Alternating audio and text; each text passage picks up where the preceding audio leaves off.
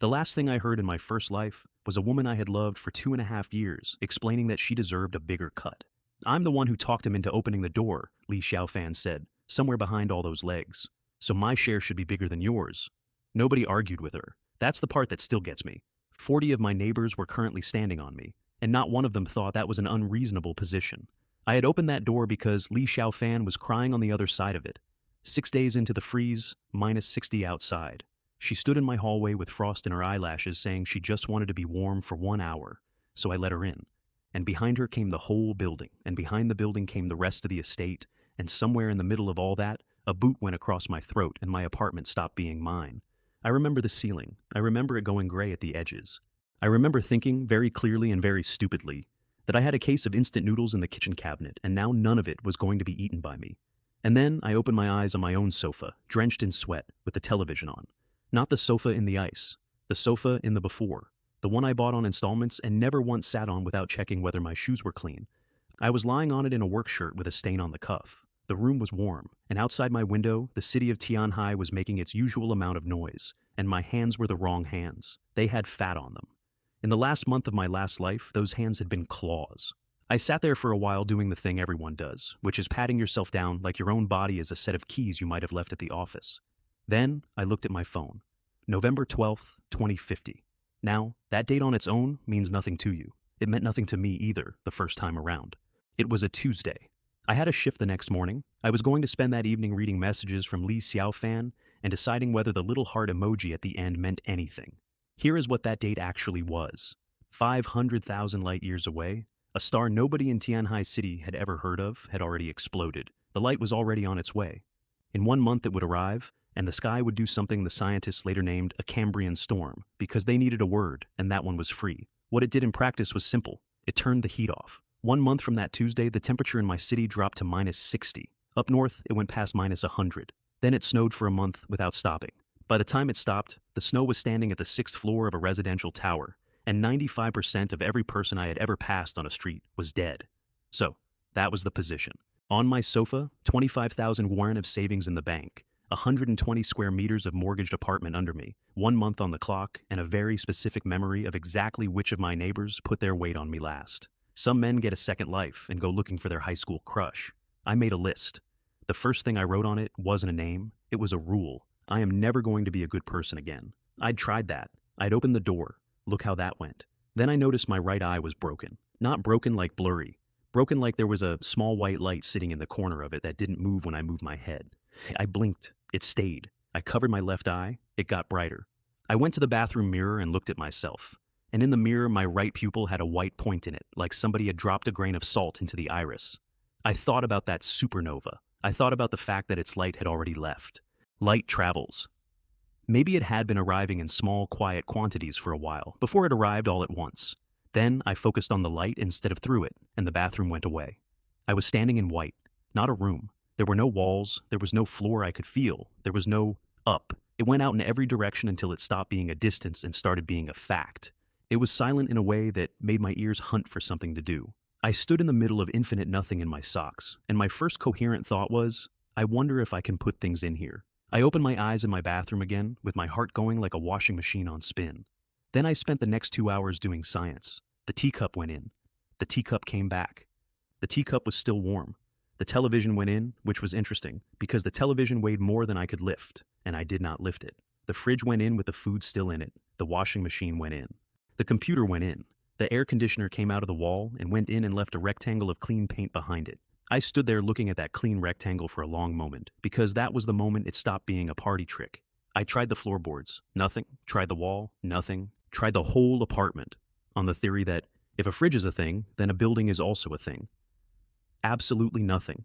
Whatever this was, it would not take anything that was fixed to the ground, which is a limitation I'd like to formally complain about, because it turns out the ground is where all the real estate is. But everything else it took instantly, without asking about weight or size or whether I had a permit. I sat down on the floor of my empty living room in a mostly furniture-free apartment and started to laugh, and it wasn't a nice laugh. Because here is the thing about me that the universe apparently forgot to check before it handed out the second chance. I was the supervisor of the Walmart South China distribution warehouse. Let me be specific about what that building was, because the number does not sound real. 1,500 meters long, 720 wide, over 1 million square meters under one roof. When it opened in 2040, the trade magazines called it the eighth wonder of the world and then had to keep calling it that because nobody built a bigger one. It fed the entire southern half of the country. On any given night, there was enough food sitting on those shelves to keep tens of millions of people alive for a week. I knew every aisle in it. I knew which cameras had the dead angle at the loading bay. I knew that the night shift was 10 guys and that 7 of them drank the tea from the break room urn because the vending machine ate coins. The rest of the world had 1 month to figure out that winter was coming. I had 1 month, a hole in reality behind my right eye, and the keys. I got up off the floor, put the fridge back where it belonged, and went to dinner. Not a normal dinner. The plan was good, and the plan could wait 90 minutes, because in my last life, the last real meal I ever ate was 1 packet of instant noodles that I made stretch over 2 days. I had thought about that constantly while I was dying. So I walked into a 3-star restaurant in a work shirt with a stain on the cuff. And when the waiter came over with the tablet, I did not read the menu. I said yes. He asked me which items. All of them, I said. And whatever your most expensive bottle is.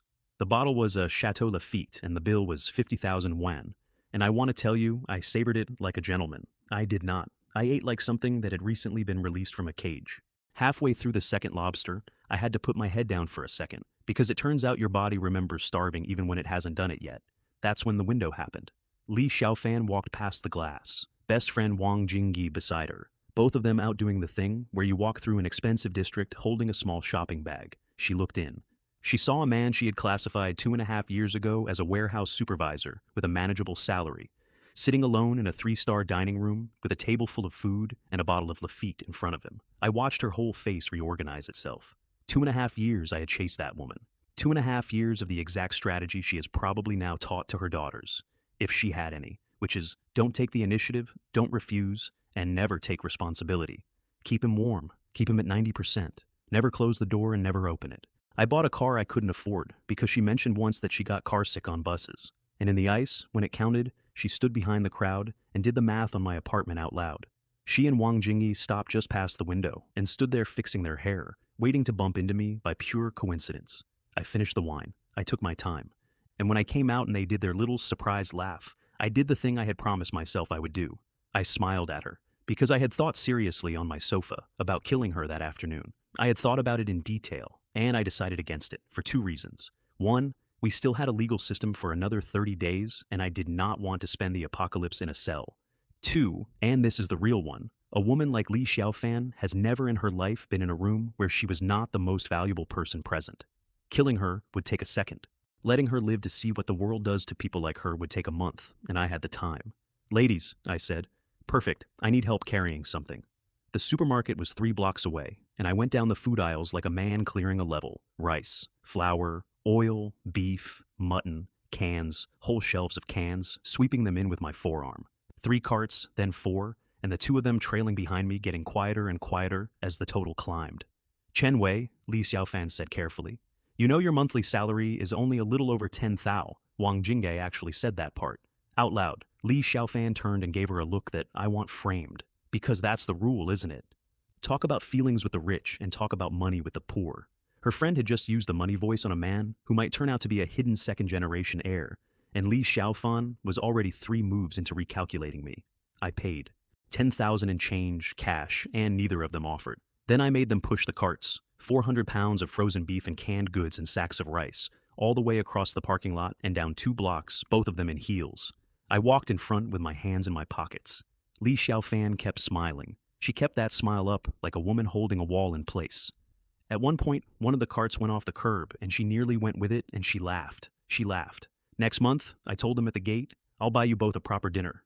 She loved that. Next month is exactly the kind of promise that woman built a life on. Next month, the temperature was -60. The estate gate is where I met the second problem of my second life. She was 5'0", and she came with a grandson. Aunt Lee, homeowners committee. The kind of woman who knows what your utility bill was. She came at the carts like a customs officer, wanting to know what all this was, whether I was hoarding, whether I understood there were rules, and while she was talking, her grandson Hao climbed the side of the cart and got both hands on a box of imported chocolates. I took it back off him. Sorry, I said. These are mine. The kid looked at me like I had personally canceled his birthday. His grandmother started up immediately about how it was only a box of sweets. Only a box of sweets. What kind of man? I stood there holding 200 yuan of Belgian chocolate and did not give it back. And I have to tell you, that felt fantastic. I'm aware of how that sounds. Let me give you the rest of it. In my first life, when the food ran out on the estate, it was Aunt Lee who organized the sweep of the upper floors, not the young men. She was 71, and she went at those doors harder than any of them, because she had a grandson to feed, and because being the one who decided which apartment got opened next was the most important she had ever been. So, no, she wasn't getting the chocolate. I went upstairs, put everything in the eye, and got out a notebook. 4 columns. That's the whole plan, and I stand by it. Food, solved or about to be, and the solution had a loading dock. But not yet. You don't rob a warehouse in week 1 and then spend 3 weeks being interviewed about it.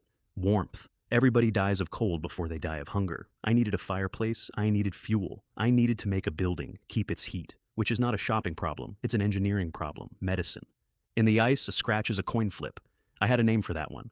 Weapons, machetes, crowbars, crossbows, all of it perfectly legal and none of it useful against a man with a gun. Guns were a different conversation, and I would need to find someone to have it with. I closed the notebook, went to bed, and got up in the morning to check something that had been bothering me. The beef was still beef. The vegetables had not moved a molecule. Whatever was in there, time was not happening to it. The fish were dead. I had bought 2 live fish specifically to test this, in a bag of water. They had gone in swimming and come out perfect and preserved and extremely deceased. No decay, no smell, nothing wrong with them at all, except the important thing. So that was that. Living things do not survive inside. I could not put a person in there, I could not put myself in there. Every plan that started with hiding in my own eye for 6 months went straight into the bin. Fine, I'd rather know. I picked up the phone and called the Hongfu Tianxia, which is the largest 5-star hotel in the city, and told the events desk that my family was hosting a 3-day banquet. How many tables, sir? 500. There was a pause on that line that I will treasure forever. Liu Haoyu, the events manager, took 11 seconds to come back on. I timed it. Sir, 500 tables. May I confirm the occasion? A family celebration, 3 days, 3 nights. He asked about dietary requirements, and I said there weren't any. He asked whether we wanted the banquet menu or the premium banquet menu, and I said the premium one. He asked about seating arrangements, and I said there wouldn't be any seating arrangements. And then he asked very carefully the question that a man asks when he has begun to suspect he is talking to somebody's junior assistant who has misunderstood an instruction. Sir, would you like to come in and view the ballroom? No need, just make the food. I heard him put his hand over the receiver and say something to a room. 500 tables at a 5-star hotel comes to over 1 million yuan. I put 200,000 down as a deposit and listened to a manager named Liu Haoyu throw his entire kitchen at the problem in real time. He asked about dietary requirements. I said there weren't any. He asked about the running order. I said, just make the food. Then I went to the bank and did something I want to describe accurately, because it's the exact moment I stopped being a citizen. My apartment was worth over 5 million. I walked in and took a 4 million yuan mortgage against it on a 30-year term. I sat there signing pages while a very pleasant young woman explained the amortization schedule to me. I was not going to pay any of it back. Not because I'm a criminal, because in 30 days the bank was going to be a very cold building full of paper. I have never in my life felt as light as I did, walking out of there with 4 million yuan of somebody else's money and an obligation that was scheduled to be canceled by an exploding star. Outside the bank, a young man with bleached hair fell into step beside me and asked if I needed a loan. I looked at him for a second, then I said yes. His name was Wu Zhiming, and he worked for something called Duo Loan Financial Services. He took me up to an office with vertical blinds where a man in a Baleno suit shook my hand and offered me money at 4% a month. Borrow 5, repay 7. I owe you plus the deed to the apartment as collateral. I played it beautifully. I did the sweating. I did the hesitating. I did the man who has one very bad idea and no other ideas. And I talked him down to 4 million in cash the same day because I needed it before Friday. I heard them laughing before the door shut. 2, maybe 3 million clear on this one. Easy. And then the boss, Sun Zhenhua, over his coffee, saying that if it all went wrong, they could always ask around overseas about whether there was anything on me worth selling separately. I stood in that corridor with a bag containing 4 million yuan and thought, genuinely, what wonderful people, handing out money for free.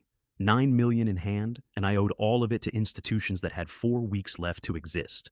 That's the trick, by the way. That's the whole trick. Everybody was still living in a world with a next year in it. I was the only man in Tianhai City doing his shopping in a world that ended on a Thursday. Next stop was a company called Janlong Security. I need you to understand what I asked them for, because the sales manager's face did a lot of work that afternoon. His name was Zhou Lihua, buzz cut, forearms, the specific stillness of a man who used to do the job before he sold it. Zhan builds panic rooms for people whose surnames you'd know. He assumed I was there for a gun safe. I told him I wanted a doomsday shelter. He smiled politely. I told him I wanted it built inside my apartment. 24th floor. He stopped smiling politely. What I ordered was this: 200 millimeters of alloy on every wall, ceiling, and floor of the unit. It's a third the weight of steel and 10 times stronger, which matters when you're putting it on the 24th floor of a residential tower, and would prefer the tower to remain a tower. Best available ballistic glass on every window. Military-grade air filtration. Bank vault doors on the entry. And 300 cameras, which is the part where he put his pen down, because 300 cameras is not an apartment. 300 cameras is the entire building, including both stairwells, the roof, the basement, and every corridor from the ground up.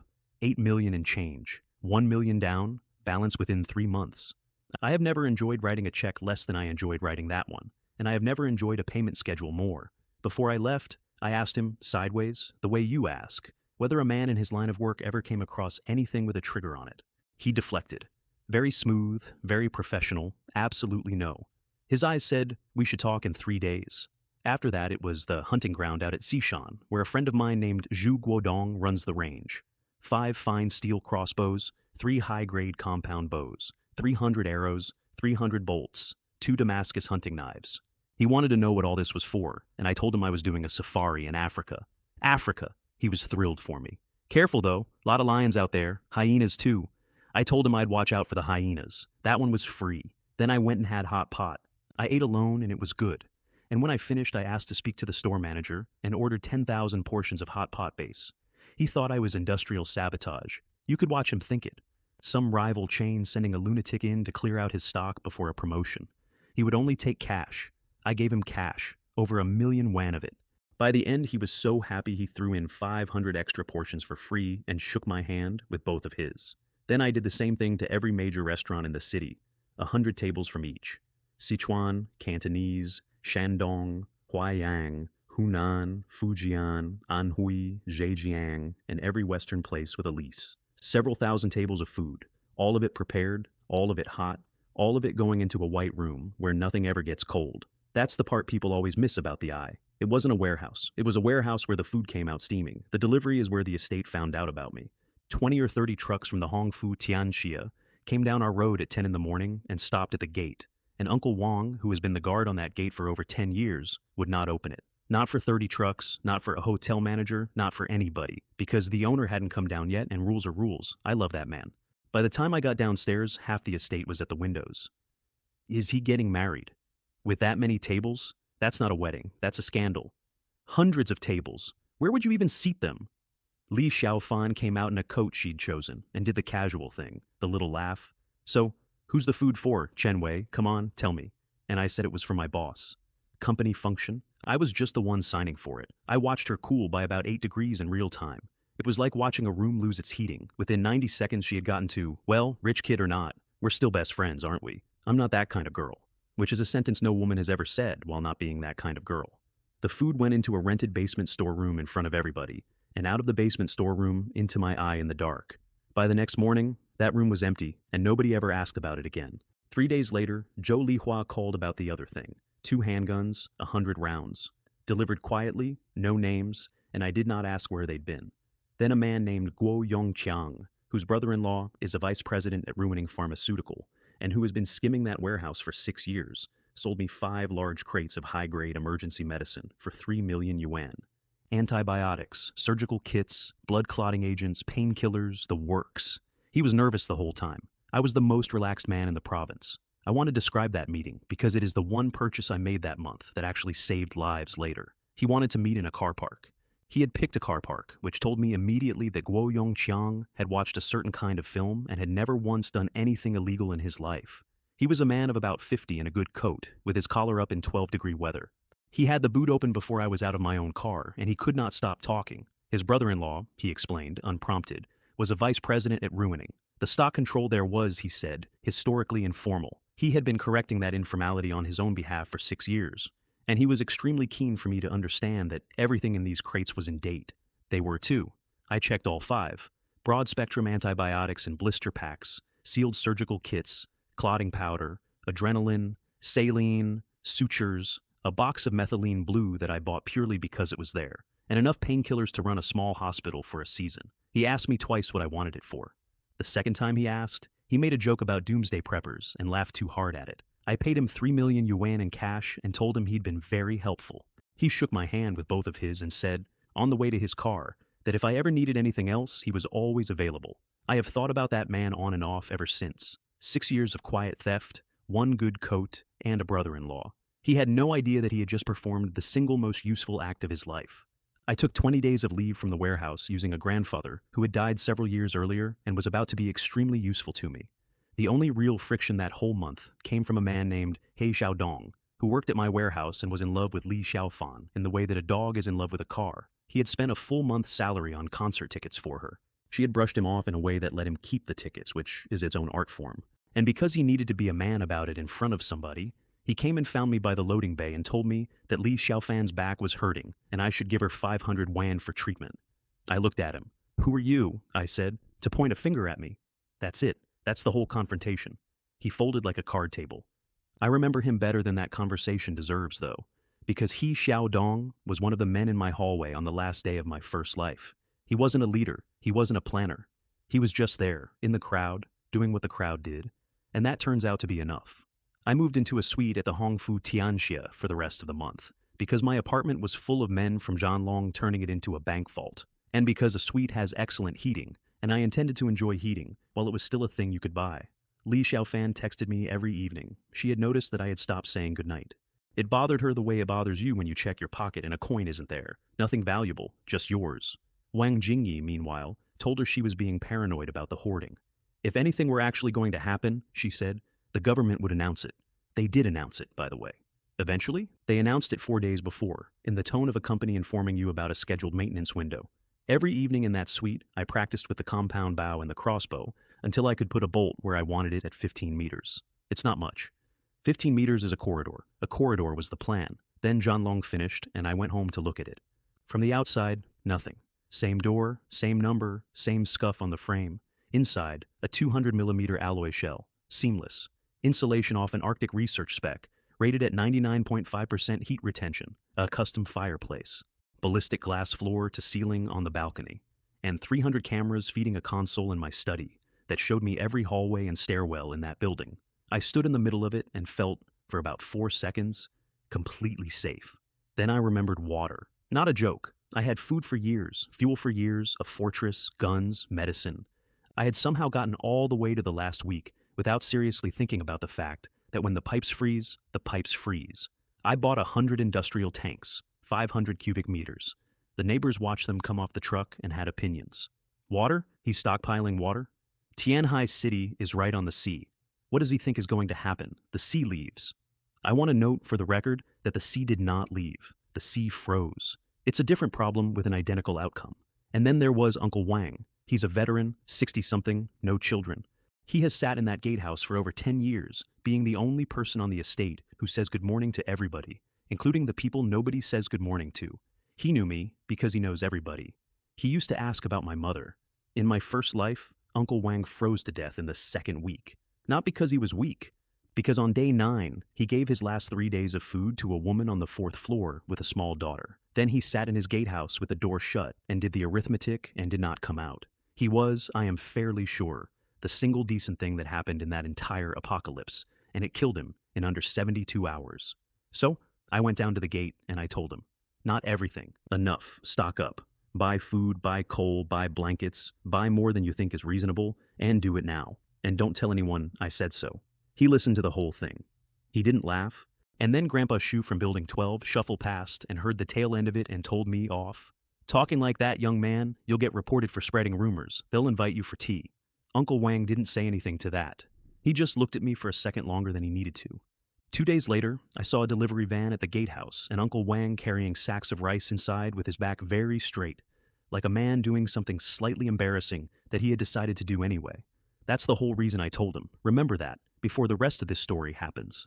There is exactly one thing I did in my second life that I did for free, and it was that.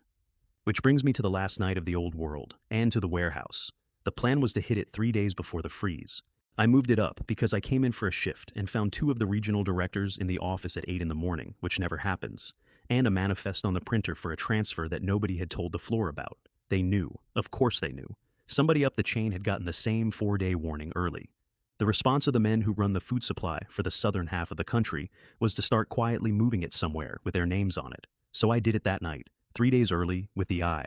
Night shift is 10 men. 7 of them drink from the break room urn. I made the tea myself, and I was generous with it. The other 3 I waited out. 1 went to the far bay at 11, and the other 2 were in the mezzanine office watching a match with the sound up. I killed the camera server, not smashed. Killed from the terminal. With my own login on a shift I was technically not working, which is a mistake I made on purpose. I'll get to that. Then I put on shoes 2 sizes too big and a pair of gloves, and I walked into aisle 1.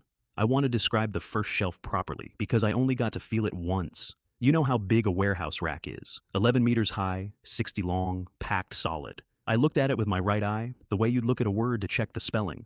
The entire rack was gone, not fell over, not vanished in a puff. It was simply no longer a thing that existed in that building, and the concrete under it was clean and pale. I was standing in a canyon that had just become a plain. Then I did it again. And again. Beverages first, because beverages are water, and water was my one weakness. Tens of thousands of tons of it. Then the fuel aisle, which in a warehouse that size is its own postal code. Tens of thousands of boxes of anthracite, bottled gasoline, solid alcohol blocks. Then food, and food was not shelves. Food was small mountains with forklift roads between them, and I took the roads too. I took the gym equipment, which I could not justify then and cannot justify now. And in the seasonal section, in a locked cage, I found something that made me stop and stand very still. The 2050 National Athlete Cold Weather line. The stuff rated for -100. The suits they issue to people who work on the ice shelf. There were 400 sets in that cage. I took the cage. Then I did the cold aisle properly, which took nearly 40 minutes on its own. A distribution center that size does not keep its refrigerated stock in one place. It keeps it in 11 zones, and the zones are numbered in an order that only makes sense if you have worked there. Dairy, frozen, the chilled prepared meals that get delivered daily and are therefore always freshest at night. The seafood tanks, which I took whole, water and all, and which is where those 2 fish came from, that later taught me the most important thing I know about my own power. Then the pharmacy shelving at the front of the retail annex, which is not a pharmacy, but which carries about 400 over-the-counter lines, and every one of them is something you cannot make. Then the household aisles. Detergent, bleach, matches, batteries, rope, tape, tarpaulin, candles, lighters, and 11 pallets of toilet paper, which is a thing people laugh about right up until the 5th week. Then the seasonal warehouse at the back, which in December is full of next spring, and I took spring too. Garden tools, fertilizer, sacks and sacks of seed, corn and wheat and rice and soy and seed potato, ordered in October for a planting season that was never going to happen. I did not think about those seed sacks at all that night. I took them the way I took the gym equipment, because they were there. They are the reason there is anything at all left standing at the end of this story. When I got to the end of the last aisle, I turned around and looked back down the length of that building, 1,500 meters. You cannot see the far end of a building that size from the inside under normal conditions, because there is stock in the way. There was no stock in the way. It was one continuous gray concrete floor going away from me under the emergency lighting until it stopped being a floor and became a vanishing point. There was nothing on it, anywhere, at all. I stood there for about a minute. That building had fed the southern half of a country every day for 10 years. It was now the largest empty room in Asia, and every single thing that had been in it was inside my head. 2 hours, 1 million square meters, tens of billions of yuan of national food supply, gone from a sealed building with the doors locked from the inside and no vehicle on the yard camera. Then I put the gloves and the oversized shoes into the eye, poured myself a cup of the tea I had drugged, drank all of it, and went to sleep in the break room with my head on the table. I woke up to a man screaming that the warehouse was empty. That felt extremely good, and there is no point pretending otherwise. Everyone else was running. I got up slowly, like a man with a headache. I said what everyone said, which was, "That's impossible," and I meant it, and it was true. It was completely impossible. That's why it worked. The police came, obviously. You don't lose tens of billions of yuan of national food supply overnight and get a shrug. They pulled every exterior camera for 100 meters in all directions. No trucks, no vans. Not so much as a delivery scooter. The gate log had 9 vehicles in and 9 vehicles out across the whole night, and 8 of them were empty, and the 9th was a fish delivery. The lead investigator said it out loud in front of about 20 of us. I have never worked so hard to keep my face still. Either these goods vanished into thin air, he said, or Walmart has been embezzling from its own coffers. The general manager, a very tall American named Robert Jones, went the color of printer paper at that, and not because he was innocent. Head office in the States had already ordered the entire stock shipped home. There was a ship en route to Tianhai port at that moment to collect it, so the man had spent a week quietly preparing to move the food supply of the southern half of a country onto a boat. He had been beaten to it by 3 days and by a warehouse supervisor with a hole in his eye. They told me not to leave the city. Fine by me. In 11 days, nobody was going to be leaving the city. Then it was December 12th, 2 in the morning. I sat on my sofa in a warm apartment with a Budweiser and watched the sky do it. You could see it from my balcony. A white line along the horizon that turned into a white sheet and stayed for about 2 seconds and then went out. That was the gamma front hitting the top of the atmosphere. No sound, nothing rattled. 2 seconds of a very clean white light, and then the ordinary orange smear of a city at night, exactly as before. Except the snow started before I finished the beer. Big flakes first, the size of a fingernail, drifting the way snow drifts in a film. Inside of 2 minutes, it was not drifting. It was coming sideways in sheets, and the streetlight across the road stopped being a light and became a smear. My apartment was 32.6 degrees. That is too warm. I had to go and pull half the charcoal back out of my own fireplace, which I want to flag as the single most obnoxious problem anybody in that city had that night. The internet was delightful. Winter came early this year. Look at the snow. We never get snow here. Somebody in Guangzhou posted a selfie catching flakes on her tongue, and it got 400,000 likes. I went to bed on a mattress that cost 3 million yuan and is, according to the tag, the same model used by a certain very famous actress. I did not need it. I bought it because it existed, and I could. Li Xiaofan called at dawn. "It's freezing outside today," she said, and her voice had a hairline crack in it. "Chen Wei, did you know? Did you know in advance?" I went to the window while she was talking. The city was gone. That's the only way to say it. There was a white field where the road had been, with the tops of trees coming out of it like weeds. The first floors of the buildings opposite were simply not visible anymore, not covered, underneath. The television had anchors reading the news in down jackets in the studio. Global temperature drop of 70 to 100 degrees. Tianhai City at -65. The previous day's high in Tianhai City was 15 degrees above zero. That is an 80-degree fall in a night. And the anchor, in his coat, with his hands shaking slightly on the paper, said, "Do not spread or believe rumors, and above all, do not loot supplies." I was in pajamas eating a 5 Wagyu at the time. She asked to borrow food. Just a little, just to tide her over. She'd pay me back. So I photographed the steak, marbling, char, the red wine beside it, the fire in the background out of focus, and I sent it to her. Here's a detail I enjoy. Li Xiaofan has spent her adult life studying luxury goods the way a sniper studies wind. She looked at that photograph, and she did not see food. She identified top-grade Japanese Wagyu. She identified the label as a French Class A, wine that runs 20 to 30,000 yuan. Both facts landed at once, in a room where the air conditioner had been on 40 degrees for 6 hours, and the temperature was still below zero. "I want steak too," she said. "I want red wine." "Then go to the supermarket and buy some." There was a silence on that line that I could have made a career out of. "Chen Wei," she said, and her voice went up. "You are not a man at all." She still had that in her on day one. The pride. I want to record that she started the apocalypse with pride because of what happened to it later. Aunt Lee, meanwhile, was in the owner's group being the government. "Nobody is to hoard supplies," she wrote. "Hoarding is antisocial behavior at a time of national difficulty. If I find out any household is hoarding, do not blame me for reporting you. I want you to sit with that for a second." That message went out while the supermarket still had stock on the shelves. There were people in our building who read that, felt embarrassed about the 2 extra bags of rice in their hall cupboard, and did not go back out. She killed more of that building with that one message than Gao Mingcheng managed with a gun. Then she tagged 8 of us by name and ordered us downstairs to shovel snow.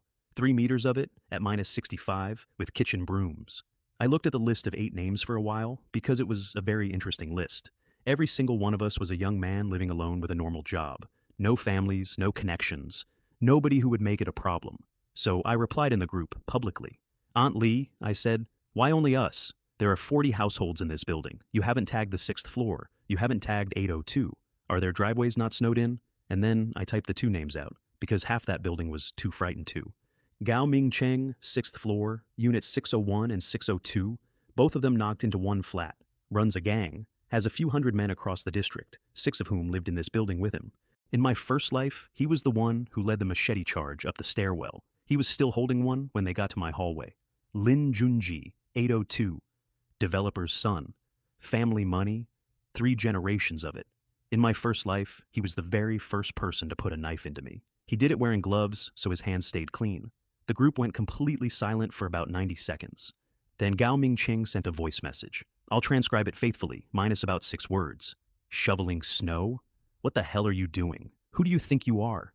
Tag me again in that group and I'll kill you. Do you believe me? And then Lin Junjie, who is a different species of animal, posted a photograph.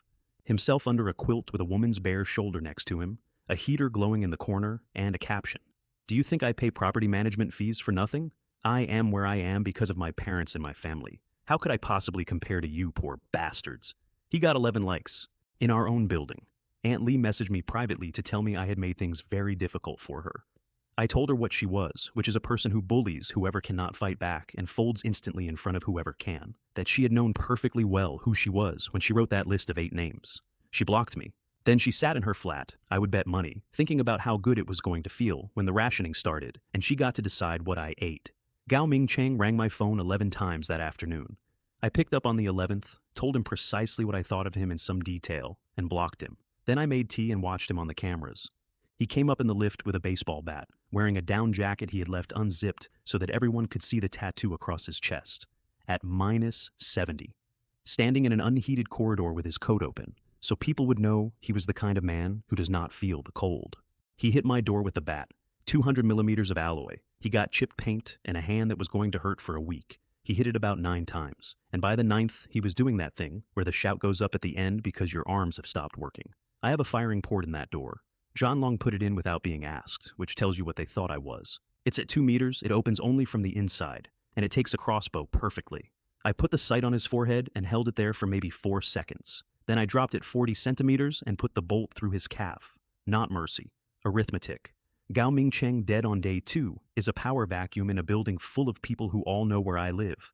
Gao Mingcheng with a hole in his leg is a warning label that walks around on its own. He screamed. Then he wet himself, which in that corridor meant it froze on him before he got to the lift. He dragged that leg the whole way and left a trail that turned into red ice.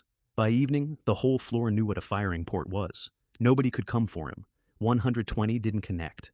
There was no ambulance in Tianhai City that could have gotten out of its own garage. So Gao Mingcheng cut his own trouser leg open in his flat and found that the wound had frozen shut, and the flesh around it had gone blue-purple, and the bottom half of that leg had stopped reporting in. He dug the bolt out himself with a kitchen knife and an alcohol lamp, packed it with gauze and clotting powder, and did not use anesthetic because the cold had already done that part for him. Then he wrote in the group, "If I don't kill Chen Wei, I'll write my own name backwards from now on." I sent a voice note back. "If you come at me again, I'll do the other leg." He sent a dozen men instead, which is what I'd have done. They came up with hammers, crowbars, and planks held in front of them like riot shields. They went at that door for 25 minutes. I would like to be able to tell you I was watching them tactically. I was playing a game. I had been stuck on the same boss for 2 days, and I had just died for the 8th time, and at some point I shouted through the door without really thinking about it. "Can you put a bit more force into it? Haven't you eaten?" Then I got up because they were genuinely making it hard to concentrate. The kitchen tap was still running. I screwed on a hose, climbed up to the firing port, and turned it on. Here's the physics. My apartment was at 27 degrees. The corridor was at -70. That's a 100-degree difference. That water came out of the pipe steaming like a kettle, and by the time it reached them, it was already thinking about being ice. And once it was on them, it did not take long at all. They did not get beaten. They got wet. There is a specific moment when a man realizes that his coat has become a solid object with him inside it. Every one of them found it within about 15 seconds. They ran. Their clothes creaked. One of them fell on the stairs and could not bend at the elbow to get up. They ended up in Gao Mingcheng's flat, fighting each other over blankets, and 2 of them stripped naked and got under with the rest. That is where the fever started that killed 2 of them a week later. Gao Mingcheng's standing order after that was simple and correct. Stay near his floor. Watch that door. The second he steps out, kill him. So, I didn't step out. That was easy. I had a fireplace. I ate Australian lobster that evening with a Wellington steak and 2 sesame cakes from a bakery in Huangshan that no longer existed. I drank a Coke, and the room was 27 degrees. Out the window, I could watch the honest people of the estate digging a path from building 25 to the gate, which was, at that point, an activity with about the same practical value as sweeping the sea. It filled back in within the hour. The television was still running. Our national snow disaster response is proceeding in an orderly manner, and the situation is under control. In the United States, an inadequate response has affected over 200 million people. Both halves of that were probably true. That's what got me. Li Xiaofan asked again. I sent her the lobster. That's when Wang Jingyi slid into my messages. I want to give her full credit because it was a genuinely well-constructed piece of work. If I were you, she wrote, I'd send all the good stuff from home over to her. Think about it. If Xiaofan is moved, wouldn't your chances be much better? The best friend gently coaching the man on how to feed her flatmate. I typed one character back. Oh. Then I put the phone face down and went to check the fire. I am told it took her about 40 minutes to recover from that. There is no comeback to, oh, she had built a whole ladder and I had declined to be a wall. So they went to He Xiaodong instead. Andy Xiaodong arrived at their door inside 5 minutes, with a backpack containing everything he had left to eat. She was lovely to him at the door. Genuinely lovely. Thanked him with both hands on his arm. Then the door shut, and she said, to Wang Jingye, in a voice I would later hear on a recording. Someone like that, having designs on me. Maybe in his next life. Day 3, the lights went out. Not a cut. A stop. The whole of Uelu at once, and then, within about 2 hours, the water, because the pumping stations froze solid. The hydro plants had shut down when the reservoirs went to ice. The thermal plants couldn't get staff in through 6 meters of snow. What was left was some nuclear output, and that went where you would expect it to go, which is not to residential estates. I had 2 generators, both silent models, both running. Aunt Lee found out what was actually happening that day because the neighborhood committee group is a different group from the owners group. I read it later. Several major cities have already fallen. I have already started asking for supplies door to door in the name of the committee. If I did not do that, my whole family would freeze or starve within 3 days at most. And having read that, she went into our buildings group and wrote, engineering staff are already working on the repairs. Please remain calm. Then, the next morning, she made it official. From now on, she wrote, the neighborhood committee will collect the supplies of each household and distribute them in a unified manner. This is an official order, she added, in case anyone was slow. Remember, all of you have your own weaknesses. Then she messaged me privately. I remember, she wrote, that you bought 3 big truckloads of things last month. I replied, that's wonderful news, Aunt Lee. We've run out of food up here. When you've collected the supplies, please make sure you send some over. And then, because she was typing, I added, you're a neighborhood committee member. You're not even a civil servant. Blocked. Second one that week. Over the next 2 days, she went door to door with that official order, and she cleaned out 4 households. Old people, mostly. A young couple with a newborn. She got rice, she got oil, she got 2 crates of instant noodles, she got the biscuits. And on the 3rd day, Gao Mingcheng phoned her. I know what he said because she told the group afterwards, hysterically. You're really something, he said. You managed to get everybody else's supplies into one flat and save me the walking. Bring it down. She refused. I was on my sofa with my feet on the coffee table and a bag of chips when I saw him get out of the lift on her floor. He had a mop for a crutch and the bat in his other hand and 4 men behind him. I sat up, said out loud to nobody that this was about to become a dog-eat-dog situation. I hit record on all 4 cameras covering that corridor. They were through her lock in under 9 seconds. Whatever else he was, the man had a trade. The slap is on the recording. So is the line, and it's the line that made him a folk hero in our building for about a week. You old fool. You cheated your own neighbors out of their food. I'm doing this on behalf of heaven. They took everything. Noodles, bread, biscuits, the bottled water, the sacks. They took the boy's private stash of chocolate cookies out from under his bed, which he had been rationing at 1 a day. He came at them over it, 6 years old, absolutely furious, and his grandmother got in front of him and took what was coming instead. That's the part I want to be accurate about. She was a liar and a bully, and she got 4 households killed with a group message, and when it came to it, she stepped in front of her grandson without stopping to think. It cost her 3 ribs and most of her teeth. People are not one thing. It would be so much easier if they were. I posted the video to the owners group, and the building cheered, genuinely, cheered. He's a gang leader, but you have to admit he has a sense of justice. Serves her right. Somebody should have done it days ago. 40 households watched a man with a gun break down a door and beat a 71-year-old woman in front of a child. The consensus was that justice had been served because they hated her more than they were afraid of him. I sat there reading that thread and thought, he can open her door today. He can open yours tomorrow. Not one of you has written that sentence down. Then Aunt Lee came into the group herself, and it was a different woman. She begged. She needed hemostatics. She needed antibiotics. The boy had been hurt in the raid, and she had nothing, and she would kowtow to anyone who helped. She would kowtow right now. The group was quiet for a while. And then Gao Mingcheng, from 6 floors down, typed, how exactly are you going to kowtow? In the group chat? 2 people laughed at that, in text, with characters. And then a woman I had barely noticed wrote 3 lines. Let me take a look at the child. I'm a doctor at the First People's Hospital. I can't promise I can cure him, but I can look. Zhang Yi, 12th floor. Tall, long ponytail. The kind of aloof that people read as arrogance right up until the moment it turns out to be concentration. She went up there with a hospital bag through a stairwell that Gao Mingcheng's men were sitting in. She stayed 4 hours, and she got that boy stabilized with what she had, which was almost nothing. Then she posted again. If anyone else in the building falls ill, message me. I'll come. I had, at that moment, 5 crates of high-grade pharmaceuticals from ruining sitting in my right eye. Clotting agents, broad-spectrum antibiotics, surgical kits still in their sterile wrap. I did not move. I thought about it. It did not take long because the arithmetic is brutal and it is also correct. The instant anybody in that building learns what I have, I am not a man with supplies. I am a supply. Gao Ming Cheng does not negotiate with a warehouse. Neither did my neighbors the first time. So I watched a good woman work with an empty bag, and I ate a hot meal, and I did nothing. If you're waiting for the part where I feel great about that, we're going to be waiting a while. By day 7, the building had found its price. Fang Mei on the 12th floor had a 9-month-old daughter and no food. She posted asking to buy some. Anything, any price. Somebody offered instant noodles, 1,000 yuan a pack, and before she could answer, Lin Junji from 802 typed 2,000 a pack. I'll take all of them, however many you have. He didn't need them. He had a heater and a woman and 3 generations of money.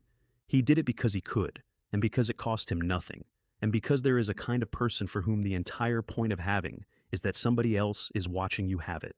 Fang Mei wrote one more message. My daughter is 9 months old. I have no food, so I can't feed her. Nobody answered that. 40 households. Nobody. Uncle Wang went up that night and gave her part of his own stock. Quietly. Not in the group. I knew how that story ended because I'd already seen it once. Fang Mei and her daughter came through the whole thing. They ate all winter. I remembered wondering about that at the time, back in my first life, when I was chewing the last of my noodles. Everything pink is black when you cut it open.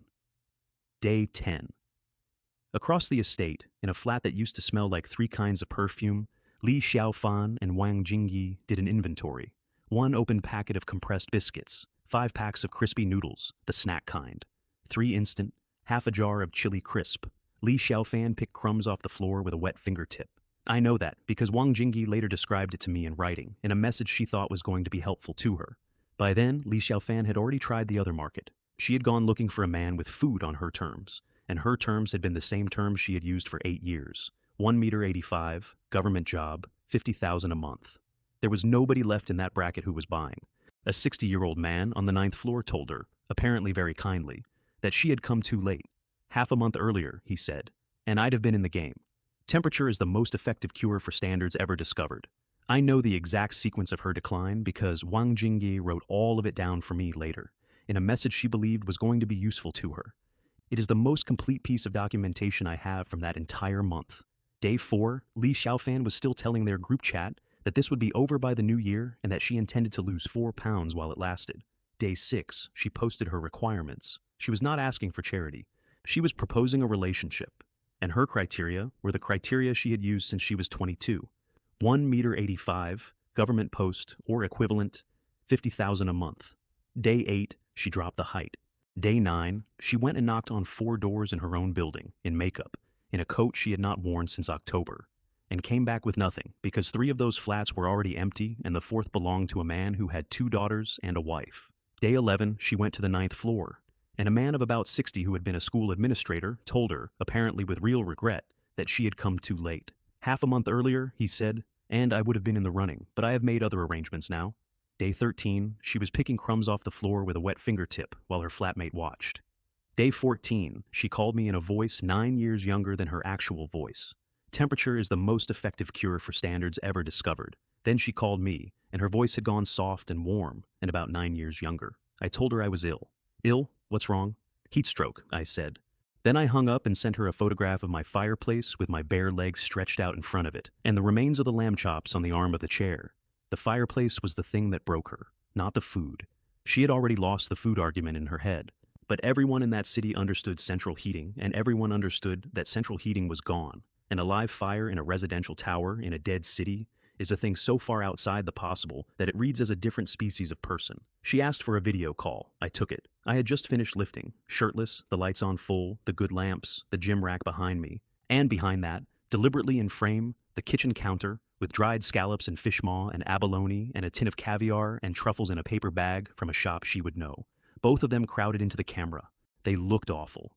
And there was nothing either of them could do about it, because no cosmetic in the world does anything at -60 in a room with no water to wash your face.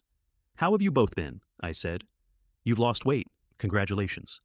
It took her 4 more days to get all the way there, and she got there in stages, and I watched every stage. First I became Brother Chen Wei. She had called me by my full name for 2.5 years. Then she offered to come over, just to talk. Then she offered to massage my legs and my shoulders, which she said she was very good at. Then she said the sentence she had been saving since she was 19. "I've always had a special feeling for you." And I gave her back her own line. Her exact line, the one she used on me in the second month, when I asked what we were. "We're not related, Xiao Fan. We should keep a proper distance, or people will talk." She laughed, because she thought I was flirting. So, I said the rest of it. "You don't actually think I liked you, do you? I never once intended to date you. It was entertainment. And by the way, do you want to know what the men in your own building call you behind your back?" Then I hung up. I want to record one honest thing about that call, because the voice is supposed to be honest. When the camera was on her face, unfiltered, in bad light, with her hair unwashed for 11 days, I looked at the woman I had rearranged my entire 20s around, and the goddess was not there. There was a tired 30-year-old in a cold room, a 6 out of 10, and I felt absolutely nothing at all, and that was somehow worse than being angry. 2 hours later, Wang Jingyi messaged me privately to congratulate me on finally seeing through Li Xiaofan. Then she confessed feelings for me. Then, over the following 40 minutes, she told me everything. Every secret her best friend of 9 years had ever handed her. The men. The amounts. What Li Xiaofan had actually said about me. What Li Xiaofan had said about her own mother's flat. All of it, unprompted, in writing, with timestamps. I opened a bottle of Romani Conti while I read it. 200,000 yuan a bottle. I had a few dozen cases of it out of the climate cabinet at the warehouse, and no idea what to do with any of it. Baked snails, a tomahawk, salted duck from Nanjing. Then I copied the entire chat log and forwarded it to Li Xiaofan. And I wrote to Wang Jingyi, "It's true that I like women. You're just too ugly. They fought. Physically, in a flat at -5 degrees, over a floor they had swept for crumbs an hour earlier. Hair, faces, screaming.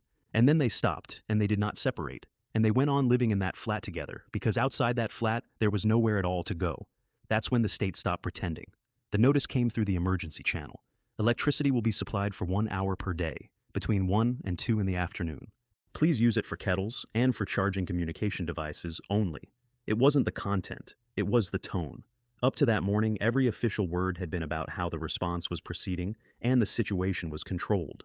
That notice was written by somebody who had stopped writing for history and started writing for survivors. Instant noodles went to 5,000 a pack in our building that afternoon.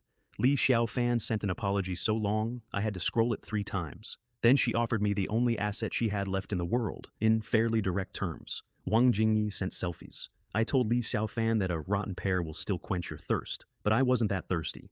And I would like to report that when I read Wang Jingyi's photographs in a warm room, well-fed, at the end of the 10th day of the end of the world, I felt nothing at all.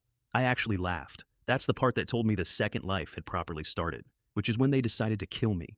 I have the audio of that conversation too, eventually, but at the time, I only had the outcome. Li Xiaofan said it in the flat, out loud, to Wang Jingyi.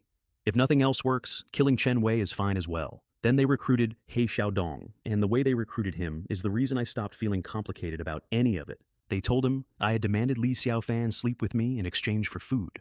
The weapons were 2 kitchen knives and a steel pipe taken out of a clothes hanger frame. Li Xiaofan mimed the throat part for him, so he'd understand the plan. He Xiaodong at that point weighed about as much as a coat.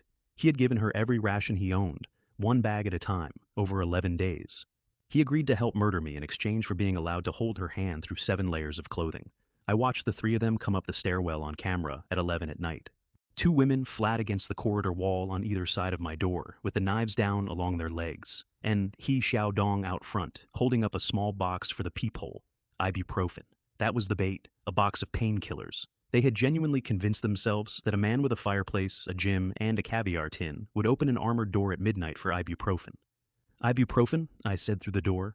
"That's a good product, actually. Give me a moment to think about it." Then I went to the bathroom with an empty sports drink bottle. I want you to remember the temperature difference again, because it does all the work here. It came out of that firing port steaming. There was a full second where all 3 of them looked up at the warm spray in wonder, because it was the first warm thing any of them had touched in 11 days. Then it hit, and then they understood what it was. He, Xiaodong, to his credit, was the only one who actually attacked. He swung the cleaver at a door built to shrug off a rocket. It came back off the alloy at an angle that took a strip out of his own scalp on the way past. The women were already gone, both of them. Down the stairs, at speed, leaving him bleeding in the corridor with a kitchen knife and a box of ibuprofen. I did not open the door. People always ask about this, so 3 exhausted civilians. I had 2 handguns and a crossbow. I could have opened that door and finished all 3 of them in about 4 seconds. And there is also a fraction of a percent chance that something goes wrong, and I am the one lying in that corridor. I am, and I say this with genuine pride, the king of all cowards. That's the entire strategy. That's the whole thing. I do not take fights I can decline. I texted him afterwards. This time, it was urine. Next time, I'll find something worse. Back at the flat, Li Xiaofan screamed at He Xiaodong for sitting on her sofa with his coat on. He apologized. He sat on the floor instead, bleeding into his own collar, and later he told somebody that she'd been right to shout at him. They came back the next night with umbrellas. Umbrellas. Genuinely. So, I went through the toy section of my eye, which is a sentence I did not expect to be saying, and found the prank aisle. Stink pellets. The novelty kind, 6 to a packet, made for humiliating a classmate. I lit 2 and dropped them through the port. Black smoke in a sealed corridor, in the cold, with no ventilation and no running water in the entire building. The couple in 2403 complained to me about it for 3 days. I told them they were welcome to come and discuss it in person, and blocked them. And on about day 14, at 4 in the afternoon, there was a bang in the stairwell that was not a door. I pulled up the 3rd floor. Gao Mingcheng was standing outside 303 with a black pistol in his hand and the door open. There were 2 legs in the doorway, not moving, and his men were walking past them, carrying out rice, oil, and a box of candles. Then he wrote to the group, I, Gao Mingcheng, am now taking on the responsibility of running Building 25. From now on, I decide everything here. Behave yourselves, and I'll let you live. He attached 2 photographs, one of the gun, one of the man in the doorway. Nobody answered that message for 11 minutes. Then, at 4:23 in the afternoon, a woman on the 17th floor typed, Understood, thank you, Brother Gao. And that was it. That was the fall of Building 25, as a place where 40 households lived. One line, from a woman whose name I did not know, followed within 90 seconds by 14 more people saying essentially the same thing in slightly different words. I read that thread 3 times. There was one dissenting message. A man on the 11th floor wrote a long paragraph about how there were 50 of them and 6 of him. It stayed up for about 4 minutes. Then he deleted it himself, and then he posted, Understood. And I sat up there on 24 with a fireplace going and watched an entire building sign itself over to a man with a baseball bat and 3 rounds in writing in under a quarter of an hour. Every single one of them thought they were being clever. He attached 2 photographs, one of the gun, one of the man in the doorway. I sat and worked the numbers because that's what I do instead of panicking. 1 firearm, unknown quantity of ammunition, and given where a man like that sources a gun, probably not much, 5 or 6 healthy men, against roughly 50 households, some of whom were young, several of whom were large, and all of whom had kitchen knives. He should have lost. On paper, he loses that 10 times out of 10. What he had instead was the only thing that has ever worked, which is carrot and stick, applied to people who have not yet been personally selected. Obey and live. Every single floor in that building told itself the same sentence that afternoon, and the sentence was, he'll start with somebody else. They were right too. He did start with somebody else. He started with somebody else 40 separate times. There was a resistance briefly. Somebody set up a second group without Zhang in it. And for one glorious evening our building was full of martial artists. I'll give him a left front kick and then a right roundhouse. 5 of us and it's over. He's one man. We should film it so his boss's people see. Then somebody asked when. The group went so quiet you could hear the snow. And Uncle Wang, who was 60-something with a bad shoulder, wrote, I'll lead. I'll go first. Everybody follow me and we'll teach these people a lesson. He got applause. He got 16 thumbs up. A man on the 15th floor offered him a kitchen knife. Another offered him a long quan sword that had been hanging on a wall as a souvenir since 2036. He wrote back, I need a dozen men to come with me. Nothing. Not one reply for 11 minutes. And then Pan Yujia, 7th floor, 22 years old, graduated in June, went after him. Not after Gao Mingcheng, after Uncle Wang. There are so many men in this building, she wrote. If we just trade one of them, the rest of us will be safe. I read that message 4 times. She was talking about a person as a payment. She was 22 and hungry, and she had worked out, correctly, that in the market that now existed, she was a commodity, and her solution was to point at the door and volunteer someone else's body. The group split down the middle by gender inside of 90 seconds and spent the next 2 hours on that, and Gao Mingcheng was never mentioned again. That is how the resistance in Building 25 ended, not with a fight, with an argument about whose turn it was. 2 days later, 2 of Gao Mingcheng's own men died of the fever they picked up in my corridor, and their bodies went down to the foot of the stairwell, not out a window. That's what caught my attention. Every other body in that building went out a window, because a window is easy, and the snow is right there. These 2 got carried down, stripped of everything down to the socks, and left at the bottom of the stairs where every single person in the building would have to walk past them. It took me a while to work out both halves of it. The clothing, obviously. Boots and coats were currency by then. But the position was the message. He wasn't hiding his dead. He was showing you what happened to people in his employ, and letting you notice that he could afford it. The whole world was a refrigerator. Nothing decayed. Those two men stayed exactly as they were at the bottom of that stairwell for the rest of the story, and everyone in Building 25 learned to look at the wall on the way past. Pan Yujia got caught 4 days after that, going down at 3 in the morning to scrape clean snow for water. She got as far as the group chat, at least. She typed help, and where she was, and then nothing else. Uncle Wang wrote the honest answer, which was that he could not go against 5 armed men on his own, and he was sorry. And the building turned on her, using her own message from 4 days earlier, quoted back at her word for word by 3 different people. Trade one, and the rest of us are safe. Isn't that right? Isn't that what you said? They took everything she had. Every scrap of food, her coat, her boots, the blanket she'd wrapped her hands in. They put her out in the stairwell in her socks and shut the door. She got back up to the 7th floor. I checked. It took her a long time, and she went up on her hands in places, but she got there, and after that she never posted in the group again. I did not help her either. I want that in the record next to everything else.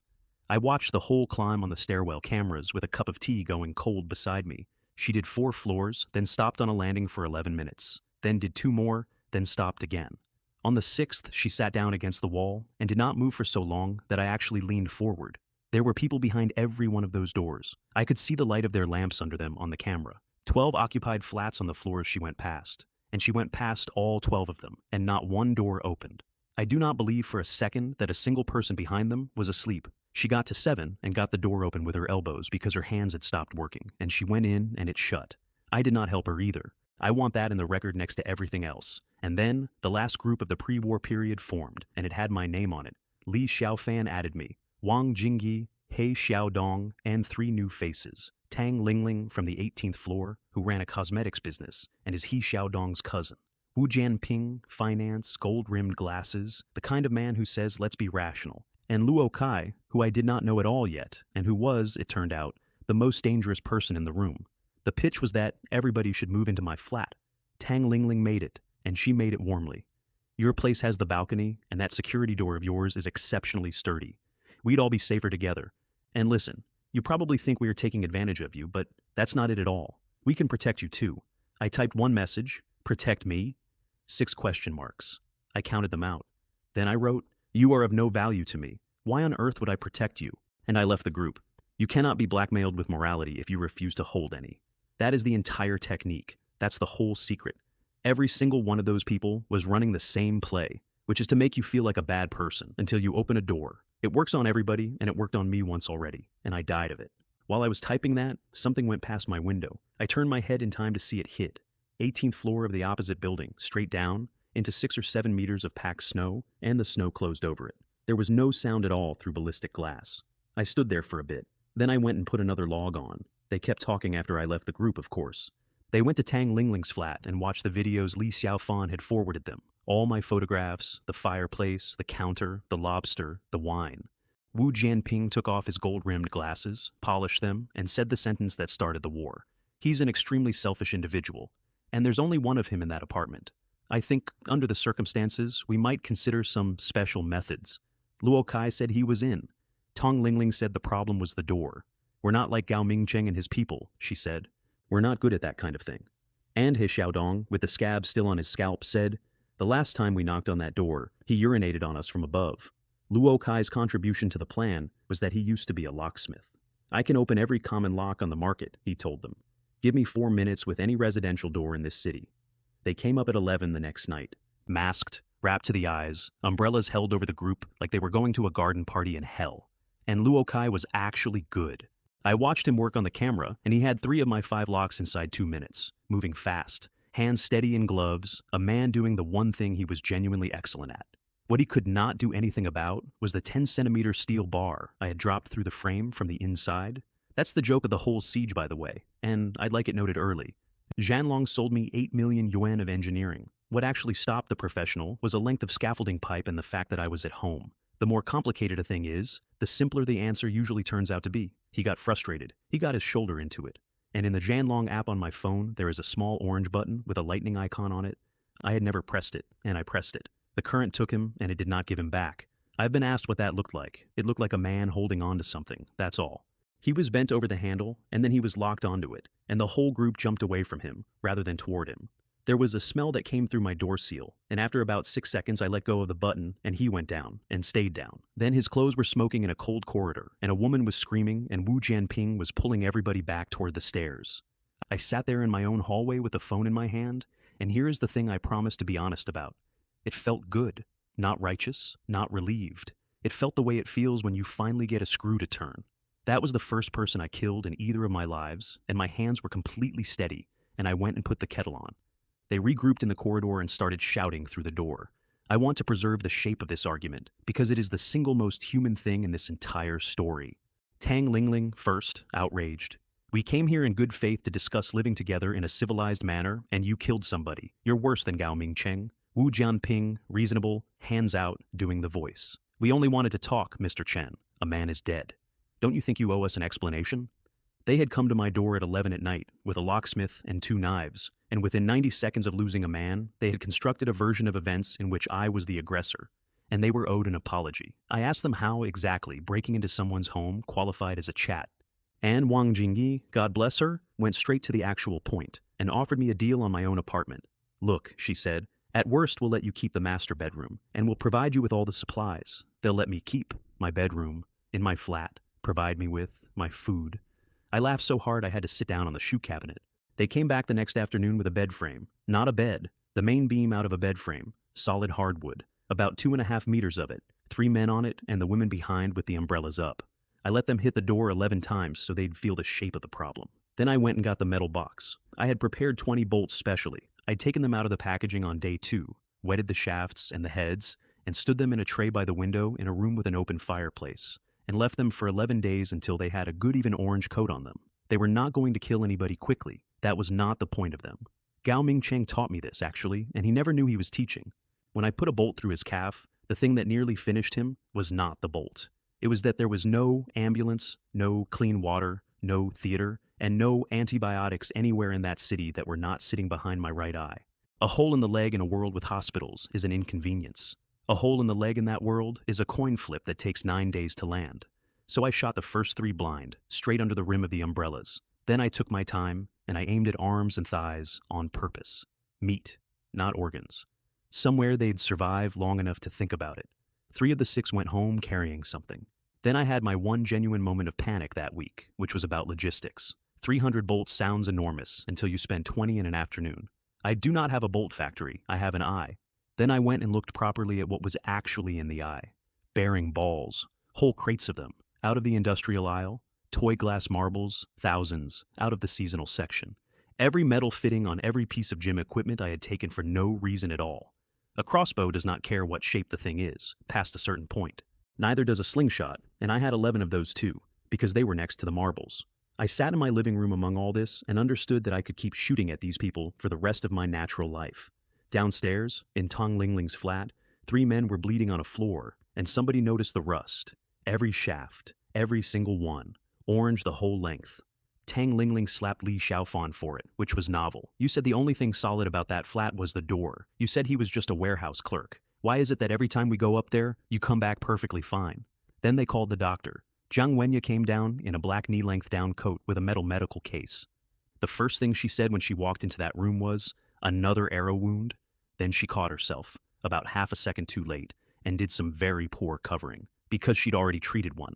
She'd done Gao Mingcheng's calf on the 6th floor and never mentioned it in the group, and everybody in that room heard it, and everybody in that room filed it away. Her verdict was short. She could pull the shafts. That was all. Without antibiotics, in a building with no clean water, everything after that was a lottery, and she wasn't going to pretend otherwise. She couldn't even sterilize. The medical alcohol had frozen solid in the bottle. She operated on Wu Jianping's thigh with an unsterilized scalpel and no anesthetic. He bit down on a rolled towel, and the only mercy available in the entire building was that at -60 you stop feeling things properly before you stop feeling them at all. Halfway through that, Li Xiaofan remembered something. The car. Last month. A car from a pharmaceutical company came into the estate, and 2 big boxes went up in the lift with Chen Wei. And Zhang Yi, who was a scientist and could not stop herself, confirmed the logic out loud, without understanding what she was confirming. Anyone who prepared properly would have laid in antibiotics in bulk. That's the one thing you cannot improvise. The whole room turned and looked at Li Xiaofan. You'll go, said Tang Lingling. He chased you for years. You'll go and you'll ask nicely. I took that call standing at my stove making lunch, which I mentioned because I want you to hear the tone. She opened with Luo Kai. He's dead, Chen Wei. He's actually dead. And I said, in a completely pleasant voice while I turned the heat down. Oh, so what? He was going to die sooner or later anyway. Then she asked for the medicine, and asked well, and did the voice. So I leaned closer to the phone, with a knife in my hand and a pan going. I asked her a question I had been saving. You people don't actually think you're going to survive this winter, do you? She didn't answer that. You want to know why I used rusty bolts? I said. Because I want the wounds to go bad. That's the goal. That's the entire design. I want them to spend 9 days deciding between an amputation and a coffin, in a flat with no anesthetic. Tang Lingling took the phone off her and tried gratitude, which lasted 9 seconds, and then tried a threat, which lasted 4. And then I set the trap, and it is the ugliest thing I did in that first month. Xiaofan, I said, listen, I still have feelings for you. I've always had feelings for you. Silence on the other end, a room's worth of silence. Come up, alone, just you, not one of those hangers-on. She said yes immediately. Immediately. Out loud, in that room, in front of the 6 people she had come there with, one of whom was on the floor with his thigh open and a towel in his teeth for her sake. The temperature in that flat dropped faster than the weather. Tang Lingling hit her. Wang Jingyi got between her and the door, not to protect her, to block it. Then the 2 of them were on the floor pulling hair with a dying man 3 feet away, and Tang Lingling had to slap Li Xiaofan 6 or 7 times to get the room back. Then Tang Lingling took the phone. Li Xiaofan is with us now. If you want to save her, trade us the medicine. And I said, at volume, so the whole room would get it clean. Xiaofan, your brother really did want you to come and live with him, but it seems your friends won't allow it. Please don't blame me. Then I hung up. Here's the thing I understand about people that most people won't say out loud. The cruelest available act is not hurting someone. It is handing a desperate person a glimpse of a way out, then making certain they can never reach it, and then letting them watch the people beside them take it away. She did not end that night hating me. That's the whole trick. She ended it hating the 6 of them. Jiang Wenye finished the last stitch, packed her case, stood up, and held out her hand. Tang Lingling paid her in 1 bag of cookies. That's what a surgeon cost by the middle of December. 1 bag of cookies, which, if you rationed it carefully, was 2 days. And Jiang Wenye looked at it and nodded and put it in her coat and left, because that was in fact a fair price and everybody in the room knew it. Wu Jianping's next idea was the one that nearly worked, and he had it while sitting on a sofa with a hole in his leg. 6 of us can't take that door, he said, so we don't send 6. He took his glasses off to say the rest, and Tang Lingling said afterwards that his eyes when he did it were like something in a tank at an aquarium. Send it to everyone. The videos, the photographs, the fireplace, the wine, the lobster. Put it in the building group. And send it to Gao Mingcheng. Tang Lingling posted the lot. I watched Building 25 detonate in real time, 1 message at a time, and I saved the whole thread. He's wearing pajamas. Indoors. It's -70 in my flat. Their lights are on at night. Every night. Where is he getting electricity? He knew. Look at the dates on these photographs. He knew a month ago, and he said nothing. Not one person in that thread, across 240 messages, asked the only question that mattered, which is what they would have done if I had told them. I know the answer. I told exactly 1 man, at the gate, in November, and a neighbor overheard 40 seconds of it and threatened to report me for spreading rumors. The thread ended with a line that got 61 likes. If we die, we all die together. Then came the auction, and I want to walk you through it because it is the most educational hour I have ever spent on a phone. Everybody tagged me at once. Aunt Lee went first, and she had promoted herself. She was now referring to herself as the director of the residence committee. She reminded me that the collective interest comes before the individual. Aunt Chen from the 20th floor. Xiao Chen, don't you remember? I lent you 2 spring onions once. Yang Jianjun from the 9th. We're practically brothers. Fang Mei offered to make me her daughter's godfather. Then added a line about being open to any other requests. And I sat there looking at that for a while. And then Lin Junji, 802, the developer's son, 3 generations of money, the man who bid 2,000 a pack for noodles he did not need.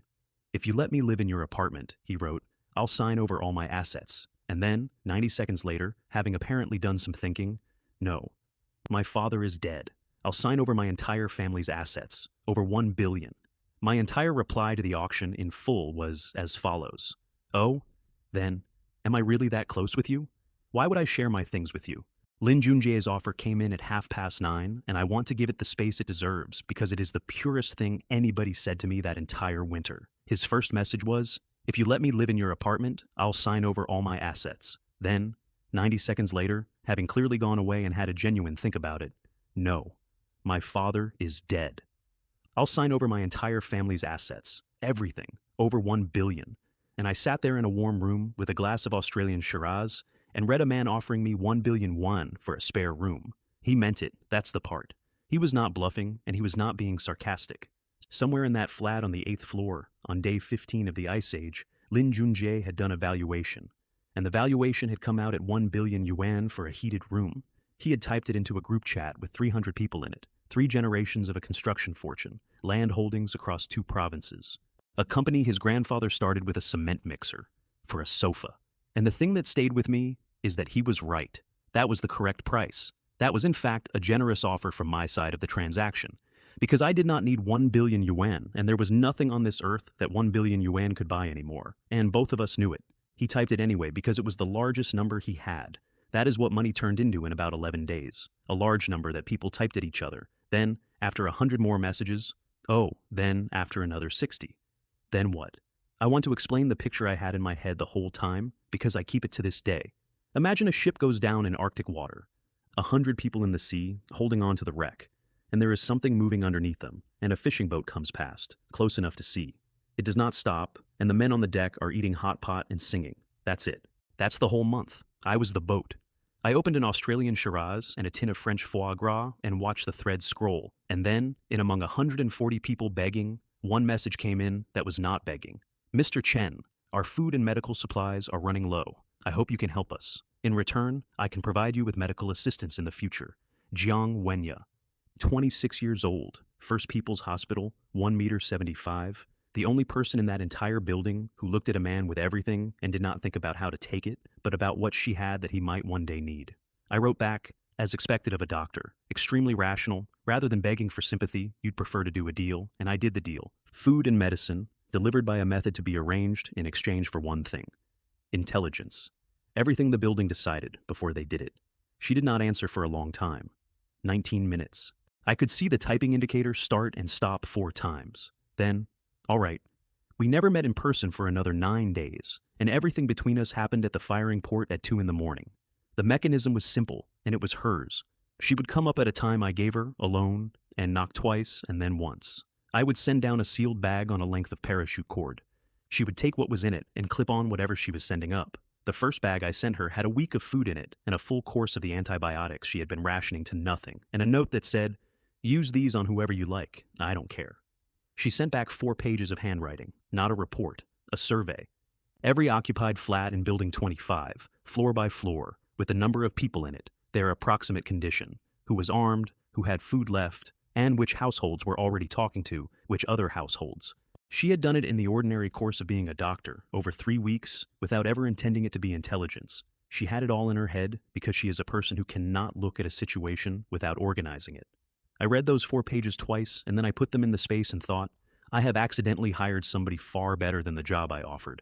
At the bottom of the last page, in smaller writing, she had put one line that was not information. "Please don't use this to hurt the ones on 11. There's a boy on 11. I have thought about those 19 minutes a lot." She told me later what was in them, and it was not what I assumed. It was not fear of being caught. She had simply weighed 2 things against each other, informing on people versus robbing a man because you resent that he prepared. She had decided the second one was worse. I want to state plainly that, in my first life, Zhang Yi died, somewhere around week 5. She gave her food away, in pieces, to Fang Mei and to 2 other households, until she had none. Then she caught something ordinary, and there was nobody left with anything to give back. I was not letting her in.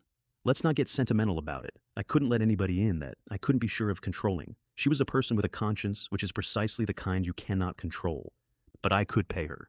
Meanwhile, Wu Jianping built the alliance. New group, everybody in the building except me, and one guest of honor, Gao Mingcheng, who set his terms up front. I won't move against any of you for now, but I want half of everything that comes out of that apartment. 6 men, 1 gun, demanding 50% from 140 people. And the group agreed, and several of them thanked him for being reasonable. While they organized, I laid my own kit out on the dining table and photographed it, because I wanted to look at it. 5 fine steel crossbows, 3 compound bows, around 290 bolts left, 300 arrows, 2 iron boxes of steel-bearing balls, a machete, a crowbar, 1.2 meters, a baseball bat, a Damascus hunting knife, pepper spray, 4 cans, 2 stun guns, a shelf of assorted chemistry, and 41 Molotov cocktails made over 3 evenings out of wine bottles I had emptied myself, torn bed sheets, and bottled gasoline from the fuel aisle. 2 warnings came in that night. Zhang Yi, keeping her side of the deal, precise as a chart. They're coming to your apartment. It's the whole building, not the 6. Aren't you going to do something? I told her the only thing I needed to tell her. Don't come up this time. I'm only saying it once. And then, at 9:30, from the gatehouse, Xiao Chen, you need to run. They've all gone up with weapons, all of them, and Gao Mingcheng's men are with them. I'm sorry. This time, I don't think I can help you. Uncle Wang, a 60-year-old security guard with a bad shoulder, apologizing to me, in writing, for being unable to fight 140 people on my behalf. I type back, you didn't join them. That already tells me everything about you. Then I put the phone down and went to check the circuit. They climbed 24 floors, no lift, no lights. In the dark, 140 people who had not eaten properly in 12 days, carrying hammers and knives and 1 bed frame and a sledgehammer somebody had found in a maintenance cupboard. That climb took them 50 minutes. I watched all of it on the stairwell cameras, floor by floor, like a weather front coming in. My immediate neighbors in 2402, a young couple who had never once said hello to me, came out of their door with a kitchen knife and a wrench and joined the back of the queue. Somebody started hammering the door. I closed the high voltage circuit. The corridor outside my flat is 1.20 meters wide, and it was packed shoulder to shoulder with wet clothing and metal tools and skin. The current went through the man on the handle, and then it went through the 7 or 8 people pressed up against his back, because that is what current does when you give it a road. 9 down. I held it about 12 seconds and then cut it. Somewhere in the middle of the crowd, a woman started vomiting and could not, because there was nothing in her to bring up. That is a sound I would rather not have learned. They tried to run. And they found Gao Mingcheng at the top of the stairwell, with the gun out, blocking their way down. What are you scared of? He said. He's one man. All of you charge. That's when I understood what he was actually doing there, and I have never fully recovered from how clean it is.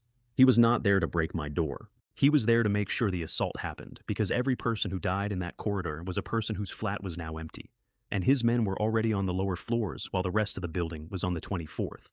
And Wu Jianping, who could not walk properly, stood at the back and kept them going with the only lever that still worked. Past that door, there is a fireplace and there is food, and there is enough of it for everyone. So they hit the door with the bed frame. I want to tell you what I did while they did that, because it was juvenile and I regret nothing. I took a very good Sennheiser speaker out of the eye, put it on the shoe cabinet against the inside of the door, and played a love ballad at maximum volume. They hammered for 40 minutes to the sound of a man singing about missing someone in the rain. The door took it. White marks. A few dents you'd have to run your thumb over to find. Somebody out there worked in a bank. I heard him figure it out through the metal, shouting over the music. That's not a security door, that's a vault door. That's the same plate we have on the cash room. You're not getting through that with a bomb.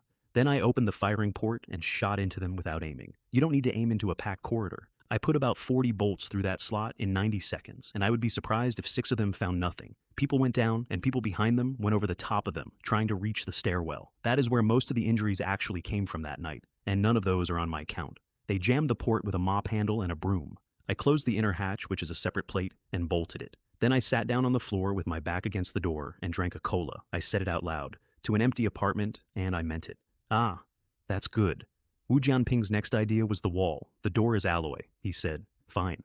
But this is a residential tower. That wall is brick and mortar. The first swing took off the plaster and a puff of gray insulation. The second swing hit metal and came straight back and opened both his man's hands. 20 centimeters, all 4 walls. Gao Mingcheng, to his credit, got to the next question faster than anybody. Fine, the walls. What about the ceiling? What about the floor? Nobody wraps a whole box. So they went into 2502 above and 2302 below and took hammers to my ceiling and my floor, metal, both. I said it through the door, over the music. If all of you were able to think of that, how do you imagine I didn't think of it back when I was paying for it? Then I switched on the noise reduction in the living room. The whole war became a soft, irregular tapping somewhere far away, like rain on a car roof. 20 minutes later, it stopped. It stopped because my next-door neighbor gave them the last idea, and it was the only good one anybody had all night. The balcony. When John Long rebuilt my flat, they took out the balcony and put in a floor-to-ceiling window, and balconies on that building are 150 millimeters apart.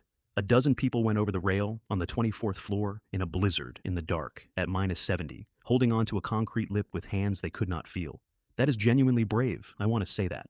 Cold and hunger will put a kind of courage into people that they never had access to in a heated world. I dragged a white recliner across the living room, sat down facing the glass, and made myself a cappuccino. They got over, one after another, and pressed up against my window, and they could see everything. The fire going, the weapons laid out on the dining table, and under the table, where I had arranged it about an hour earlier, because I am not a good man. Crisps, burgers, cola, a stacked pizza, a roast chicken, a roast duck, and a bowl of oil-splashed noodles with the chili still bright on top. They stopped shouting at that point. What they did instead was not shouting. I don't have a word for it. Then the sledgehammer started on the glass. That window is the grade they put in the cars that carry heads of state, at more than twice the standard thickness. They worked on it in relays for half an hour and produced a patch of scratches about the size of a dinner plate. One man was screaming over and over that his fate was in his own hands and not in heaven's. He was wrong, but I understood him. There are firing ports at the back of that flat too. More than one. Janlong asked me once how many I wanted, and I said all of them. I lit the first bottle and put it out onto the balcony, underarm, the way you'd toss a bag of rubbish. Gasoline burns perfectly well at -70. That surprises people. The cold does nothing to it at all. The balcony cleared. I threw a second one onto the next balcony along because there were more of them coming across and I wanted the bridge shut. And after that, nobody else attempted the crossing. Some of them went off the edge. It was 24 floors into 6 or 7 meters of powder. The snow closed over them the way it closes over everything, without a sound that reached me through that glass. And then the thing I actually remember from that night, the image I would trade for most of the others. On the balcony one over, the survivors stopped trying to reach me. They turned around and stood facing the fire that was still burning on the balcony next door. And they held their hands out toward it. All of them, 6 or 7 people, in a line along the rail, palms out, in absolute silence, warming their hands. I put the cappuccino down. Then a woman got over onto my balcony and did not go for the glass. She went down on her knees in front of it. Chen Wei, I'm starving. Please save me. Even one piece of bread would be enough. And then the others knelt too and started knocking their heads on the concrete and kept doing it. And some of them did not stop when they should have. So I got up and went to the kitchen and made a bowl of noodles. Proper noodles. Hand-pulled from the space with the broth still steaming. I brought it right up to the glass and stood there where they could all see it. Everyone, please, I said. Don't do this. It makes me feel terrible. They could hear me. Sound goes through that glass just fine. When I feel terrible, I said, I like to eat something. I ate half of it standing there. Then I set the bowl down on the floor against the window, with the steam still coming off it, and left it. I went and typed a message to the whole building. One of you, right now, go and bring me Gao Ming Cheng's head. I'll put out noodles like that for a week, every day, as much as you want. And on the balcony one over, Gao Mingcheng felt the back of his neck go cold and turned around with the gun in his hand. He told his men about it afterwards, and one of them repeated it to Jiang Wenya, and Jiang Wenya repeated it to me, and the phrasing has never left me. They weren't looking at me like I'm a person, he said. They were looking at me like I'm food. He went down those stairs fast. Wu Jianping made one last attempt at the plan. Wait, he said. What about Chen Wei's family? Where are his parents? Does he have anybody in the city? Is there anyone we can go and get? And somebody answered him honestly. We can't get through the door. What difference does the rest of it make? About 40 people from Building 25 died that night, between the corridor and the glass and the fall. The messages started coming in, before the smoke had cleared off the balcony. Lin Junji's was the one that made me sit down. He sent photographs. His girlfriend, who was a car show model with 200,000 followers and who had walked past me in the lobby maybe 11 times over 3 years without her eyes ever landing on me. Full length, several of them. I can give you my woman, he wrote. Just give me some food, please. I want to be completely honest with you. I watched the video he attached about 5 times, purely because of who was sending it and why, and then I closed the window. A woman who will trade herself for a week of food is a woman who will do arithmetic on you while you sleep. There is no version of that arrangement where I wake up every morning. Uncle Wong sent a message that said, simply, "Are you all right up there?" Then, an hour later, "Good." And Li Xiaofan, still shut in Tang Lingling's flat with the door held by her own allies, sent this. "Brother Chen Wei, you're amazing. I knew you'd be fine." On the television at 1 o'clock the next afternoon during the electricity hour, an anchor in a coat with visible breath said that the national snow disaster situation was continuing to improve. It got dark at 5. It always did now. And every night was about 10 degrees colder than the day. In the morning, I caught people on the balcony camera dragging the bodies away, not down, not out. Along, into a flat on the 23rd floor, 2 of them working a leg each, moving carefully so as not to be seen from the windows above. I opened the port and asked them about it. "Moving the bodies? Are you family?" They didn't answer. They didn't even look up, which is how I knew. "If you're burying them," I said, "just tip them over the rail, it's right there. You're not planning to build a grave in your own living room, are you? They kept working. They were extremely careful not to look up at that window, all the way until they had the door shut behind them. I did not push it. I never pushed it. There are things you can know about your neighbors without ever making them say it out loud. The world had been a refrigerator for 2 weeks by then, and nothing that went into a flat in Building 25 was ever going to spoil. The bounty took 11 hours to get somebody killed. 2 men from the 15th floor went down the stairwell after Gao Mingcheng with a wrench and a kitchen knife, because I had offered a week of noodles for his head. And because a week of noodles had become the largest number that either of them could still imagine, they found him on the 9th floor landing. He had the gun, and they had a wrench, and it ended the way that ends. But the one with the knife got a full swing in first, and opened a 30-centimeter line across Gao Mingcheng's back, and Gao Mingcheng did not notice it for almost 4 minutes. That is what adrenaline in -70 will do for you. He walked all the way back up to 6 before his legs went, and he found his own coat had gone stiff and dark. So he sent for the doctor at gunpoint, again. Jiang Wenye stitched that back the same way she had stitched his calf. She was the only reason that man still had 2 legs, and she knew it, and he knew it, and neither of them ever mentioned it, and he never once thought of thanking her. He offered her food afterwards. She refused it. "What kind of time is this, Dr. Zhang?" he said, and he was laughing. "Still so high and mighty? You'll eat it eventually. Everyone eats eventually. If you don't, you die." "Then I'll die." "Relax," he said. "If it ever comes to it and I really have to eat you, I'll leave you for last." He kept her after that. "Locked in his back bedroom, in that flat with 6 of his men, until my injury has healed," he said, which is a sentence that could mean anything, and did. She got a message out to me from his bathroom, in the dark, with the phone in her lap. "He's moving. He's coming up to 24. He's going to take the flat next door to yours and sit outside your door until you starve." The couple in 2402 gave it up without a single word of argument. I watched it happen. Gao Mingcheng knocked, and the husband opened, and the husband had already worked out what was being asked. He bowed, actually bowed, with his hands together. "Brother Gao, the apartment is yours. We'll go right now." They had food sewn into the lining of their coats. You could see the shape of it on the camera. They got 4 steps down the corridor. I am not going to describe the rest of it. It took about 6 seconds, and there was a steel pipe involved, and neither of them made much noise. Jiang Wenye was standing right there. Gao Mingcheng turned around to her afterwards and said, in a perfectly reasonable tone of voice, "It's too cold. They were all going to die anyway.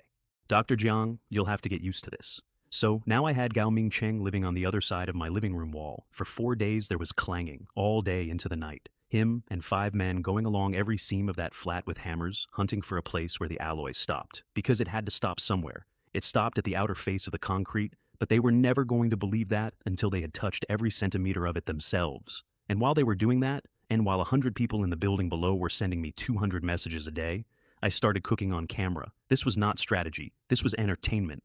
"Good evening, everybody. Today I'm making braised pork belly, 2 pounds of it, out of the space, still cold from a refrigerated aisle a month gone. I did the whole thing properly. Blanched it, seared it, rock sugar in the wok until it went the color of a copper coin. The smell coming off it so strong, I had to open the port for a minute. Then I oversalted it deliberately, tasted it on camera, made a face, spat it into the sink, and tipped the entire pot into the bin. I have never in my life produced a reaction like that. Don't throw it away. Don't throw it away. My mouth is a bin, and the bin is right here. Young master, this humble servant has arrived too late. Do you require a dog? The kind that helps take out the rubbish. I have been vegetarian for 9 years, and I want you to know I am currently on my knees." Then I panned the camera slowly across the dining table, which I had laid out beforehand because I am who I am. Braised prawns. Sea cucumber with spring onion, sweet and sour, Yellow River carp. Cuttlefish rose soup with the steam still coming off it. Candied yam, the sugar still pulling threads. "Everyone, the food's ready. Let's eat." 2 days later, Wu Jianping peeled the gauze off his thigh and had to sit down. The wound had gone yellow and open, and the smell that came off it was not a wound smell. It was the smell of something that has been left in a warm room since summer. Xiaodong, unwrapped his arm and found the same thing. Chao Jun too. Rust. 11 days in a tray by a fire. That's all that was. Xiaodong came up to my door that afternoon with 2 kitchen knives, and he could barely lift either of them. "Chen Wei, come out here. All you ever do is hide in your house, you coward. Come out and face me." I stood on my side of 120 tons of alloy with my hands in my pockets and gave him the biology lecture because he had genuinely asked. "There were bacteria on that rust," I said. "They're anaerobic. They love a deep puncture with no air in it. Once they're in the wound, they multiply and they don't stop. And there is no version of that which resolves on its own. It's cold outside, He Xiaodong, but you're warm inside. That's the whole problem." He hit the door twice. It did nothing. I heard him ask, later, on the stairs, whether Gao Mingcheng's men would kill him. It sounds like a strange request until you understand what he was actually asking for. They wouldn't. One of them said it out loud, and Zhang Wenye heard it and repeated it to me. You want us to butcher a sick pig? The last thing I said to He Xiaodong through that door was meant kindly, and that counts too. You've got about 9 days, I said. You should probably go and do the things you never dared to do. He took my advice. He went back down and asked Li Xiaofan to marry him. She was on the sofa when he did it. He had cleaned himself up as well, as a man can clean himself up with no water. He got the sleeve rolled down over the arm so she wouldn't see it. And he asked her, straight out in front of Tang Lingling and Wang Jingyi, whether she would marry him, because he thought there might be time. And she turned her face away from him and put her hand over her mouth and nose and did not put it down. That was it. That was the whole answer. She never said a word. He apologized for the smell. Then he went out and sat in the stairwell, in the cold, where he wouldn't bother anybody. Wu Jianping lasted longer, because Wu Jianping was the only one of them with any nerve at all. He heated a kitchen knife in a candle flame until it went dull red, and he put it into his own thigh and held it there, and then he did it again. It didn't work, but he did it. Next door, meanwhile, Zhang Wenye volunteered to cook. Gao Mingcheng thought he'd won. He said as much, laughing to his men in front of her. Nobody holds out for 2 days without food. There's nothing shameful about wanting to live, Dr. Zhang. Good girl. She chopped up a wardrobe for the fire. She melted snow in a stock pot.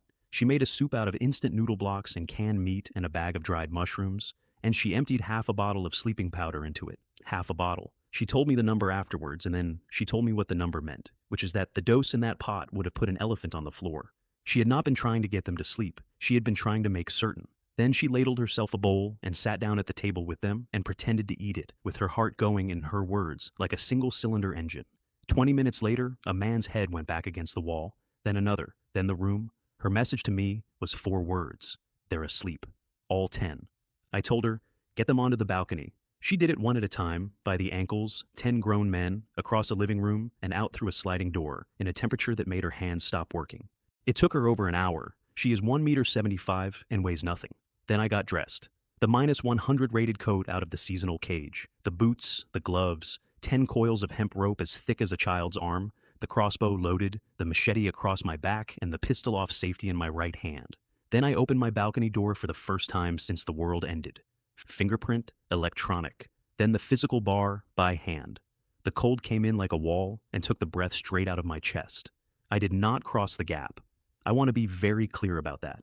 15 centimeters between 2 balconies on the 24th floor, with a woman I had known for 11 days standing on the other side, and 10 unconscious armed men on the floor behind her.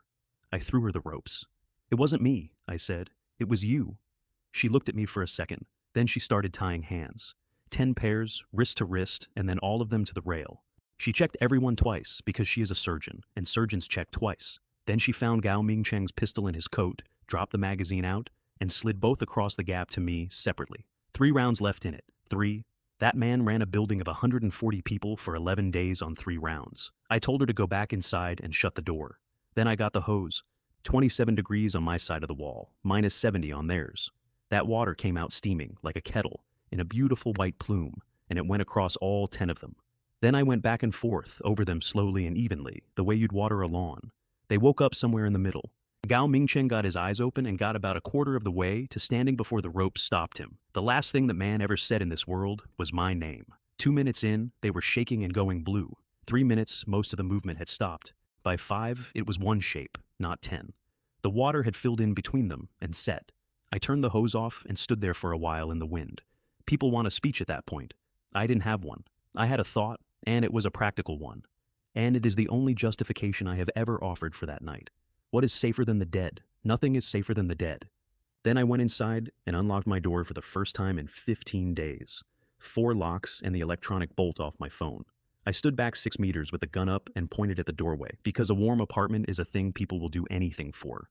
And I had just watched exactly how much. Zhang Wenye had to shove it open with her shoulder. She came in and the heat hit her, and I watched her whole face change. She was wearing 6 layers, 2 of them down coats. She started pulling them off in the entryway before the door was even shut, while a man she barely knew was still holding a gun on her. 27 degrees, she kept saying the number. 27. I gave her the rules straight away, standing in my own hallway, because rules given later are always heard as punishments. This is my home. You living here is a favor from me, and it can end. There are cameras in every room of this apartment except the bathroom, and there is no privacy of any kind. Your bedroom door is a security door, and I keep the key. If any of that doesn't suit you, the corridor is right there, and it's still open. She said, all right. I searched her. It happened, and it mattered later, so it goes in. She held her arms out and looked at the ceiling and let me do it, and I found nothing on her. Then I went through her medical case afterwards and quietly took out the 2 loaded syringes and put them in the space where she would not find them.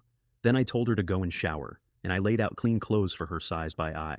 They fit exactly. 20 years in warehousing does something to a man.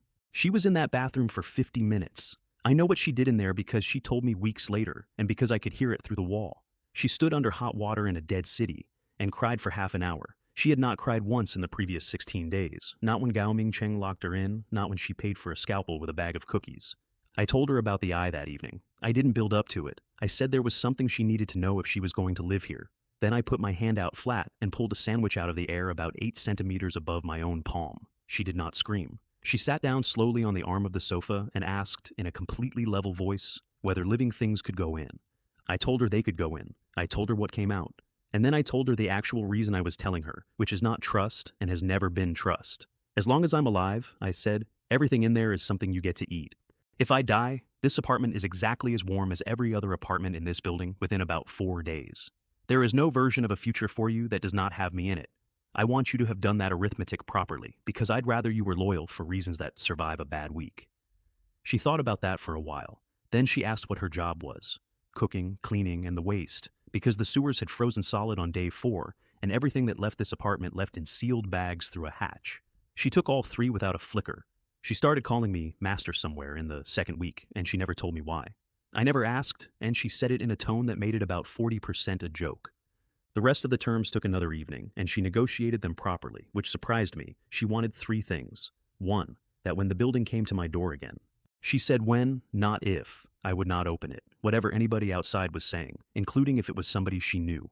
2, that she could keep treating people, not with my supplies, with hers, and with whatever she could get, and on her own time, and I was not to stop her going down to do it. 3, that if I ever decided she was more use to me dead, I would tell her first. I agreed to all 3, and I have kept all 3, which, given my record in this account, is worth mentioning. Then she asked me one question that I did not have an answer ready for, which almost never happens. When it's over, when the snow stops and there are police again, what happens to me? I said I hadn't thought about it, and she said, no, you have. You've thought about everything else in this apartment down to where the waste bags go. You've thought about it, and you've decided not to tell me, and that's fine. I just wanted to know which one it was. She started calling me master somewhere in the 2nd week, and she never told me why. I never asked, and she said it in a tone that made it about 40% a joke. There was a 2nd reason I picked her over the 139 other applicants. I never had to say it, because she said it herself on about the 4th day dead flat over a bowl of rice, because I'm a woman, and a very beautiful one. I didn't argue. In the morning, the block next door had grown. Snow had drifted over it and frozen on, and it had gone from 10 men to 1 white mass with shapes in it, and you could still see a hand. I handed her a baseball bat and a camera. Break it up, I said. She asked why. Honestly, I think I just really don't like them. She took 2 swings and dropped the bat and shook her hand out and said, with total indignation, that it was so hard. Then she went into the utility cupboard and came back with the sledgehammer that Gao Mingcheng's men had left leaning against my wall 4 days earlier, weighed it, and said, yes, this one's much better. That was the moment I understood I had underestimated her, and I never made that mistake again. I posted the video to the owners group with a caption. Gao Mingcheng is dead. Chen Wei did it. From now on, this building is under my management. Zhang Yi read that over my shoulder and gave me a look I can only describe as itemized. I did it for a reason, and the reason is the only long game I was playing that month. There was going to come a day when I had to walk out of that door, and on that day the name in every head in that stairwell needed to already be mine. You do not become the strongest man in a building by being the strongest man in a building. You become it by making sure that when they picture the top of the ladder, they picture you standing on it before you ever climb. The building's reaction came in 2 waves, about 90 seconds apart, and I have never seen a clearer picture of what people are. Wave 1 was joy, genuine, weeping, thank God joy. Gao Mingcheng's dead. That devil is finally dead. Somebody's daughter was on that stairwell. Somebody's husband was in 303. Wave 2, from the same accounts, same thread. Chen Wei, do you have any food left? My son is dead. My daughter's dead too. But I want to live. I asked Zhang Yi, honestly puzzled, why none of them seemed frightened of me. I had just frozen 10 men to a balcony rail and photographed it. She answered without looking up from her bowl. Because next to Gao Mingcheng, you're a good person. You've never once gone out and started anything. Everyone who's died at your door came to your door. Then the job application started, which I did not see coming. Everybody wanted Zhang Wenya's position, every woman in the building, and by the end of the day, a decent number of the men. I can cook, I clean well, I don't eat much, I am extremely quiet. My wife also cooks. Zhang Wenya read those over my shoulder too, and she did not say anything. I noticed her hand close on my forearm while she read. That's the first time she ever did that. Li Xiaofan wrote to me that night. She was still alive, in Tang Lingling's flat, in a room where 3 men had now been dead for several days, and the door to it had been shut and not opened again. You promised me. You promised. You have to have me. You're not allowed to be with other women, I replied. You're not dead yet? Then I took a photograph. Zhang Wenya on my arm in the warm living room, both of us clean, the fire behind us. Xiaofan Air, you're a good person. It's a real shame you came too late. I've found somebody better now. You'll be happy for us, won't you? I heard afterwards that Wang Jingye and Tang Lingling laughed at her in that flat until she stopped responding. Then I blocked her. Zhang Wenya put the photo down and asked me, without any judgment in it at all, whether I thought I was being cruel. I thought about it seriously, because she deserved a serious answer. And what I came up with was this. On the last day of my first life, there were about 40 people in my hallway, and most of them were using kitchen knives, and kitchen knives in that building had not been sharpened in a month. That is a detail I know from the inside. I told her no. Aunt Lee was still in the group, and she had gone somewhere else in her head. The snow disaster will be over any day now. My brother is the governor of Jiangnan province. When the relief teams arrive, I'll have every one of you dragged out and shot. Nobody argued with her anymore. They just let it run. Zhang Wenya mentioned quietly that when she had treated the boys, she'd given Aunt Lee some of her own supplies. She said it in the tone of someone confessing to something. I did the sums out loud without thinking. Her stock ran out 3 weeks ago. What's she been eating? Zhang Wenya put down the pork rib she was holding and did not pick it up again. Zhao Hao died about 10 days ago, she said. There was no medicine. We sat there for a bit. Then, out the window, across the estate, a man came out onto the 18th floor of Building 18 and stood on the rail and shouted something into the wind that neither of us could hear, and went off it forwards with his arms out. Uncle Wang called 2 days after that, and he was so embarrassed he could barely get the sentence out. The baby on the 12th floor, Lingling, Fang Mei's daughter. She had a fever, and there was no medicine in that building, and he had already asked everyone, and he was sorry. He was really sorry to ask. I should mention here that Fang Mei had attached herself to Uncle Wang by then. She had looked at every unattached man in Building 25 with the eye of a professional and correctly identified the second best performing asset available, the first being unavailable behind an alloy door. I gave him paracetamol drops and a course of children's cold medicine. I framed it very carefully. I said I had a few boxes of medicine left. A few. I let him carry away the impression that it was nearly the last of it, because a man who thinks you have given him a tenth of your remaining supply owes you something entirely different from a man who thinks you gave him a rounding error. He swore at me. Actually swore, which I had never heard him do. If you ever need me, he said, and I hesitate even once, I'm not a man. Zhang Wenya asked me later why I keep helping that particular old man when I won't open the door for a starving mother. Here is what I told her, and it's true, and I have never said it to anybody else. Relationships between people run on interests. Uncle Wang is the single most valuable asset in this building because he is the one person here whose behavior I can predict in a crisis, and prediction is worth more than a gun. And also, separately, I do not want to watch the light go out in that man in this apocalypse. It's not common. I've seen what it looks like when it's gone. That is an extremely precious thing, and I would like it to keep existing near me. 2 days later, he came up in person. He brought Fang Mei with him, and he did not know she was coming until she was already in the lift. She had a small ask ready, not for herself, never for herself, just the baby, just Lingling. Let the baby stay in the warm apartment just for a few days. She would sleep in the corridor outside. She would be no trouble at all. Small ask first. Then the door is open and the ask changes. I told her through the door that I was very sorry, but the coal was running low and I had to think about the winter. Then, when she started again, I said, Zhang Wenya is my girlfriend and she lives here. Is that a problem for you? And that shut it. Uncle Wang lost his temper on my behalf, which I did not expect. He took her arm and pulled her toward the stairs and told her off the whole way down for ambushing me, and she cried, and he did not apologize. She worked on him for the rest of the night in her own flat. If he really trusted you, why wouldn't he open the door? A good man would have opened the door. I won't believe that man is good until he lets us in. And Uncle Wang, who had been quiet through all of it, finally shouted at her, If I start doubting the one man who saved my life, then what am I? She went silent then, and in her own head, holding her daughter, she decided something. She told the baby about it, which is how I know the exact words. I don't care what it costs. We're gonna live. The blast came 4 nights later. By then, the snow outside was at the fourth floor, and the ground level entrance of Building 25 had been sealed under tens of thousands of tons of it since day 6, which everyone in that building had quietly come to think of as a wall. At about 11 at night, a shovel came through it from the outside. A dozen men climbed up out of the snow and into the lobby. Construction workers, all of them from Building 26 across the way. They came up that stairwell in formation behind plywood boards and frying pans held as shields, which sounds funny until you realize that it is exactly the correct answer to a man with a crossbow. They were led by a thin man with sunken cheeks that everybody called Third Wu.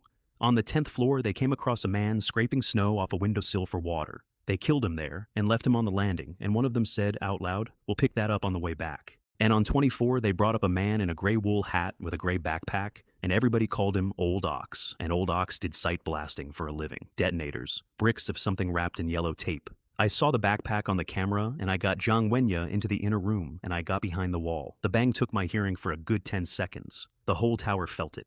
People 4 floors down thought it was the building going. Then the smoke cleared in the corridor, and the door was exactly where it had been. Not dented, not scorched. The frame hadn't moved a millimeter, because Zhanlong sets those frames into the structure and not into the brick. I paid 8 million yuan for that, and I would pay it again with interest. Third Wu's voice came through the door, and I want to preserve it in full. "Old Ox, what kind of work did you say you did? This piece of junk won't even blow open." And Old Ox, after a pause, "It's probably damp." I opened the port and put a Molotov into the middle of them, and then, because I had been saving it, I put out 2 more bottles behind it, and those ones were not gasoline. White phosphorus dissolved in carbon disulfide. It's an old formula, and it is not complicated, and everything in it was on a shelf in the warehouse. The petrol fire flashes off the solvent, and what the solvent leaves behind burns it over 1,000 degrees and does not stop for water, snow, or prayer. The corridor cleared. Then I emptied the pistol into it. Every round I had, into a space with people in it, and when it was dry, I stood there in the ringing quiet with my hearing still gone and my hands shaking, which they had not done once all month. 8 of them stayed in that corridor. 5 or 6 got down the stairs. Afterwards, I sat on the floor of my hallway with the empty gun in my lap and worked through what had actually just happened, and it was not a good list. 1. I had no ammunition, not low. None. 2. That door had now taken a shaped charge from a professional, which is wonderful. The professional had been an amateur about it, which is luck. 3. And this is the one that kept me up. 2 weeks ago, the threats in my life were a gangster with 3 bullets and 6 office workers with a bed frame. Tonight, it was a demolition crew. The people surviving out there were getting better at it. Every week, the survivors were going to be, on average, more competent than the week before, because the incompetent ones were leaving the sample. I said it out loud in the empty hallway. This thing really isn't durable. And then the actual thought, the one underneath, one day somebody is going to come up those stairs who actually knows what he's doing with enough of the right material, and this door is going to open. Jiang Wenya was curled in the corner of her bedroom with her head down and her arms over it. She said she hadn't been frightened. She said she'd thought it was an earthquake. 24th floor, I said. In a real earthquake, it wouldn't matter which corner you were in. She laughed at that, which was not the response I expected. Her room had changed since she moved in, and I noticed it properly for the first time that night. It had been bare when I gave it to her, a bed and a lamp and nothing else. Now there was a pink velvet quilt on the bed and yellow sheets under it and a folded towel on the chair. The whole apartment behind me was cleaner than it had ever been in the 3 years I had lived in it alone. Zhang Wenya's assessment of the new enemy was 1 sentence, delivered while she was cleaning the sink. They're more dangerous than Gao Mingcheng was. She was right, and I want to explain why, because it took me a day to see it properly. Gao Mingcheng was a hoodlum. He ran a gang the way a gang gets run in a country with police in it, which is to say he was frightening, because everyone had agreed to be frightened of him. Take away the police and the courts and the mortgages, and all you have left is a man with a bat and a bad temper. The Tianhe crew were 20 men who did physical work every day of their lives, who had eaten out of the same site canteen for 6 years, who knew exactly how a building goes together because they had put buildings together, and who had a foreman. I could kill them. Killing is easy. But there is a version of that where I go over there and clear that building floor by floor and take a shovel across the back of the head on the 9th landing from a man I never saw. Then I am dead, and it doesn't matter that I won. So I wrote the conclusion down, and it's an ugly sentence, and it is the sentence that made everything that came after possible. If I want a quiet life, I am going to need some people to be cannon fodder. I had 43 of them living directly underneath me. The pivot took me 1 message. I announced the raid in the owner's group. I named the man they had killed on the 10th floor landing, Kui Lei from 16, by name, because using the name is what makes it real. I described the explosives. I said the words, demolition crew. The same building that had climbed 24 flights of stairs to murder me 9 days earlier turned around inside of 4 minutes. With you here, our safety is guaranteed. Chen Wei, you're our hero. Thank God there's someone in this building who can fight. My reply was very short and very carefully weighted. I used up most of my weapons dealing with them. At this point, I can barely protect myself. Good luck to everyone. Uncle Wang messaged me privately within the minute, offering to help with whatever I needed, and then, because he is who he is, giving me the intelligence for free. They were called the Tianhe Gang, which was not a gang. It was a subcontracting crew belonging to the Tianhe Group, who had all lived in the same block of company housing in Building 26. There had been about 30. There were about 20 left. The foreman was called Peng Cheng. And my actual plan, which I did not tell Uncle Wang, was to do nothing at all. If they came once, they'll come again. And when they come again, this building will not need to be persuaded of anything. They'll come and find me. That is the entire technique of every warlord in history, and I am not proud of how quickly I worked it out on my own. In the meantime, I built an intelligence service, and it cost me 2 conversations. Zhang Yi was the doctor. She had been inside more flats in that estate than anybody alive. Uncle Wang had sat on that gate for 11 years and knew every household by name, including which ones had a dog and which ones had a problem son. Between them, in 4 days, I had a written table of the entire community. Yuelu community, 30 buildings, 2 organized threats worth the ink. Tianhe in 26. Shovels, steel bar, no firearms. Their blasting man had died in my corridor, which was luck I did not deserve. And in Building 21, something called the Crazy Wolf Gang, which in the estate group had started calling itself Sirius. About a dozen of them, all around 20, led by 2 named Zheng Lei and Hou Fan, dropouts and street kids. In peacetime, those boys would not have been worth one of Gao Mingcheng's toes. Everywhere else in that estate, a dozen households left standing in a 30-story tower. And the reason was never the cold. It was always each other. Peng Cheng's face was half gone from the phosphorus, and he was not going to try my door again. He worked that out faster than I expected, so he went at my neighbors instead. Then he did something genuinely clever, which was to write me a message on the stairwell wall between the 11th and 12th floors, in a medium I will not describe. And it said this: Chen Wei, if you don't come out, I'll kill all your neighbors. I could not have asked for better. The building came at me about that, of course. You caused this. You have to fix what you started. And I let them run for a while, and then I answered. I didn't invite them. They came here to kill me. I killed them instead. And now, that's my fault. By that logic, none of you should ever defend yourselves either. My apartment, incidentally, is quite safe. Then, when a few of them kept going, I put the second half of it in. When you people came up here with hammers, whose family was not represented in that corridor? Name one. Go on, and then. Do you actually think I wouldn't dare? That closed the thread. Which is when I turned to Uncle Wang and told him it was his turn to shine. He did it beautifully because he was not acting. He went into the group as the honest broker he actually is and said what everyone was already thinking, which is that Building 25 needed one person in charge and there was only one candidate. And I played hard to get for 9 hours. I said I wasn't interested. I said I had my own problems. And then, when they pushed, I asked them a question. If I told you right now to pick up your weapons and go and fight the Tianhe gang to the death, would you go? 300 people in that group, and nobody typed anything for 2 full minutes. So I said, fine, forget it, and left the conversation, and Uncle Wang spent 40 minutes putting it back together. By midnight, they had agreed to my terms, which I want to set out exactly. 1. Absolute obedience, not consultation. Obedience. 2. Anyone who hides in their flat when the alarm goes has betrayed every other household in this building. Find them and deal with them on the spot. 3. And this is the one that bought it. As long as you follow orders, I will go out into that city and find supplies for you. They agreed unanimously and thanked me. There is no nice way to describe what I had just built. I had 43 people living below me, whose job, if anybody ever came up those stairs again, was to be between that person and my door. And I was not going to be feeding them out of my own stock, because the whole point of my own stock was that it was mine. Within an hour, that group had turned on the people who had stayed silent during the vote, and tagged 2 of them by name, and both of those households came into the thread apologizing. Then I went outside for the first time in a month. I had 5 vehicles in the space, 2 full cabin snowmobiles and 3 of the small open ones. I had bought them in the last week of November from a dealer in the development zone who thought I was starting a rental business. And I dressed for it properly, which involved one detail I would like to defend: calfskin jacket. Then, inside the jacket, front and back, 1 cast iron frying pan each. Then, the winter coat over the top. I know.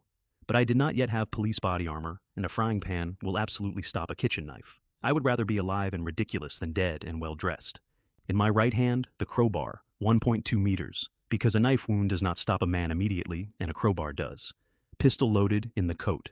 I went out through a smashed window on the 4th floor, because nobody lived below the 10th anymore. The snow came up to meet me at the sill. Then I started the engine, and it was the first engine anybody in Uelu community had heard in a month. By the time I reached the estate gate, there were faces at every single window on that side of every single building. Let them look. That was the point of doing it in daylight. My first stop was not a supermarket. All fear comes from insufficient firepower. Everything else is decoration. The Uelu District Public Security Bureau is 6 floors, and 3 of them were under snow. I went in through a 4th-floor window with a crowbar and a miner's lamp on my head. The inside of that building was the coldest place I had been in either of my lives, because a building with no people in it stops arguing with the weather. On the 2nd floor, which I reached by stairwell in the dark, there was a duty room locked from the inside. 7 or 8 officers of the night shift were in there. They had pushed the desks against the door and taken the blankets off the cots and got in together in the corner. They had been there for a month, and they were whiter than the snow outside. There was a kettle on the floor between them. I stood in that doorway for a while. I did not move them, and I did not go through their pockets. I bowed to them, twice, which is a thing I have never done before or since. Then I found the duty officer's keyring on the wall hook by feel, and I went and opened the armory. Dozens of pistols, rifles, body armor, a dozen sets, the real kind with plates, riot helmets, shields, batons, over 1,000 rounds of ammunition in sealed boxes, and in a rack at the back, a sniper rifle, in its case, with the optic packed beside it. I stood in that room with the lamp on my head and did not say anything for a long time, because there was suddenly enough in it to build an army. Then I went shopping for my neighbors. The convenience store nearest the estate had been stripped down to the shelf brackets within the first week, which anyone could have told you. But I am a warehouseman, and warehousemen think about where things actually sit. The answer is that the big stock never sits near the housing. It sits in the development zone, where the rent is cheap and nobody wants to walk. The Wanda Mall out there was intact under 6 meters of snow. Upstairs, I emptied the luxury floor for no reason at all, except that I could. Watches, handbags, 3 floors of clothing, a piano. Downstairs, the supermarket had been killed by the cold rather than by people. Frost standing on every shelf. Ice crystals inside sealed, crisp packets. Bread gone hard and swollen. Vegetables freeze-dried into gray leaves. Meat frozen solid to the shelf itself. And gone the color of old paper. I wouldn't have eaten any of it if you paid me. I filled 2 duffel bags with exactly that. The swollen bread, the bad biscuits, the gray leaves, the paper-colored meat. That was what I brought home. Coming back with the engine going, every face in that estate was at the glass again. In Building 26 on the 15th floor, Ping Cheng stood at a window with the burned half of his face turned away and told his men that whatever that machine was, they were going to find a way to take it off him. I drove into the ground floor garage where everyone could see and stayed in there 4 minutes and put the snowmobile in my eye and walked out. Let them all believe there was a vehicle in that garage. Let them go and look for it. The more debts people think you owe them, the less weight any single one carries.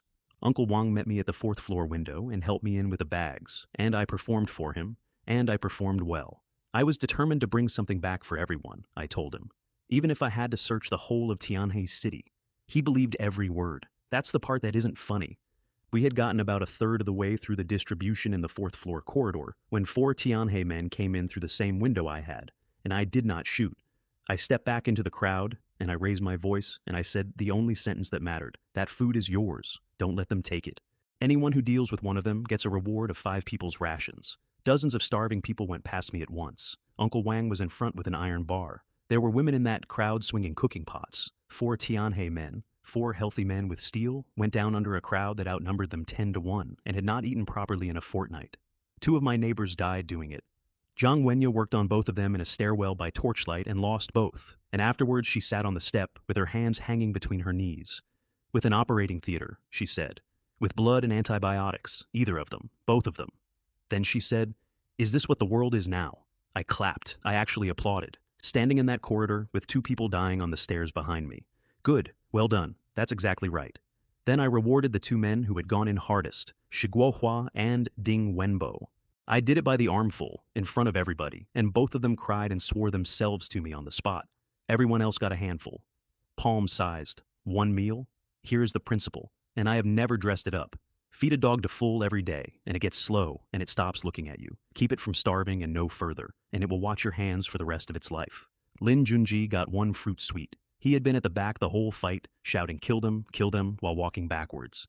I had watched him do it on the camera, so when he pushed to the front for his share, I put 1 boiled sweet into his palm and moved on. He said something about it. Shi Guohua and Ding Wenbo, who had just been given the armful, dealt with that, and at the end of it, Shi Guohua put a boot down on the hand that was still shut around the sweet. Lin Junji asked me from the floor about fairness. Fairness, I said. I'm not offering you fairness. I'm ordering you to obey. And then, an hour later, once he was back in his own flat with a hand, I sent a bag of biscuits up to 802, because he had taken it, because he had not said another word, because that is exactly when you reward a dog, and by that evening, Lin Junji's hatred of me had converted itself into something that looked from a distance like gratitude. It stayed converted for a very long time. Li Xiaofan came forward for her share with total confidence. I want to describe her face when it happened, because I have never seen anything reorganize so fast. I said, loudly enough for the corridor, neither of you two ever had a share. Then, since we were all here anyway. I did tell you I liked you, but you never actually believed that, did you? And in any case, I've gone off it. And I put my arm around Zhang Wenye and pulled her in. The comparison got made out loud by 3 separate people in that stairwell within about 10 seconds, and none of them were being kind.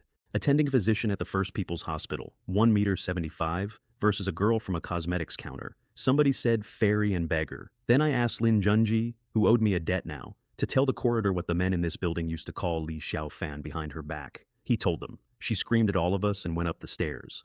I have had a long time to look at what that actually was. That was not strategy. There was no tactical value in it whatsoever. Every person in that stairwell already did as I said. Humiliating a starving woman in front of them added precisely nothing to my position. I did it because for 2.5 years, I was the man who waited outside a cosmetics counter at 9 in the evening with a car I could not afford. And because on the last day of my first life, she was the loudest person in a hallway. I had been carrying both of those for 8 weeks. I wanted to put one of them down. It did not help. That is the part nobody tells you.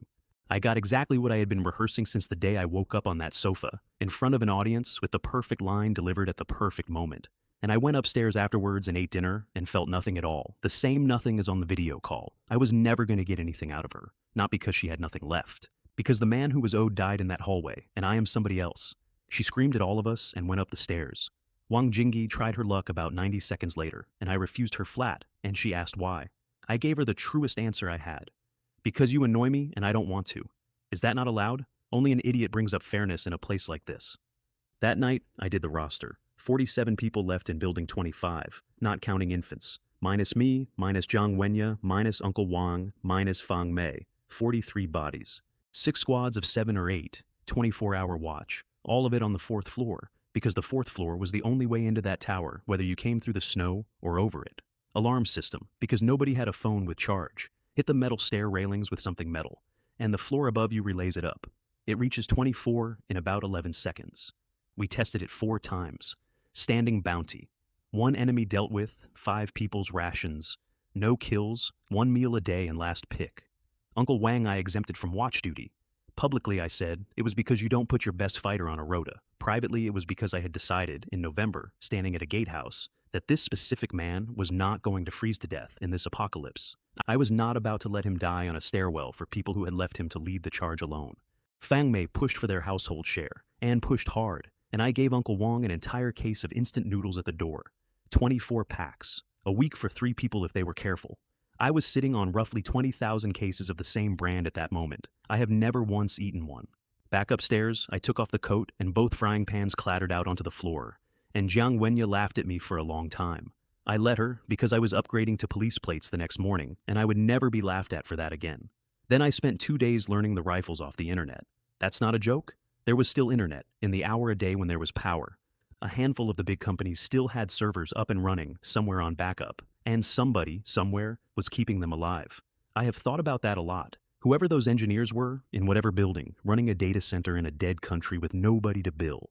Humanity had not given up on the idea of coming back. Not everyone. Not yet.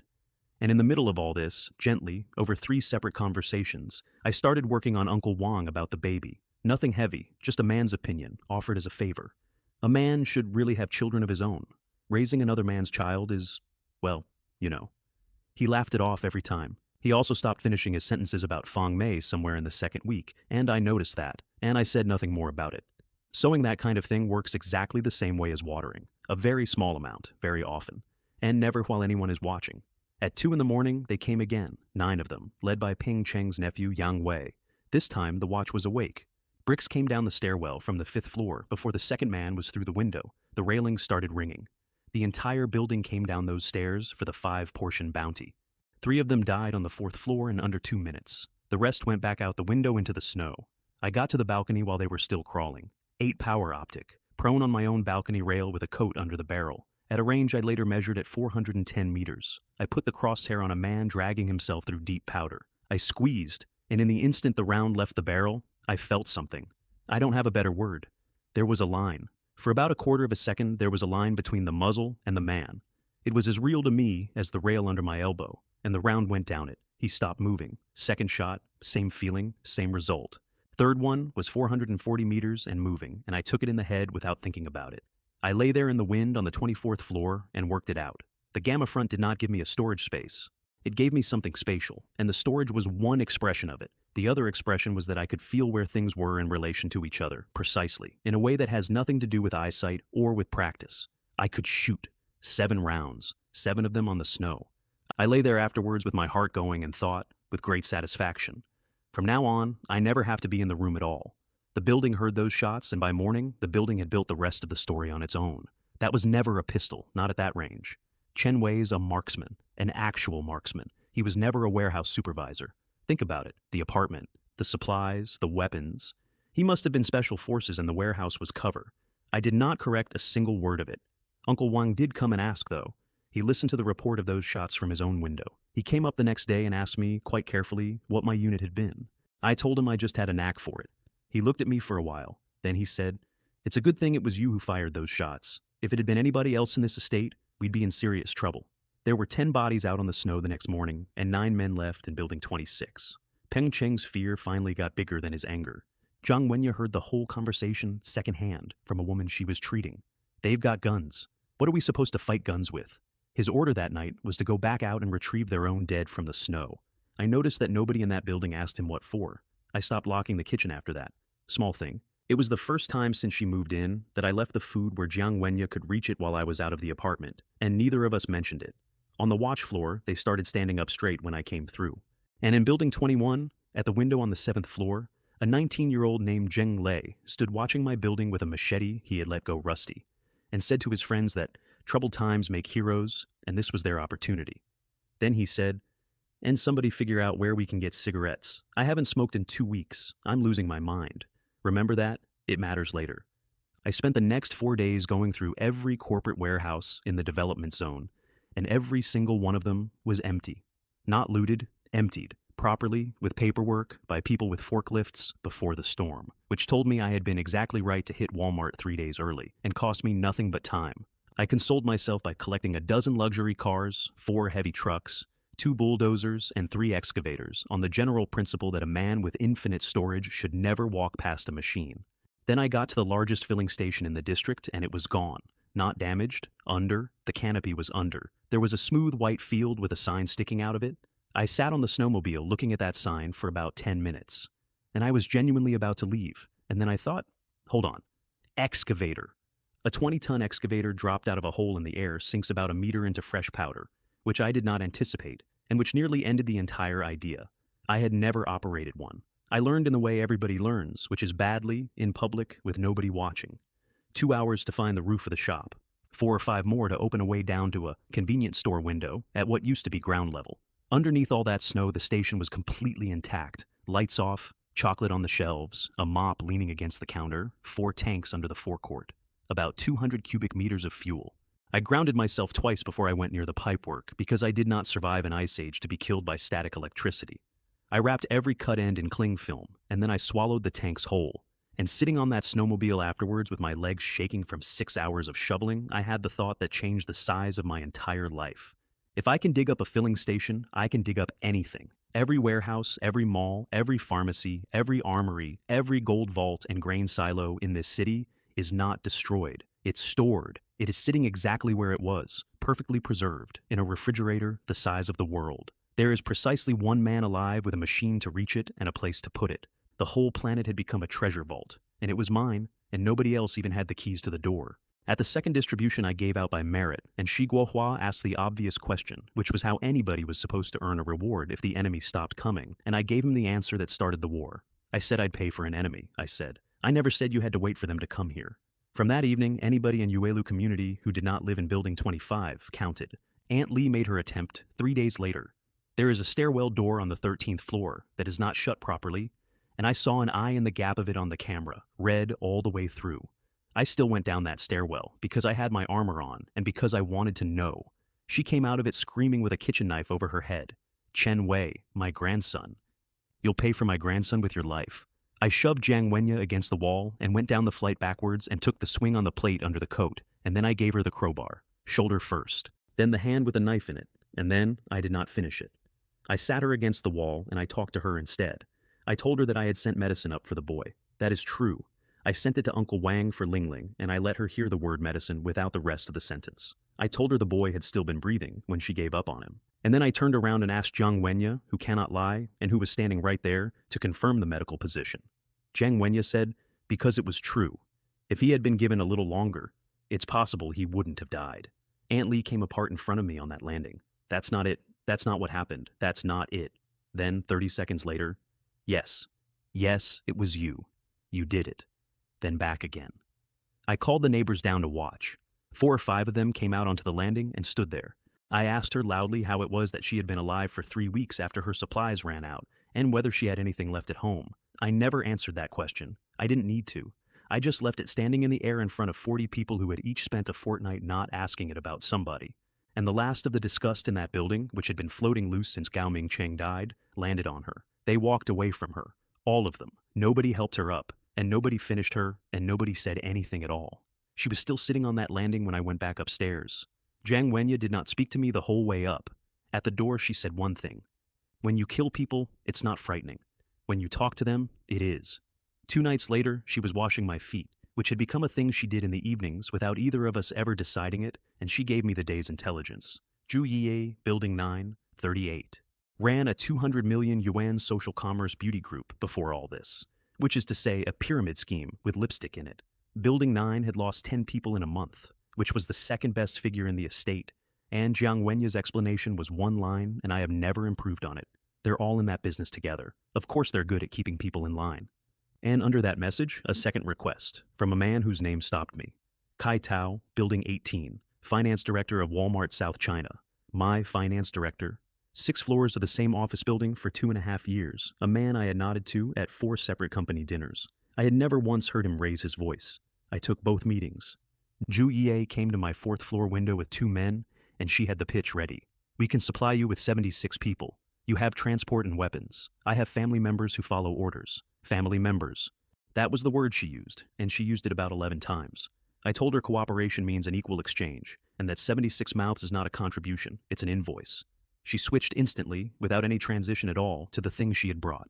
You wouldn't want us to become your enemies, would you? There it was. That was what I had come down to hear. 30 buildings, around 1,500 people still breathing in that estate, and every single one of them had watched my snowmobile go out and come back. I have never in my life seen anything beg with as much confidence as that woman. She had brought a document. That is the detail I keep. 2 pages, handwritten, ruled margins, in a plastic wallet. She passed it up through the window frame to me, like a woman handing over a proposal at a trade fair. Head count by age band. Skills inventory, which was mostly the word sales. A projected labor schedule. Under the heading governance, she had written, management structure to be agreed, reporting monthly. On the 12th of January, in a building where 76 people had eaten 1 bowl of rice between them the previous day, she had written a reporting cadence. And here is the thing that made me sit back on my heels. She was not deluded. Her building had lost 10 people in a month, which was the second best figure in that estate. She had achieved it with a WeChat group and a scoring system and daily video calls in which people who had not eaten were required to compliment each other. She had run a pyramid scheme for 11 years. It turns out that the operating manual for a pyramid scheme and the operating manual for keeping 76 frightened people from eating one another are, in the parts that matter, the same document. I have never in my life seen anything beg with as much confidence as that woman. Kai Tao came alone and unarmed, and he had lost weight in a way that told me he was eating exactly the same ration as everybody else in his building.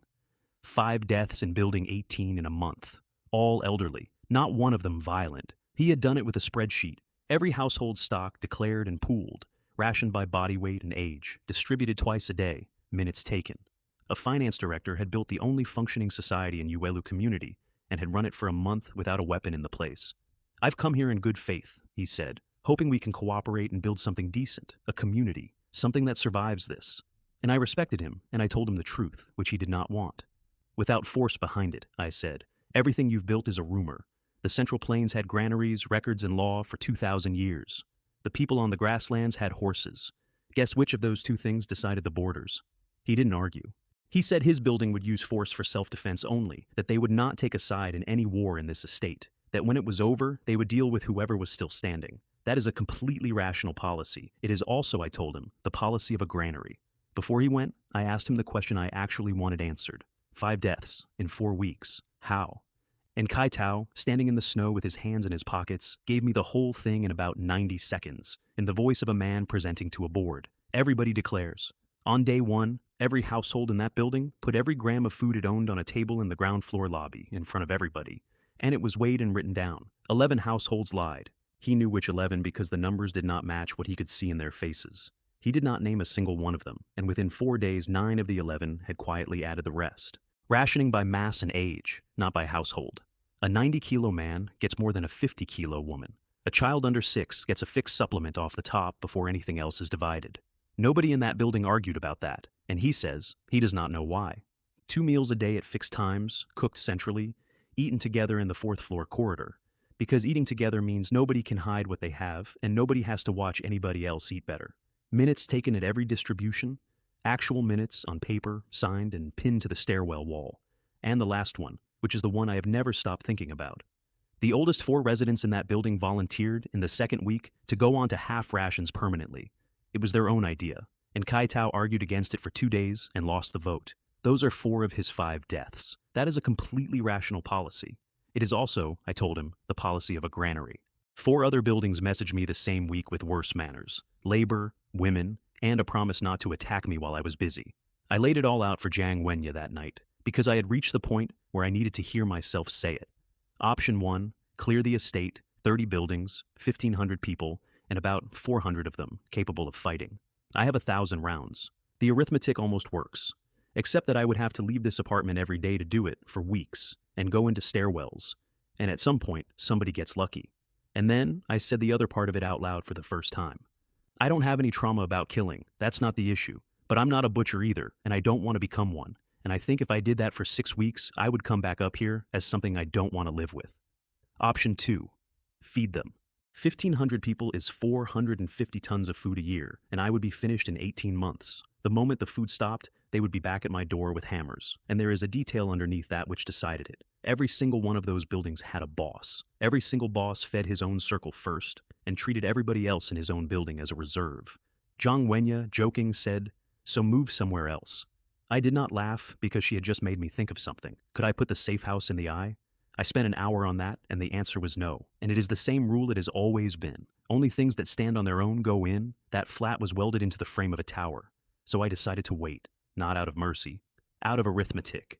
Every week that passed, the estate ate itself a little further down. Time was working for me, and it was working for free. 3 ideas were now competing for that community, and I could name all 3 of them. Force, which was me and Tianhe and the Crazy Wolves. Faith, which was Zhang Yi. And administration, which was Kai Tao. I had Zhang Yi unpick a police vest into 2 flat panels and sew them into a pair of trousers. Everything I owned protected my chest. Nothing at all protected the femoral artery. And a man bleeding out on a stairwell does not care how good his plates were. Then I engineered my own building's consent to a war, and it took one message. I told the group that other buildings were now demanding our supplies. Then I said, "It's your food. Whether you keep it or hand it over in exchange for peace is entirely your decision. I'll go along with whatever you all agree." 200 messages in 19 minutes, and every one of them said fight. I want to point out the mechanism, because it is the same one I used on that estate 4 separate times, and it never failed once.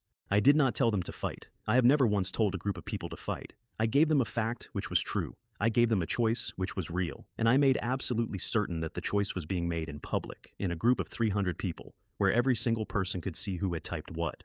At that point, nobody has to be brave. They only have to be unwilling to be the first person to type the other thing.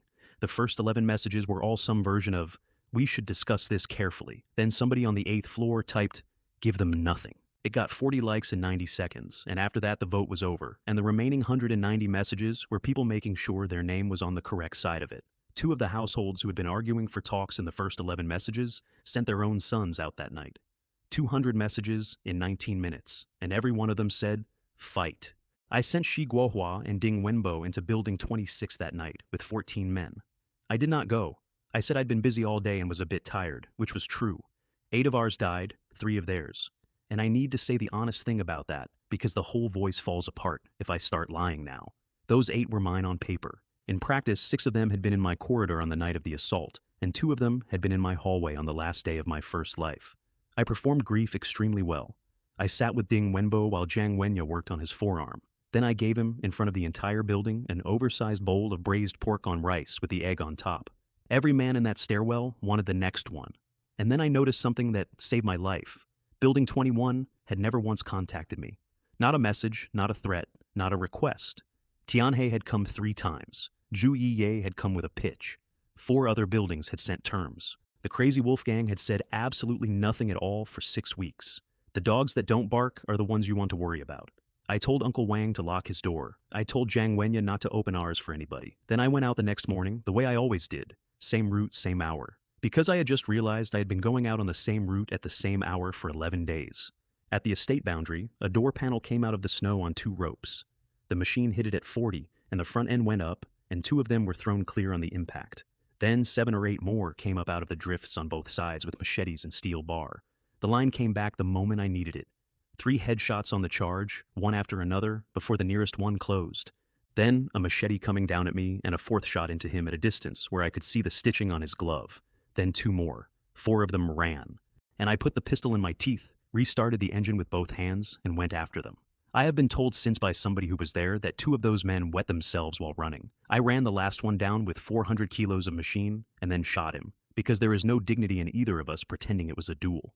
Then I followed the survivors home, all the way to Building 21, and stopped in the open 40 meters out. Zheng Lei and Hu Fan were at a 7th floor window. I watched them both step back from the glass at exactly the same moment, because everybody in that estate now knew I had a rifle. I did not go in. A wise man doesn't stand under a wall that's coming down, and a stairwell full of teenagers who have nothing to lose is exactly that wall. Instead, I took the last man's machete off him and drove it upright into the snow in front of their 4th floor window, where they would have to look at it every time they came out. 10 of them had gone out that morning. None of them came back. On the way home, I worked out that I had a problem, and it was not the crazy wolves. Nobody can lie buried in snow at -70 for hours on the off chance. That ambush had been set for a specific window. Somebody had told them what time I go out, and I do not go out at a fixed time. I never have. Which meant somebody had watched me long enough to know that my not having a fixed time still has a shape. Somebody in my own building. I spent 2 evenings on it and got nowhere. Then I stopped, because there is a solution to a mole you cannot find. And the solution is to treat everybody identically. So I ordered the entire building to attack Building 21. 10 portions ahead, which was the highest bounty I ever set. A man called K. Min raised his hand. Middle-aged, receding hairline, the kind of man who was probably somebody's deputy section chief. And his argument was completely correct. We should go at night. They've got a stairwell advantage in daylight. We should send 2 groups and take the 4th floor first, and honestly, why are we the ones who always... I shot him through the head while he was still talking. The corridor went absolutely silent and stayed that way, and I put the pistol away and said, in a normal voice, "Anyone who disobeys, dies." And then, after a beat, with a smile, "We're all family here. Families should help each other." Nobody has argued a tactical point with me since. The next day I took the machine out and made Uncle Wang drive. I told him I'd cracked a rib on the door panel. That was a lie. The reason was that I wanted to be sitting behind him rather than in front of him. There was no 3rd person in Yuelu community I would have put at my back, and no 1st person either. We went to the World Trade Center and I let him loot for an hour. He came back with 2 bags of baby clothes for Ling Ling, sized up, because babies grow. I asked him, in the cabin on the way back, whether he'd like me to find him a different woman. There were plenty available now, I said. Younger ones, no children, and any of them would take the offer in about 4 seconds. He said no. But he took 2 full seconds before he said it. He did not look at me while he said it, and I put that away for later. He also gave me 2 pieces of intelligence that day, one of which changed the entire story. The first was that Peng Cheng wanted peace, and that the other buildings were forming something. The second was that Uncle Wang served 5 years in the army and knew exactly where the Tianhai City garrison camp was, northwest of the city, just over 100 kilometers. He told me straight away that it was pointless. It's all under snow, Xiaochen. Whole camp. Nothing to see and no way down. I said something non-committal. Digging, as it happens, was the one thing I had become genuinely world-class at. We went out 2 days later and spent 2 hours over open country with no landmarks at all, because when 6 meters of snow lie over farmland and roads, there is nothing to steer by. The compass in a snowmobile is a suggestion. Uncle Wang found it in the end, and he did not find it by finding the camp. He found the Chankin Bath Center. It was run by an old comrade of his, and he had gone out there once or twice a year, partly to catch up with the man, and partly, he admitted, to spend money in a way he did not want to describe to me in detail. From the roof of that bathhouse, he could see the line of the watchtower, and from the watchtower, he could put his hand out and point. Roughly there, that's the vehicle park, and behind that would be the ordnance stores. But he did not take me to the roof first. He got the machine stopped on what he was fairly sure was the roof of the bathhouse itself. Then he sat in the passenger seat with his hands on his knees and did not move for a while. Then he asked me whether I minded if we dug. We dug for 2 hours in the wind with 2 shovels, on a building that had no strategic value whatsoever. And we got down to a skylight, and Uncle Wang went through it first. Inside the Chiangkun Bath Center, it was about -40 and completely dark and absolutely intact. Lockers with the keys still in them, a row of white slippers in size order, a vending machine full of soft drinks, all of them frozen solid and split down the side. There was a man in the reception office. He had been dead since the first week, and he was sitting in the chair with a quilt around him and a photograph on the desk. Uncle Wang stood in that doorway with the lamp in his hand and said the man's name, which was Old Shu. Then he said that they had done their military service together in Sichuan in 2009, and that Old Shu had been the worst shot in the entire company. Then he said he used to give me a free room, every time. I paid for the food, and he'd never take money for the room. We put the quilt back the way it had been and closed the office door. On the roof afterwards, Uncle Wang got his bearings very fast, and from up there he could see the line of the watchtower against the sky. I memorized every landmark on the way home and told him warmly that it had not been a wasted trip. The raid on Building 21 went badly. She Guohua took 32 men in and came back with 20, and they killed 5 or 6. On the walk home, in a stairwell, a fat man in glasses called Kong Wei started talking, and Jiang Wenya heard about it within the hour. "Didn't any of you notice," he said, "that he uses us as cannon fodder? Have you ever once seen him eat the food he brings back for us? Not once. He hands it out and he goes upstairs. The crowd went with him. Not all the way. Just enough." Shi Guohua told them he'd report it, and somebody told Shi Guohua, quietly, that reporting it might not be as safe for him as he thought. I felt the mood shift in that building the next morning, in the way people did not quite look at me on the 4th floor. I did not care in the slightest. They had the appetite to steal. They did not have the nerve. Li Xiaofan and Wang Jingyi stopped appearing anywhere around then.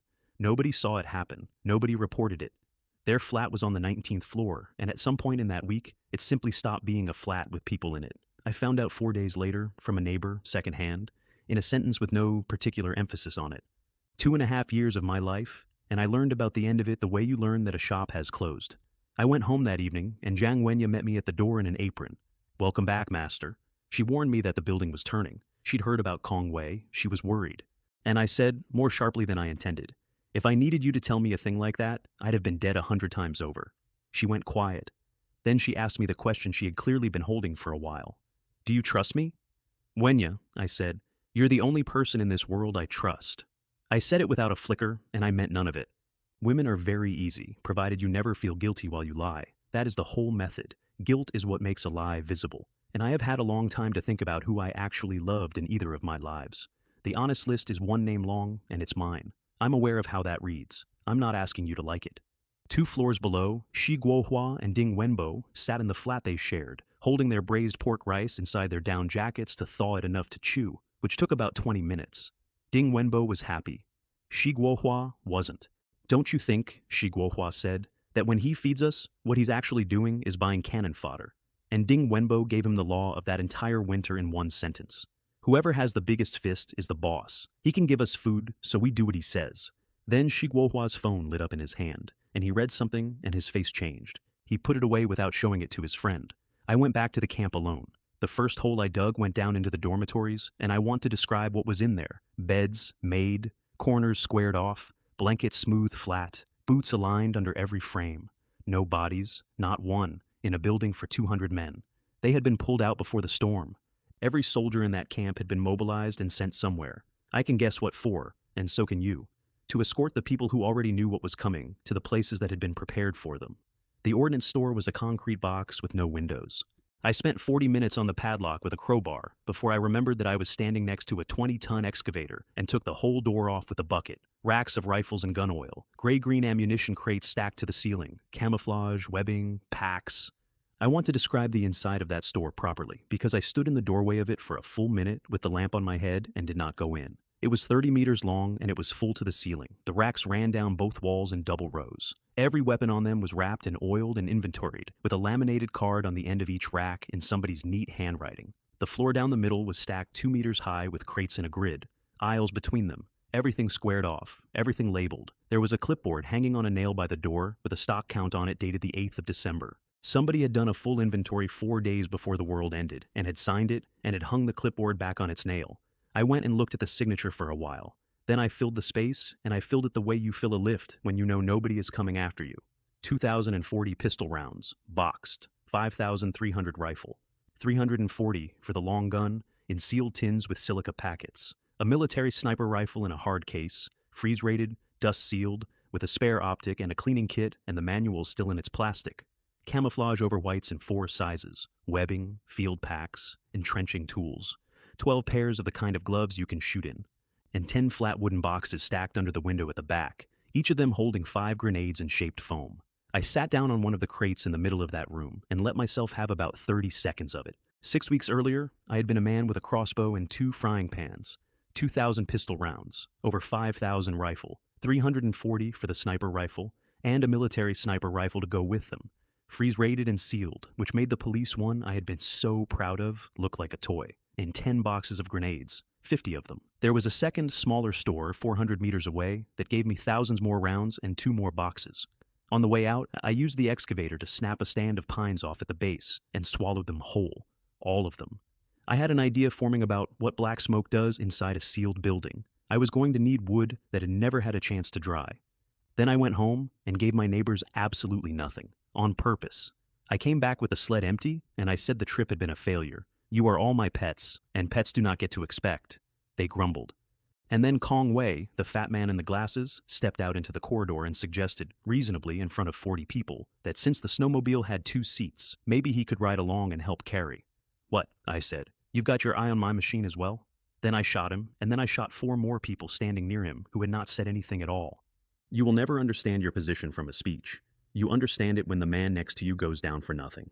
That night, in the private group they thought I didn't know about, they called me every name that exists. And then, somewhere around midnight, the tone in that group changed, and I have read the whole thing several times since. Somebody reminded them what they were eating in the second week. Belt leather, boiled. The lining out of a leather jacket. One man wrote a message about what he had eaten on day 11, and I am not going to repeat it here. Then he wrote, I would do it again, but I would rather not. Then somebody wrote, at least now we eat every day. The thing people cannot survive is not hardship. It is having hope and then losing it. They had 4 weeks of nothing, and then 2 weeks of 1 meal a day, and the second thing had rewritten the first thing completely. By 1 a.m, they were apologizing in the main group, and had collectively decided that everything had been Kong Wei's fault, and Kong Wei, being dead, did not get a vote. 2 days later, Zhang Yi added me to a group with exactly 30 members in it. Every building manager left alive in Yuelu community in one place for the first time. Their united position was 4 points, and it was better organized than I expected. 1. An attack on any building is an attack on all of them. 2. I feed the estate. All of it. 3. The snowmobile gets rotated between buildings on a schedule. 4. I disclose my supply locations. I read all 4 twice. Then I asked one question into that group, and I asked it in a mild, curious tone. Is there anyone here who believes they can actually get through my door? There were 29 of them, and it took 11 minutes for anyone to answer. And when the answer came, it was from Saitao, and it was honest, and it said no. So I wrote, then let's find out who can hold out longer, and then I set the hook. You're right that this can't go on. Come and negotiate properly, all of you. My building, tomorrow, 2:30. My intention there was not complicated. I had 29 building managers agreeing to walk into the same room. I had 50 grenades, and I intended to end the political situation in Yuelu community permanently in about 4 seconds. They spent the rest of that evening arguing about who would speak, because none of them would let Kai Tao negotiate alone, which was exactly the outcome I had designed the invitation to produce. I prepared for that meeting the way you prepare for a wedding. I took Zhang Wenya's phone off her, which she did not enjoy and did not argue about. Vest. The bulletproof trousers she had sewn. Police helmet on the table where I could reach it. The crowbar and the machete leaning by the door. 2 military daggers. 2 pistols with 6 spare magazines between them. And in the space where nobody on this earth could have guessed at them. 2 assault rifles, the military sniper rifle, and the grenades. Then I fed my building, properly for once. Full portions, hot, everybody. Because people only have the strength to fight for you when they are not hungry. and because I was about to sell them the largest lie of my second life. I told them that if this negotiation went well, the food problem was solved, that there would be no more fighting, that we could go back to something like normal. Grown men squatted down in that corridor and put their hands over their faces. That is what I sold them, a normal life. There was never going to be one, and I knew it when I said it, and I said it anyway. And if you want to know the worst thing I did that entire winter, it is probably that sentence rather than any of the shooting, then the deployment. The fourth floor window is 1 man wide, and a 1 man wide entrance is not a weakness, it is a machine. 18 men under Shi Guohua and Ding Wenbo at the bottleneck. 10 more, with Uncle Wang holding 13. They came at 2. I was watching from the 24th floor, and it was like watching an anthill flood. They came out of every building at once. 500, 600. It kept going. By 20 past 2, there was no clear ground left in the center of that estate. Just a dark mass of people packed shoulder to shoulder in a white bowl, and more of them still coming out of doorways. Over 1,000 people, from an estate that had held 9,000 in November. 5 men walked through the middle of it, and the crowd opened for them. Peng Cheng, from 26, with half his face. Zhang Lei, from 21, 22 years old, walking like he owned the weather. Kai Tao, from 18, in the same coat he had worn to my window, with his hands in his pockets. Zhu Yi, from 9, and a man called Jiang Junjie, from 5, who used to own a boxing gym and had the neck to prove it. Zhang Lei said loudly to Peng Cheng, "Just looking at how many of us there are, I'd be scared out of my own trousers." Peng Cheng said, "Chen Wei's probably upstairs changing his right now." Uncle Wang went to the 4th floor window and gave them my terms. 5 of you, unarmed, searched at the window. Zhang Lei pulled a machete on a 60-year-old man. I said into the phone, very calmly, "I understand." 1 moment. Then I opened the window on 24, pulled the pin, and put a single grenade into the back of the crowd. The effect was the message, so here it is exactly. 7 or 8 people died where they stood. 10 or 12 more went down. And 1,000 people who had come out to be 1,000 people discovered in about 2 seconds that being 1,000 people in an open space is not a strength. It is a target. The entire mass of them came apart and ran in every direction, trampling each other at the edges. Then I said into the phone, "So what if there are more of you?" And then, "Do you really need to bring 1,000 people to a negotiation? They were in the way. I've moved them for you. You have 5 minutes." Zhu Yi, I was told later, wet herself where she stood. All 5 of them climbed 9 floors and came up to the meeting. I was disappointed. I had built that whole invitation for 29. Kai Tao opened, and he opened with the truth, which showed real courage in that room. "Some buildings in this estate have started eating people," he said. "That is not a rumor. I have confirmed it in 3 separate towers. This is what it looks like when a community has no floor under it." I told him not to play the emotional card with me. Then I laid out what their 4 demands actually said. In plain language, because none of them had said it in plain language yet. You want unlimited food forever for 1,500 people, from 1 man. And you want the vehicle. Zhang Lei started to object, and I put the pistol down on the table. The room stopped. "Sorry," I said. "It was digging into my side. I just thought I'd air it out." Then I gave them my terms, and my terms were designed with a great deal of care. 1. I will feed 10 people per building, not 1,500. 30 buildings, 10 portions each, 300 portions a day. And I do not care who eats them or how you decide. That is entirely a matter for each building's management. 2. Everybody works. And I put a bag on the table and cut it open, and it was seed corn. "There is soil under that snow," I said. "It's 6 meters down, and it is not frozen all the way through, because 6 meters of snow is the best insulation on this planet. You dig down, you build over it, you grow, like our great-grandparents did. You'll earn your food with your own hands." And then I sweetened it, because a threat and a wage are not enough on their own. There would be cigarettes, I said, alcohol, clothing, medicine, later, when I could find it. Zhang Lei came out of his chair. "You can get cigarettes?" Peng Cheng was up half a second behind him. Half a month I've had nothing. I'm going out of my mind." I threw them a packet each. Likun, the green ones. Both of them agreed to every term I had named, on the spot, in front of the other 3, in exchange for a pack a day. Kai Tao closed his eyes. He had walked in with a coordinated block of 5, and inside of 90 seconds, 2 of his allies had sold the whole position for tobacco. He had to sit there and watch it happen with his hands flat on the table. I have rarely enjoyed anything more. And then, while we were still talking terms, the crowd downstairs regrouped and started moving toward the entrance. I asked the 5 of them whether they had arranged that. I watched all 5 faces and got the same answer from all 5, which was genuine surprise followed by genuine fear. It wasn't them. It was their own people, or it was the 25 managers who had not come up, using the 5 in this room as the bait to keep me talking. I picked the sniper rifle up from under the table, where it had been the whole time. "Everybody sit down." Then I opened the window. I took the manager of Building 11 first because he was at the front and because he was the one shouting.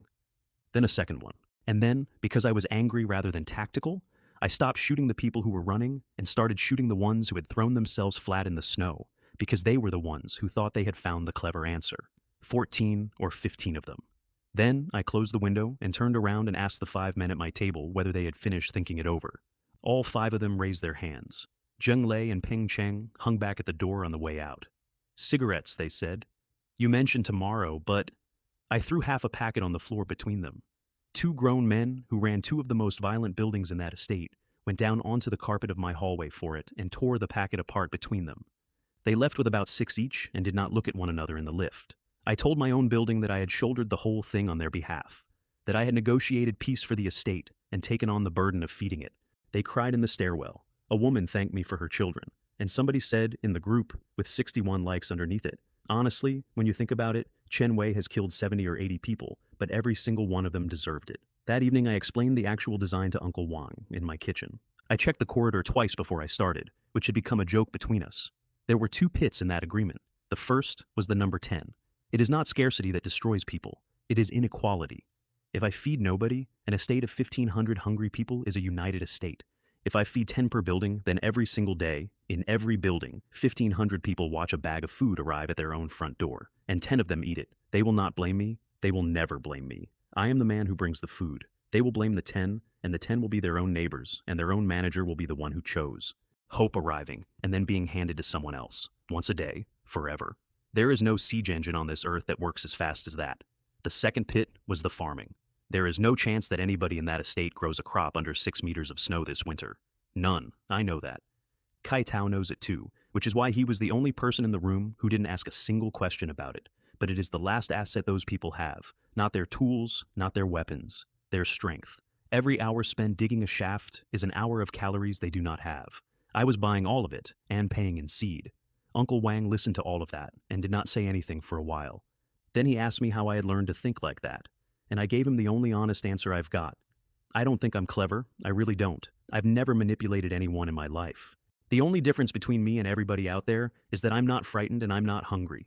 And it turns out that's the whole game. A world champion boxer will lose to me in a ring after 30 days without food. That's not skill, that's a scoreboard. The next morning was the best day that estate had after the world ended, and I want to give it its due. Over 1,000 people came out into the square and cleared snow together. They organized themselves into chains. Somebody found a whistle. People who had not spoken in 6 weeks were talking. There were jokes going down the line, and the crowd was so dense that it was actually warm in the middle of it, and I heard 2 women laughing. An old man near the fountain leaned on his shovel and looked up at a gray sky and told the boy next to him that he thought he could nearly see the sun. Things are getting better, he said. Aren't they? Things are getting better now. One man in that entire square worked with his head down and did not join in a single conversation, and that was Kai Tao. He had understood everything about the seed corn within about 4 minutes of leaving my flat. I drove out through the middle of them, and Peng Cheng waved at me, and I promised him his cigarettes by evening. Then I went to Tianhai Pearl, which is a 70-year-old market building with a vet clinic on the 2nd floor. I took 2 boxes containing about 30 bottles of rodenticide. I did the arithmetic on the drive back. That was enough to kill something in the region of 300 people. I was not going to use it yet. That was the whole point of it. The first month of deliveries had to be perfectly clean, every single day, until every building in Yuelu had gotten bored of making a man taste the food first. You don't poison people while they're watching. You poison them after you've trained them not to. On the same trip, I emptied about a dozen clothing shops, and I took only the cheap stuff, polyester, acrylic, the bulk racks. Not because I needed clothes, because synthetic fiber burns filthy. Black smoke, thick, fast, and it hangs. In a sealed building with the windows frozen shut, it does not need to reach anybody to do the job. I was collecting for a specific plan, and I had not yet decided when. The first delivery went out that afternoon. 300 portions off the shelves of the Yonghui under the Wanda, dragged behind the snowmobile on a sheet of roofing metal. Every building sent somebody to collect. Not one of them sent a manager. All 30 sent a subordinate, and every one of those men arrived alone and stood at a distance. I threw the bags 2 or 3 meters onto the snow and made them come and pick them up. My own building watched me hand out 10 times what they usually got in a day to strangers. I saw the exact moment the thought arrived on several faces at once. Wait, if he can do this every day, then all those weeks of 1 meal a day were a decision. In Building 21, Zhang Lei got to the sack first and found the cigarettes, and had to stand there and hand them out one at a time to his own men with his hands shaking, and Jiang Wenya's informant said he looked like a man being operated on. Then he pointed at the smallest man in the room. Zhang Gang, you're the weakest. You eat first. And they all stood and watched Zhang Gang eat, and waited, and did not touch anything for 40 minutes.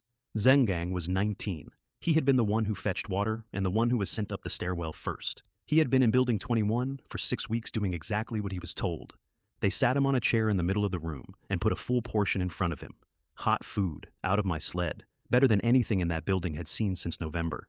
And 11 men stood around the walls and watched him eat it. He ate slowly, because he had understood what he was. He ate all of it, because he had also understood that there was no version of this where he refused.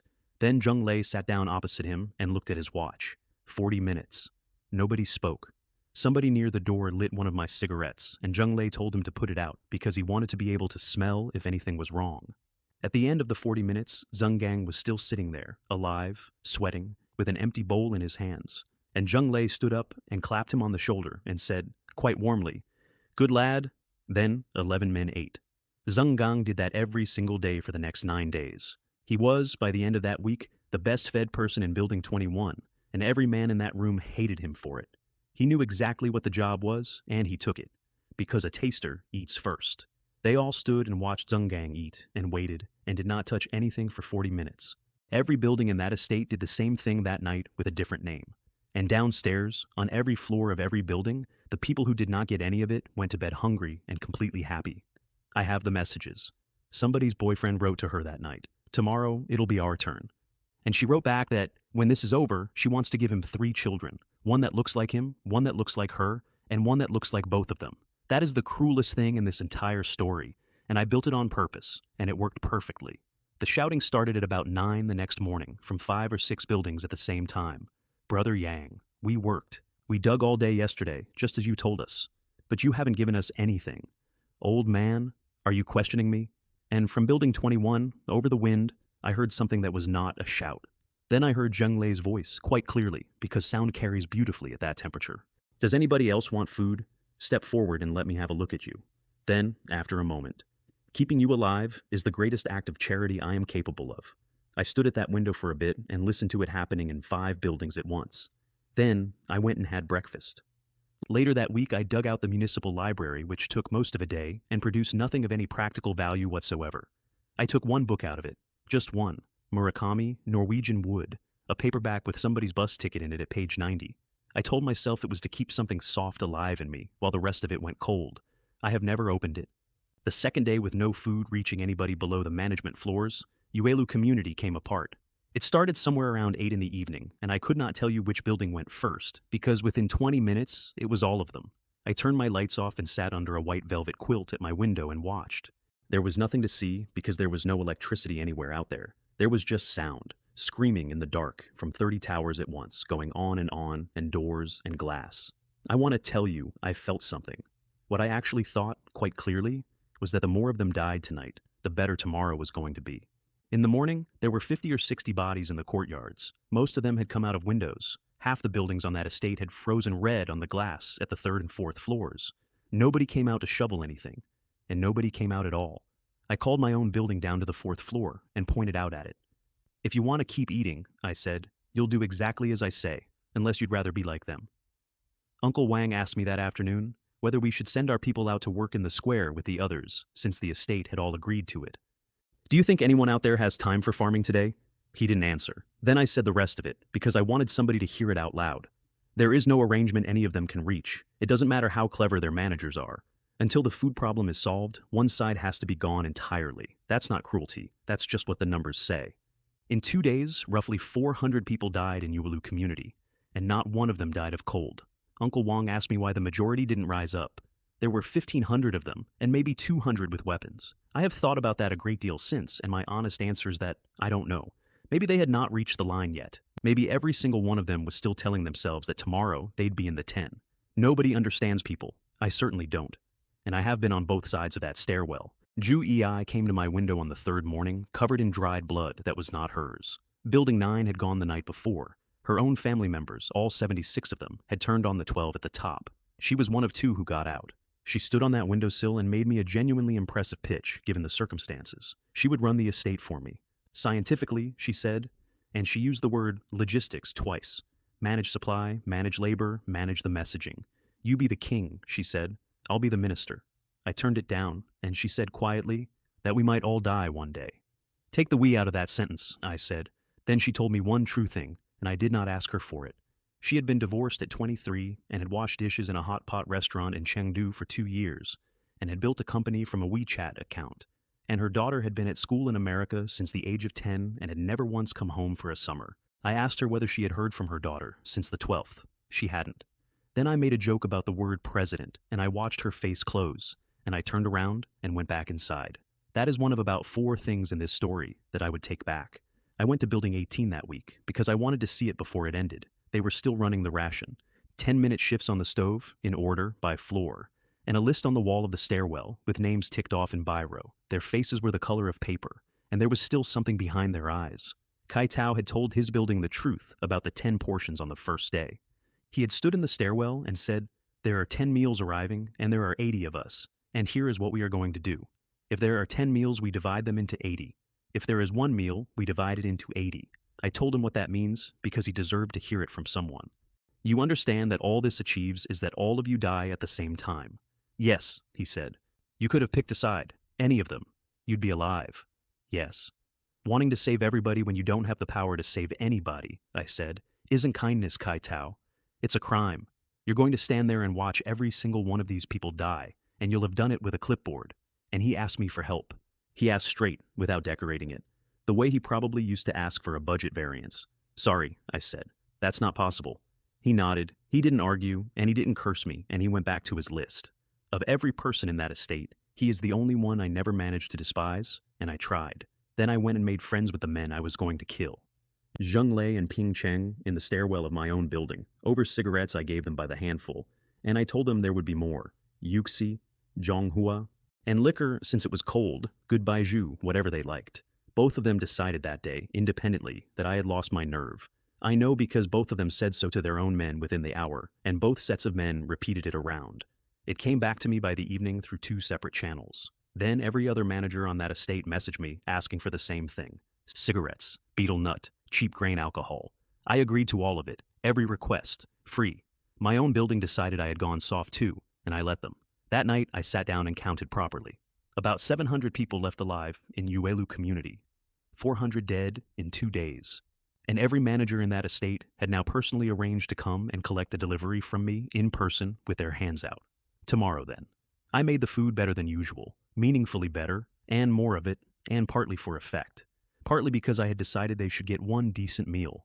Then I put on a full-face gas mask out of the army stores and spent half an hour in my kitchen with 2 boxes from a veterinary clinic, dusting the food that was already discolored enough to hide it. The cigarettes took longer. I had been stripping the cellophane off the packs I handed out for a fortnight, for exactly this, so that a pack without cellophane would be the normal thing and nobody would look at it twice.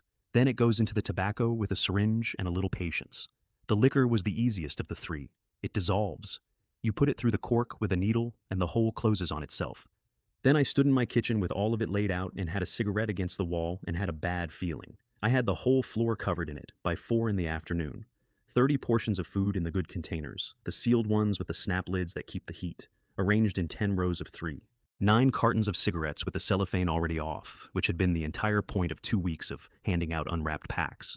6 bottles of grain alcohol standing in a line by the door, with 6 needle holes and 6 corks that you could not see unless you knew where to look. It took me 4 hours, and I did all of it in a full-face respirator out of the army stores, with the extractor running, and I washed the knife between every container. And the strangest part of that afternoon was that I found myself trying to make the food good.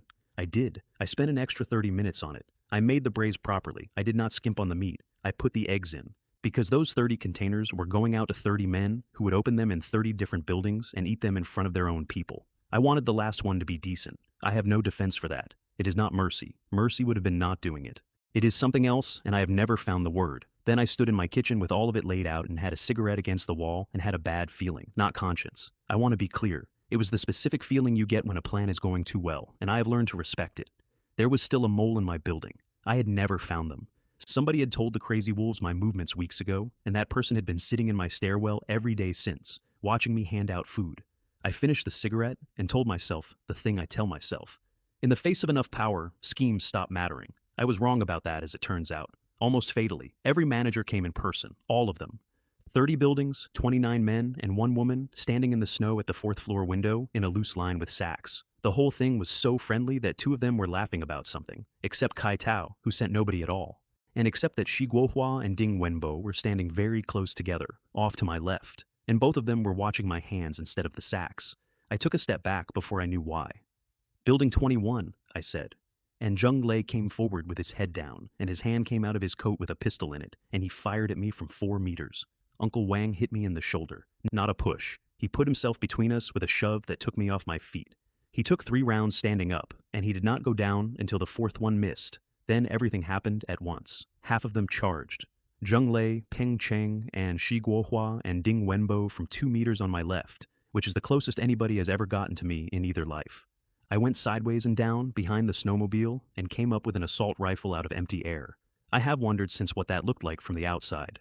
A man rolls behind a vehicle empty-handed and stands up holding a service rifle. I emptied it into everyone standing. Everyone. Including the 11 or 12 who had not moved at all, who were standing there with their sacks in their hands with their mouths open. Better to kill the innocent than let the guilty walk. That is the first rule of my second life, and I have never once broken it, and it is the reason I am alive to tell you any of this. When the rifle went dry, I dropped it and drew both pistols and walked the line. I did the headshots properly, in the snow, one at a time, on everyone who was still moving. Under 20 seconds, start to finish. 43 people. 3 of them put their hands up. I did those too. Zhu Yi was on her knees near the end of the line with her hands out. She said, "I have a 13-year-old daughter and she lives abroad." I stood there for about 2 seconds. Then I shot her. And then I turned around and Uncle Wang was face down in the red snow with 3 holes in him. That is when the whole thing stopped being a plan and became a very bad afternoon. Because I was wearing police plates under my coat. He didn't know. I had never told him. He put himself in front of a pistol for a man who could not be hurt by it. And if he had known, he would have stood exactly where he was standing, and that is somehow worse. I got the adrenaline into his chest myself. Then I got 6 neighbors and told them to carry him up 24 floors, I said in a completely level voice, that if they bumped him or dropped him, I would burn every one of them as paper offerings at his funeral. They did not bump him. I went up behind them, the whole 24 floors, with a pistol in my hand and my eye on their feet. And about the 10th floor, I realized I was counting the steps out loud, and had been for some time. Jiang Wenya met us at the door with the table cleared, the water boiling, and her hair already tied back. She did not ask a single question. I have thought since that a doctor's entire training is really just the ability to skip the part where you ask what happened. He was gray by the 18th floor. On the 22nd, he stopped breathing for a period that I later measured against my own memory as somewhere between 4 and 9 seconds. And one of the men carrying him started to put him down, and I put the pistol against that man's ear and told him to keep walking. He kept walking. Halfway up, Fang Mei came down the stairs at us, wailing. I want to describe this properly because it is a masterclass. She was not talking to Uncle Wang. She never once addressed him. Every single word of it was aimed at me, over his body, while she held his hand. Husband! You said you'd watch her grow up. You said you'd see her turn 18. What am I supposed to do now? What are the 2 of us supposed to do? We have nobody, we have nothing. And then she held the baby out to me. Just held her out, at arm's length, in a stairwell, and waited. I blocked every single approach with the same 4 words, over and over, in the same tone. I'll do my best. She got into my apartment on the back of it, obviously, because I could hardly turn a bleeding man away at my own door. And the moment she was inside and the heat hit her, she cried properly for the first time. Not for him, because of the temperature. And then she drank from my cup, the one on the counter, without asking, and asked whether I had any infant formula, while Jiang Wenya was on her knees on my floor with her hands inside her husband. The generator room became a theater. I pulled a hospital bed out of thin air, which is when Fang Mei found out about the eye and said, in a small voice, "Magic trick?" Jiang Wenya scrubbed to the elbow in melted snow, put on a mask, and became a completely different person. I have never seen anything like it. The whole flat could have been on fire. Her verdict was bad. 2 rounds in awkward places and no blood to give him. I kept Fang Mei in that room for the entire operation, which she read as compassion, and which was actually because I did not want her walking around my apartment unsupervised for 3 hours. Then I locked all 3 of them in, and I went back out with everything I had. There were fewer than 20 people left alive in Building 25. I gathered every one of them at the 4th floor and told them their only job was to finish anyone who came out of a window. Then I went across to Building 21 by myself. Here is what I did, and I have never described it to anybody. The entrance at the fourth floor is 1 man wide. I stood outside it and emptied the space. First, trees. The pines I had snapped off at the camp, still green, still wet all the way through, dozens of them jammed into that stairwell until they filled it. Then, on top of the wood, about 4,000 items of cheap clothing, polyester, acrylic, fleece, the entire stock of a dozen budget shops, packed in until it was solid. Then a drum of petrol, which I opened by shooting it, and let run down through the whole mass to the door. Then a match. Synthetic fiber goes up like paper, and it does not burn clean. It produces a black smoke that is heavier than air and thicker than fog. And the wet pine underneath it does not burn properly at all. It smolders, and smoldering wet wood in a chimney will make smoke for 8 hours. And a residential tower with every window frozen shut from the inside is not a building. It's a flue. I did not need to get in. I sat down on the snow outside at a comfortable distance and watched it work. I want to record the thing that came into my head while I sat there, because it arrived unwelcome and it would not leave. I thought about a bonfire on a beach in my second year at college. Somebody had a guitar. There was a girl called Zhang Yi, who I never spoke to properly. Some of them came out of windows. My neighbors dealt with those and were paid for it, and were pleased. I moved to building 26 next, and at 26 they were waiting for me, and a man leaned out of a 5th floor window and shouted the argument at me. Every wrong has a source. Every debt has a name. You can't kill innocent people. And I gave him back the only answer I had. Everyone still alive in your building has at least 5 lives on their hands. You know that better than I do, and in any case, even if you were all saints, what possible difference does that make to me? By nightfall, I had 5 towers burning at once. I did building 26 the same way, and it took 40 minutes, because by then I had the sequence down to a procedure, and I had stopped thinking about it as anything else. Wood, cloth, fuel, match, walk away. Building 14.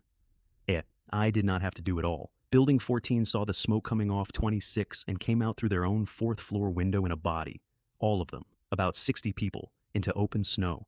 It is the single worst decision anybody made in Uelu community that winter, and I watched them all. They were not attacking. They were leaving. They had decided to walk out of the estate at 4 in the afternoon, at -70, with no vehicles, carrying what they had. I stood at 300 meters and watched them go out through the west gate in a line. I did not fire on them, and put that beside everything else. The line was still visible from my window at nightfall. It had not gotten very far. By nightfall, I had 5 towers burning at once. That much fire in one place actually raised the temperature across the estate. There was a warm updraft over the middle of Uelu that evening. The snow line dropped nearly a meter around the burning buildings, and I stood in it. Then I got on the megaphone and told the remaining buildings a lie. It is the lie that let me do all the rest of it without ever fighting more than 1 tower at a time. I, Chen Wei, do not harm the innocent. I am dealing with the buildings that moved against me. Those of you who have been friendly to me have nothing to fear. They believed it. Every one of them. 25 buildings sat in the dark that night, and each one of them worked out a reason why they were on the friendly list. They believed it because there was nothing else available to believe. I want to put down what that lie actually cost, because it is the most efficient thing I did all winter, and I did not understand how efficient until afterwards. 25 buildings sat in the dark that night, and every single one of them ran the same conversation. Somebody would say, "He's going to come here next," and somebody else would say, "Why would he? We never sent anyone at him." That was 21 and 26. That was 9. We stayed out of it. And a third person would say, "We did send 4 men in November. Do you remember?" And the room would go quiet, and then somebody would point out that those 4 men were dead anyway. Dead men are not really the building's responsibility. And in any case, we have been perfectly reasonable with him from the start. Every single tower in that estate spent that night building its own case for the defense. By morning, every single one of them had one, and every single one of them believed it, which meant that not one of those 25 buildings did the only thing that could have stopped me, which was to walk across the snow and stand together in one place. They could have done it. 500 people in one building with the stairwell held is a problem I do not have a solution to. I had thought about it a great deal. Instead, they sat in 25 separate boxes, each one of them privately confident that the man with the fire was working from a list, and that they were not on it. I burned them one at a time over 4 days, and none of the ones I had not reached yet ever came to help. Somewhere in the middle of all that, I remembered Shi Guohua and Ding Wenbo, and went back and found them in the snow, and used their own faces to unlock their phones by firelight. The chat was all there. 4 weeks of it. I read the whole thing, and then I said, out loud, to nobody, "Oh, I see." Uncle Wang woke up on the 3rd day. He should not have. Zhang Wenya had told me, twice, in a professional voice, to prepare myself. By the 2nd night, his heart rate had dropped so far that she could not find it. Then it came back, and then his body did something she could not explain and has never been able to explain since. His temperature went up, the bleeding stopped on its own, and by the fourth morning, he was healing at somewhere around 10 times the normal rate, in front of her, measurably, hour to hour. Zhang Yi stood in my kitchen with the chart in her hand and said she wanted to know what I had actually given him. I hadn't given him anything. I had my own theory, and I did not share it. On the 12th of December, a gamma front hit this planet and put a hole in my eye. There is no reason on Earth to think it did that to exactly one man. The trigger, I suspected, was the near death itself, which would explain very neatly why almost nobody had one. The thing that switches it on is the thing that usually finishes the job. So I told Zhang Wenye to give him a mild sedative every day while he was recovering, at a dose that would keep a man calm without keeping him down. She asked why. Because he's the only person in this building who has ever put himself in front of a gun for me, I said. And I would like that to remain the situation. What if he wakes up as something else? Then I went to the 19th floor. Li Xiaofan's door was not locked. Nothing in that building had been locked for a week. She was in the corner of the living room, alive, and she was alive because of what was in the other rooms of that flat. I am not going to describe those rooms. She looked up at me and started laughing. You're supposed to be dead. They said you'd be dead by now. Zheng Lei, I said. Shi Guohua, Ding Wenbo. I read the messages. Then I told her the part she had not worked out yet, which is that I had known there was a leak in my building since the ambush at the estate boundary, and had never once been able to find the source, because I had been looking for somebody who wanted something from me. She had not wanted anything from me. She had wanted me gone. That is a completely different search. She had fed Zheng Lei my movements for a month. She had turned Shi Guohua, who had been decent, and Shi Guohua had turned Ding Wenbo, who had never had an original thought in his life. And her last argument, the only genuinely honest sentence I ever heard from her, was this. You chased me for 2.5 years. Why did you stop? Why did you just stop? If you had kept going a little longer, I would have said yes. I was going to say yes. I stood in that doorway and looked at her for a while. Then I told her the truth, that on a specific afternoon, in a hallway on the 24th floor, she had stood behind a crowd of 40 people and asked for a larger share. She said she didn't know what I was talking about. That's the thing. She genuinely didn't. I did not touch her. I want that on the record, because I have done a great many things in this story, and this is not one of them. I told her that nobody was coming, that every manager in this estate was dead, that Zheng Lei was dead, that the buildings were burning, that there was no delivery and there would never be another delivery. Then I shut her door and I put the steel bar through the handle from the outside. And I stood in that corridor for a few seconds and listened to her working out, on the other side of it, exactly how long that was going to take. Then I went downstairs. The second morning of the burning, I did 7 more buildings. 12 of 30 were finished, under 500 people still breathing in the remaining 18 towers. I got on the megaphone again and offered a new deal. And this one was a better lie than the first. Hand over the men who attacked me, and the rest of you go free. Building 14 threw 3 men down their own stairwell within 20 minutes. I shot all 3 of them where they landed, and when the building started screaming at me about it, I put the megaphone up and said, "Nonsense. Do you have any evidence those 3 did anything?" And then I stopped. I stopped, and it was not mercy, and it was not strategy. I stopped because I had been doing it for 2 days, and somewhere in the middle of the second afternoon, I had noticed that I was no longer thinking about it at all. That frightened me more than anything on that estate. I genuinely did not want to find out what I would be at the end of 30 buildings. So I went home, and on the stairwell of my own building, a man was waiting for me, and it was Lin Junji. He had been beaten badly at some point in the previous week, and had lost about a stone since November. He had one good idea left, and it was an extremely good one. I put a round past his ear first, into the wall, because I have poor patience. Then I let him talk, and here is what he had. He Z, son of the richest man in Jiangnan province. And he Z, 3 years ago, on a whim, at the age of 26, had spent $1 billion United States dollars building a private doomsday shelter. It was built by John Long, the same firm that built my flat, which is how a warehouse supervisor and a billionaire's son ended up on the same contractor's client list, and how Lin Junji knew about it at all.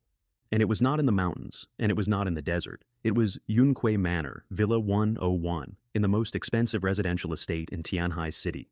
The villa itself had cost 250 million yuan before anybody dug a hole. Lin Junjie had been inside it, twice. He knew the layout, he knew the entrance procedure, and he knew the man. I asked him why he was telling me, and the answer took 10 minutes, and it was ugly, and it was completely convincing. The Chen family's building materials business ran on Chen money, 3 generations of it, which meant that every time Heezy wanted something at a party, Lin Junji's job was to make sure he got it, and Heezy had, at various points, wanted Lin Junji's girlfriend, more than once, in front of people who knew both of them. "That's my woman," he said, and his voice went, "Mine? Do you understand what I am in that circle now? Do you know what they call me? I got the rest of the picture out of him over the next hour. The rest of the picture is what made me understand what kind of animal was sitting in that villa. He kept a separate phone for each province. There was a group chat on each phone. There were amounts of money involved that would have made a hotel manager faint. I asked whether the women knew about each other. Lin Junji said it was like keeping pets. He only needs them when he needs them. Then he pitched me his plan, and it was good. He would tell Hiza he had captured me. Hiza had already heard about the man in Uelu with the snowmobile and the food, and had already asked Lin Junji to bring me in. So Lin Junji would deliver me, tied up, and Hiza would open the door himself to look. He wanted in exchange to live there afterwards. And he wanted one person killed, and he named her, and she was a woman on the 12th floor of Building 25. And he held back the security details of the shelter, deliberately, as insurance, and told me to my face that he was doing it.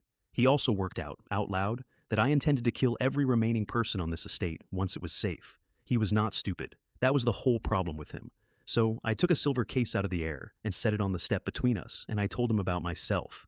I told him I was a boxer, that I took the Southeast Asian free fighting title in 2041, that I beat a Japanese karate master called Hiroshi Sato in Osaka in 2042, that I spent 4 years in the Middle East with a French outfit under the working name Half a Fox, that I had come back and taken a warehouse job because it was quiet and nobody asks a warehouse supervisor any questions.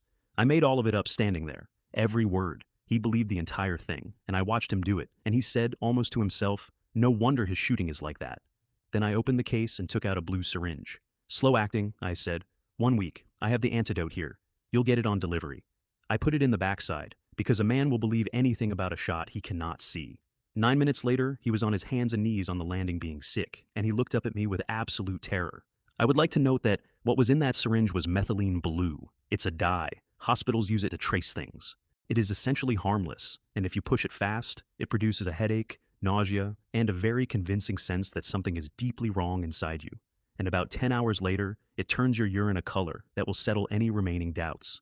From now on, I said, you're mine. Uncle Wang was sitting up when I got back, which by any medical standard was not possible. He tried to apologize to me.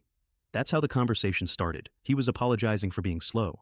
So I opened my coat and showed him the plates, and I tapped them with a knuckle so he could hear the sound. They had one broken pistol between them, I said. It was never going to touch me. You threw yourself in front of a man wearing a wall. I watched it land. I watched a life debt turn into an embarrassing misunderstanding in about 4 seconds. I did it deliberately, because a man who thinks he saved your life will one day expect something for it, and a man who thinks he made a fool of himself will not. That is the single worst thing in this account, and I knew it while I was saying it. Fang Mei was standing right there, and she took the opening without a pause. Our whole family is counting on you from now on. Aren't we, husband? Aren't we? Chen Wei's practically family. I agreed warmly to every word. Then I stood up and said I'd let them rest. And as I walked toward the door, I counted in my head. 3, 2. Chen Wei, wait, she said. I need to go down and get our things. Would you mind terribly? And on her way out, she put the baby in my arms. Not handed, deposited. She put a 9-month-old child into the hands of a man she had known for 6 weeks. Then she went down 24 flights of stairs into an unheated building. The reason is not complicated. She was completely certain that within 2 hours I would be so desperate to be rid of that baby that I would beg her to move in. Lin Junji was waiting outside Uncle Wang's flat on the 12th floor. That was the killing he had asked for. The sequence matters, and I am not going to pretend it happened any other way. He named her, and I said yes, and then I stood in my own living room holding her daughter while it happened. She did not come back. And I want to say something about the baby, because I have been honest about everything else. Lingling was 9 months old, and she had a face like a piece of jelly. And when I touched her cheek with the back of one finger, it was cool and soft, and she grabbed the finger. I had spent 2 days burning buildings. I had put down 43 people in 20 seconds. I had left a woman locked in a flat on the 19th floor and walked away from the sound. And I could not do a single thing to that child. Not one. There is a line in me somewhere that I did not put there and do not particularly want. And it is exactly there. She would not stop crying. Zhang Wenya couldn't stop her either, and Zhang Wenya is a doctor. We tried warming milk. We tried carrying her. We tried the two of us walking her up and down the living room in shifts like a pair of idiots. At one point, I genuinely proposed a mild sedative, and Zhang Wenya looked at me with an expression of such profound contempt that I have never fully recovered from it. It was the nappy. It was the nappy the whole time. Once she was dry, she went out like a light in about 90 seconds, on my sofa in the crook of my arm with one hand closed around the zip pull of my jacket. And I sat there for about 40 minutes because I could not work out how to put her down without waking her. and because Zhang Wenye had gone to bed, and because there was nothing else in the entire world that needed doing at that particular moment. I had killed 43 people on the 4th floor of that building that week. I had burned 5 towers. I had left a woman locked in on 19. And I sat in a warm room at 3 in the morning, holding a sleeping baby, with a dead mother and a dying stepfather, and did not move, in case she woke up. I would like to say something clean about that. I don't have anything clean about that. It is simply a thing that was also true on the same night as everything else, and if you want the honest picture, then you have to have both halves of it in the same frame. Uncle Wang took the news about Fang Mei standing up. I told him the neighbors had done it, and that I had already dealt with the people responsible. He put his fist into the steel frame of the hospital bed. The corner folded. Not dented, folded, like a bread tie. And he pulled his hand back and looked at it, and neither of us said anything for a while. His grief lasted about a day and a half, which I did not expect and which I understood better when he said on the second evening, in a slightly embarrassed voice, that he had always preferred women who were a bit more mature anyway. That's the last piece of Fang Mei in this story. Everything about her was a strategy, right up to the end. The strategy was not stupid, it just needed one more week than the world had left. The next morning, I called every survivor in Building 25 up to a flat on the 13th floor. 16 people, which was everybody. The pretext was a distribution, plus an announcement. With the estate under my control, I would be assigning each of them a building to manage. They came up talking about it. I could hear them on the stairs. One of them was already planning what he'd do with the people in Building 7. Another was saying that having the other units work for us was only fair, after everything we'd been through. They were still saying it when they came through the door. I want to be accurate about the count. 16 went into that flat. 15 were accounted for afterwards. I had chosen 1301 for a reason. It has a single entrance corridor about 4 meters long before the room opens out, which means that anybody coming in has to come in one at a time and has to turn a corner while doing it. I was standing behind a police riot shield braced against the wall at the far end of that corridor when they arrived. They came up in 2s and 3s over about 20 minutes, and I let all of them in and shut the door behind the last one. Then I went and stood in the corridor. There was a woman from the 16th floor telling everybody about the flat she wanted in Building 9. There was a man saying that the people from the other units could do the fetching and carrying from now on. That was only fair. We'd earned it. Somebody laughed. I put 2 grenades round the corner and got behind the shield. And then I want to describe the next 4 minutes exactly, because I have been careful about the rest of this, and I am not going to go soft here. I walked into that room, and I went from one end of it to the other with a pistol. I did it properly, one at a time, and where there was any doubt, I resolved the doubt. They were my building. That is the thing. Those were the people who had stood watch on the 4th floor for me for 3 weeks.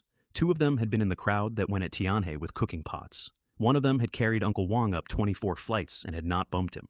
And every one of those 16 had also been in my hallway on the last day of my first life. That was the whole criterion for the invitation list. I checked it 4 separate times against a memory I have never once been able to put down. I want to be accurate about the count. 16 went into that flat. 15 were accounted for afterwards.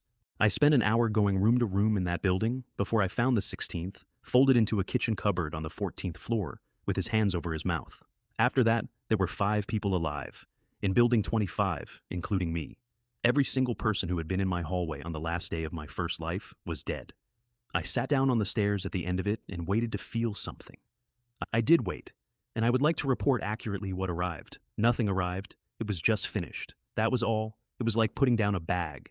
Then I went and got the child, and the rifle, and a rucksack with nappies and formula, and 10 pounds of rice in it. I walked across the estate to Building 18. I packed that rucksack myself, and it took me an hour and a half, which is longer than I spent planning the assault that killed 43 people. Formula, 11 tins, which was every tin of that brand I had. Bottles, 6, and the sterilizing tablets that go with them. And a brush. Nappies, 400 and something, which is not as many as it sounds. Wipes. 2 tubes of barrier cream, because Zhang Wenye told me to, and did not explain why, and I did not ask.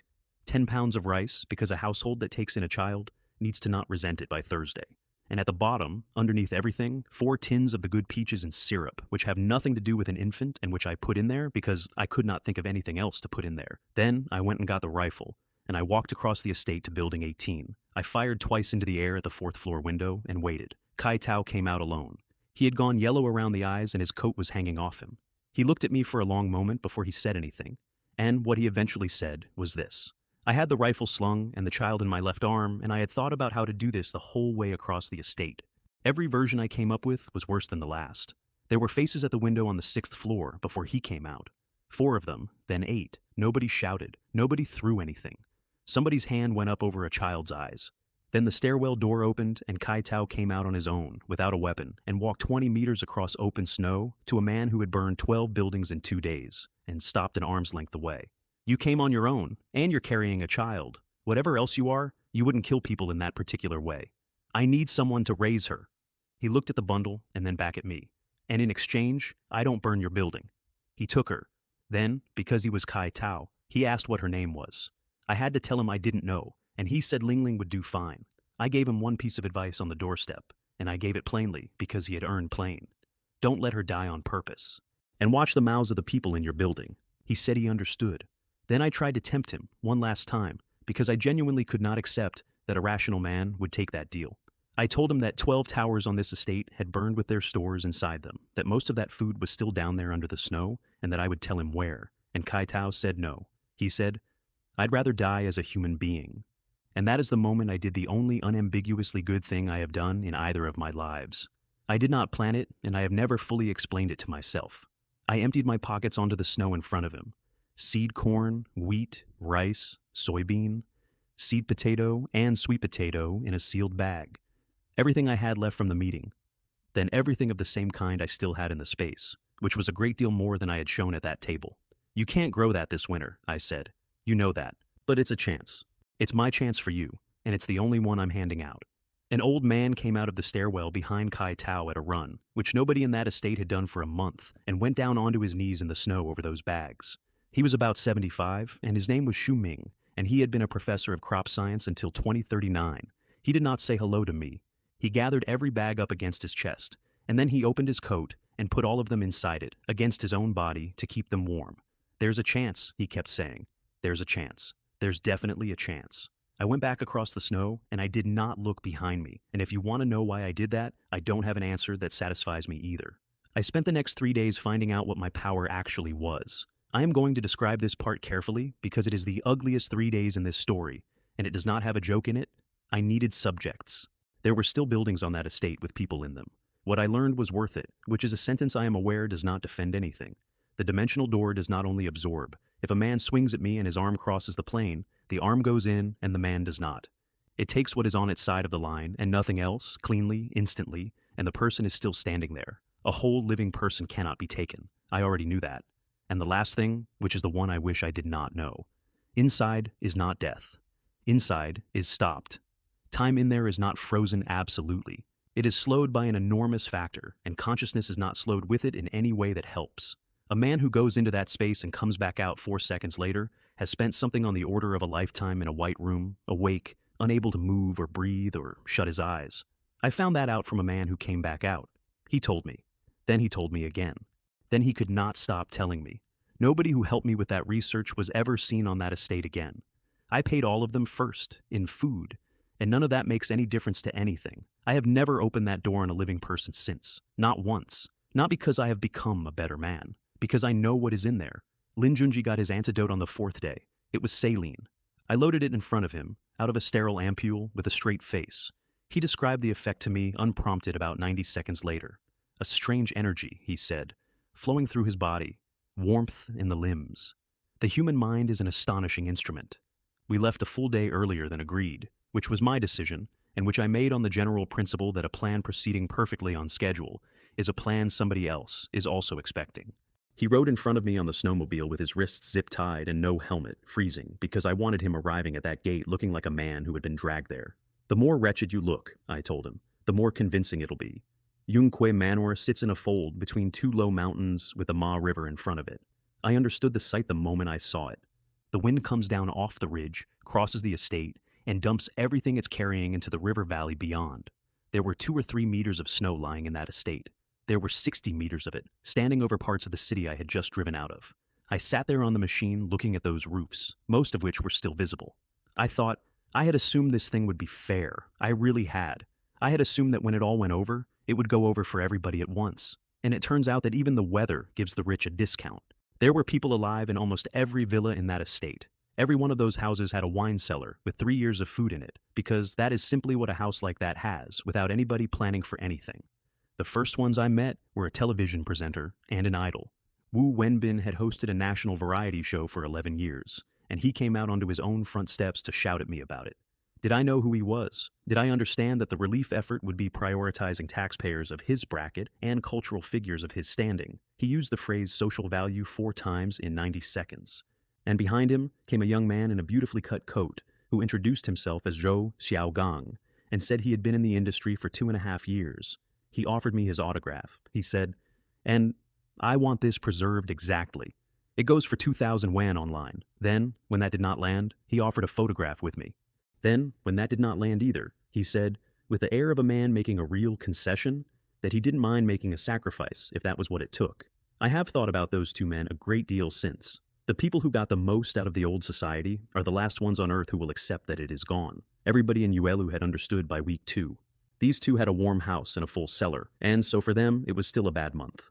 I put a round through the presenter's jaw, which I regret only on grounds of noise. And then I made Zhou Xiaogang perform his signature song, with the choreography, facing the wall of his own hallway 100 times. I counted them out loud, and I did not let him stop for the middle 8. Villa 101 is at the top of the estate, and from the outside it is simply a large modern house.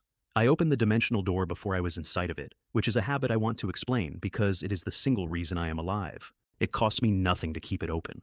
It goes where I go. From that day to this, I have never once approached a stranger without a hole in reality standing between us. Lin Junjie made the call, and he was frightened enough to be perfect. He's hesitated over one detail, and it was a good catch. "Where's the snowmobile?" he said. He was supposed to have a snowmobile. Lin Junjie said I'd hidden it. Lin Junjie said I was tied up.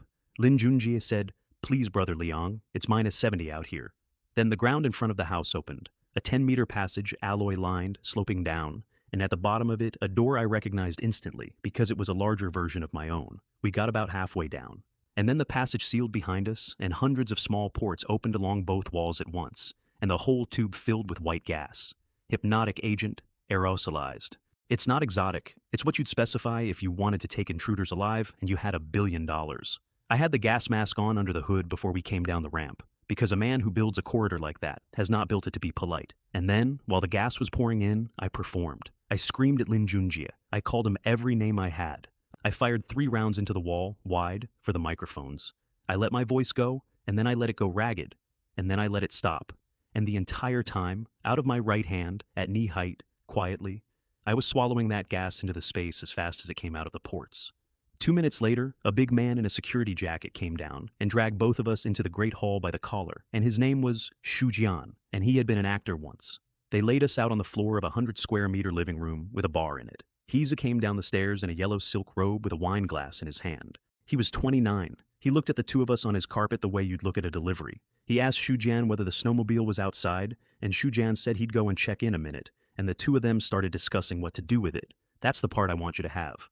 2 men standing over 2 bodies on a floor in a bunker that cost $1 billion American dollars, talking about a second-hand snow machine. I opened my hand and gave them their gas back. Every liter of it, all at once, out of a hole in the air at floor level in a sealed room. Xu Jian said, "Sir, why are you shaking?" Then he said, "I'm not shaking. But how come you've got 6 of them?" And then they both went down, and I stood up off the carpet and took my mask off and had a look around. 5 levels. Ground floor was the living hall, the bar, an island kitchen the size of my old flat. Behind it, through a glass wall, was an ecological park, actual tropical plants under banks of ultraviolet lamps, a stand of banana trees, and a bed of farmland gone to weeds because nobody had touched it in 3 years.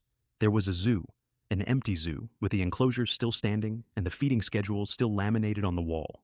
Second floor was a games room, with a wall of display cases containing several thousand figurines. I later worked out from a spreadsheet on his own server that the wall was worth somewhere over 40 million yuan. There was a pet room. There was a room with a waterbed in it. First basement level was 8 sealed rooms, the warehouse, the power center, the server room, and the control console. And the second basement level, 20 meters down, was a sports hall 10 meters high with a full basketball court, 2 tennis courts, and a 9-hole practice green. 20 meters underground, where nothing above ground can reach and where the cold does not come. I stood in the middle of that court and immediately thought, firing range. That is where I am going to learn what I actually am. I walked all 5 levels twice that first night, with a manual under my arm, opening every door. The ecological park was the thing I could not stop coming back to. It is about 400 square meters under a bank of lamps that run on their own circuit. It has actual soil in it, 80 centimeters deep, trucked in and laid by hand. There were banana trees in there 4 meters tall. There was a fig. There were 3 beds of what had clearly been intended as a working vegetable garden and had gone entirely to weed because in 3 years, nobody in that house had ever once picked up a trowel. He had built a farm and staffed it with nobody. The zoo was on the far side of it. The zoo is the thing I think about when I want to remember exactly what kind of man Hise was. 6 enclosures, glass-fronted, climate-controlled, with a laminated feeding schedule still on the wall in a plastic sleeve. Species names printed on brass plates, a heat lamp still burning over an empty rock. Every enclosure was empty and clean and had been for years. He had built a private zoo, and then, at some point between the architect's drawings and the ribbon, he had lost interest. The games room on the second floor had a wall of glass cases 11 meters long, floor to ceiling, filled with figurines, thousands of them arranged by franchise, front lit. I later found the acquisition spreadsheet on his own server, and the total at the bottom of it was over 40 million yuan. The bar on the ground floor had 206 bottles behind it, and I recognized about 9 of them. And under all of it, 20 meters down, past the power center and the water reclamation plant and the server room, was a sports hall 10 meters high with a full-size basketball court, 2 tennis courts, and a 9-hole practice green with real turf under lamps. Nothing above ground can reach 20 meters. No cold, no wind, no rifle, no ranging shot, and no sound goes out of it. I stood in the middle of that court and I did not think about basketball. I thought, here. This is where I find out what I actually am, with nobody watching for as long as it takes. I found 3 women tied up in the pet room, and their conversation while I was cutting them loose was the most educational thing I heard that entire month. They were arguing about status, about who among the 3 of them ranked where. One of them said indignantly, about another one, she's a socialite, and produced credentials to prove it. A master's degree from Tianhai University, level 8 English, national grade 7 in ballet, and one of them had taken a national prize in piano and offered right there, on her knees on a bunker floor, to play Flight of the Bumblebee. I want to be fair to them, insofar as I can be. They had been in that pet room for somewhere between 11 and 30 days. None of the 3 could agree on the number, which tells you something in itself. They had been fed, they had not been cold, and 2 of them were wearing clothes that had cost more than my car. And when a stranger with a rifle cut their hands free, the very first thing that happened in that room was a status dispute. Not who are you, not is it over, not are the others alive. She's a socialite, one of them said, pointing with real venom at the one on the left. And the one on the left said, I have a master's from Tianhai University. And then, when that did not seem to be landing hard enough, she added the English certificate. And then the ballet grading, which is a genuinely difficult thing to obtain, and which she had obtained at 17. And the third one, who had not spoken at all, said that she had taken 3rd place in a national piano competition in 2044, and asked, quite seriously, whether there was an instrument in the house because she could play Flight of the Bumblebee and that would settle it. There was, in fact, a grand piano in the Great Hall. I did not let her. 3 women on the floor of a bunker in a dead country, establishing rank by conservatoire result. I have never been able to decide whether that is the most contemptible thing I saw that winter or the bravest. Truly a civilization that had learned to laugh at poverty and not at anything else. Then I opened the room with the waterbed and found 6 more of them, and they had been in there for some time. I closed that door and did not open it again. 9 women and 2 men, sealed in a box for a month. I woke Hise up with a bucket of water. And then I did not kill him, because I needed something. And getting it took 2 hours of the most careful conversation of my life. I told him I had no interest in killing the young master of the Chen family. I asked him what possible use a dead billionaire's son was to me. I talked at length about the relief effort, about how a thing like this could not last forever, about how a man in my position would be extremely well advised to have a patron on the other side of it. And he bought it, because it was exactly the thing he most wanted to be true. He gave me the operating manual, 2 ring binders, and a tablet, and I sat in that control room with them for 4 hours before I touched anything. It is the reason I am not currently a skeleton in a sealed steel box. There is a lockout on that console. 3 incorrect entries on the master authorization, and the whole structure goes into permanent isolation. Doors welded, air on internal, no override from inside or out. I would have hit it inside 20 minutes. I verified every system in that shelter over the following day and a half. Power, water reclamation, air, the hydroponics, the doors, the cameras, the vents. All of it, twice from the manual. Then I came back upstairs. I laid a blanket down on the floor of the great hall first, because it is a beautiful carpet. He was quite calm about it, right up until he wasn't. I talked him through the whole thing gently. The way you talk to somebody having blood taken. Relax, breathe out. It goes quickly. It's already nearly over. Shujian I did on the sofa where he was sleeping. He had no quarrel with me. He had dragged me across the floor by the collar, and that was the whole of his crime, and he was of no further use. I am not able to dress that up into anything better than what it is. The 3 women I put out of the door, I cut them loose, gave them back their own clothes, and opened the passage and walked them up it. They went out into -70 in fur coats and stockings and heeled boots, which is what they had, and I shut the door. I have been asked why. Here is my answer, and it is not a good one, but it is the true one. I had no quarrel with them, and I have some very small amount of humanity left. It turns out that it is exactly large enough to let me not shoot 3 women, and exactly small enough to let me put them outside in stockings. And I remember thinking, as the door closed, well, if they freeze, at least they'll keep beautifully. Better than doing it myself. Lin Junji woke up on the second morning to a rucksack sitting next to his head with about 35 pounds of food in it. Take that and go. He did not understand at first. Then he did, and he cried, and then he curled up in the corner of a billion-dollar bunker and started arguing with me from the floor. You promised I could stay here. We had an agreement.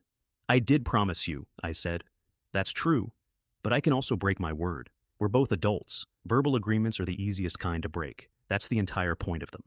Then, since it was over, I told him the poison had been a dye and that he had never been in any danger at all. I watched him work through the previous 3 weeks of his life in about 4 seconds. He picked up the rucksack. He stood there in the great hall for a while, with it in both hands. And then he said the only intelligent thing he had said in 3 weeks, and it went straight through me. You know I'm not going to make it, don't you? Out there, on foot, 30 pounds of food and no vehicle. You've done the arithmetic already. I had. It was about 11 kilometers to the nearest occupied structure, and the wind was coming across the open ground at the river. You could have just shot me, he said. This is worse. You've made it so you get to be the one who let me go. And I told him he was wrong about that, which was true, because I had not thought of it that way at all until he said it out loud. I have thought of it that way ever since. He picked up the rucksack, and at the top of the ramp, with the door open and the wind coming in, he turned around. Chen Wei, you're a liar, and you have no honor, and one day you'll get exactly what's coming to you. One shot. I want to explain the thinking, and it will not make it better. Anger doesn't make anybody stronger. Strength does. And a man who says one day to your face has just told you that he intends to have a one day, and I do not leave those behind me. Then I closed the door and got a mop. I found myself whistling while I did the floor, and it took me most of the song to work out what it was. It's a very famous piece of music about a man who has just killed somebody. There was one more thing to do, and it took me 2 days to decide it. The safe house. 8 million yuan of alloy on the 24th floor of Building 25, and no way in this world to take it with me, because it is welded into the frame of a tower, and the eye does not take anything that is part of the ground. I gave it to Uncle Wang, partly the debt, which I had talked him out of feeling, but had not managed to talk myself out of. Partly because a man in my position should always have a second position, and a fortress with a caretaker in it is worth more than a fortress with nobody.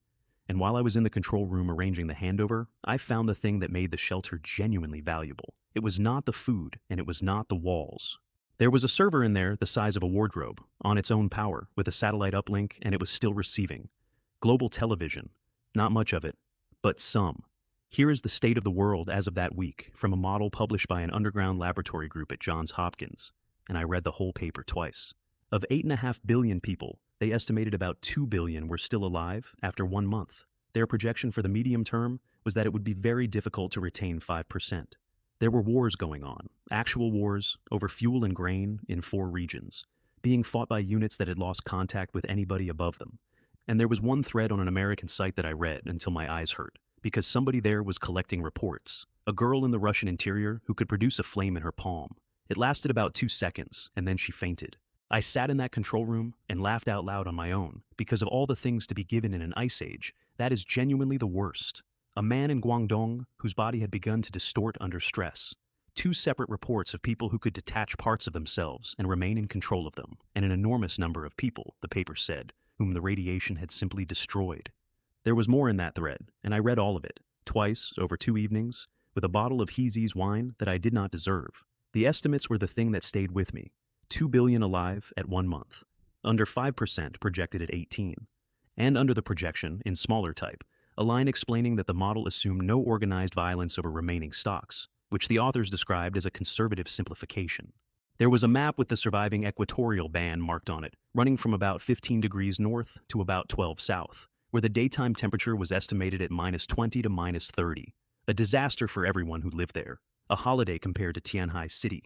There was a note that the world's shipping had effectively stopped, except in the deep water lanes, because seawater at that salinity does not freeze all the way through, and there were still hulls moving out there under their own power, going somewhere, for somebody, And at the very bottom of the thread, added 11 days after the last scientific post, somebody with an unreadable handle had written one line in English, and nobody had replied to it. It said, "If you are reading this in 6 months, please post. I want to know how many of us there are." I sat in a control room 20 meters under a dead country, and looked at that for quite a while. Then I closed the laptop and went and checked the door seals, because I am who I am. So there it was. It was not only me, it was thousands of us, scattered across a dying planet, most of them dead already, and every single one of them a different problem. Fang Lin came to my door on the 4th day. She was one of the 4 biggest actresses in the country, and she lived in Villa 204, 3 doors down, and she had been 3 days without food. I recognized her before she got her hood off. I am not going to be coy about it. She had kept me company through a considerable number of lonely evenings in my first life. She had one asset, and she came to trade it, and she did not pretend otherwise for a second, which I respected more than anything else about that conversation. She got about 4 words into the pitch before I stopped her.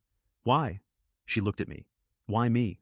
There are 11 occupied houses in this estate, and at least 4 of them have men in them with more food than you think I've got. Why did you walk past all of them and come up the hill?" And she gave me the honest answer, which took some doing. "Because the men in the other houses," she said, "have wives in them." Then, after a moment, "And because 3 of them have already offered, and the terms were worse, and one of them wanted an audience." I asked her what she had been living on for the last month. She said her housekeeper had left a stocked kitchen on the 11th of December to go and be with her own family, that she had eaten well for 3 weeks, and badly for 2, and not at all for 3 days. I asked why she hadn't gone into any of the empty houses, and she said, with a kind of embarrassment I did not expect, "I didn't know how to get in. I've never broken a window. I stood outside 209 for an hour." That is the sentence that made me let her in, not the offer. The hour outside 209. I made her negotiate anyway, her terms, which she set out herself, in order. It ends when the disaster does. I never tell anyone, and I don't ask for anything she has said no to. I agreed to all 3, and I told her one thing back. You came to me. Nobody sent for you. So don't spend the next 6 months looking wronged about it. As a leading actress, I expect you to maintain your standards. She did. I'll give her that. Then I asked her for a favor, and it started the strangest conversation I have ever had with a woman. I asked whether she happened to know any wealthy ladies in the estate who were, I quote myself here, well-built and not overly complicated. She took that extremely personally. It took me 4 minutes to explain that it was not for me, that it was for a friend in his 40s who had recently been widowed and who preferred mature women, that I was trying to do him a kindness. And Fang Lin thought about it, and then she said a name. Go Jing. I had to sit down. Go Jing was the sweetheart of the entire country when I was 14 years old.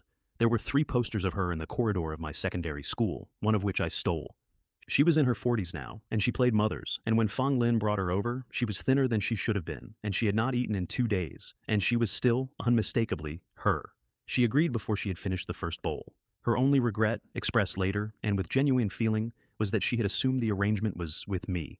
I should describe how that actually went, because it was the single most uncomfortable 40 minutes of my second life. Fang Lin brought her up at about 4 in the afternoon, and neither of them had told the other what the meeting was about, which was Fang Lin's decision and not mine, and which I did not authorize that.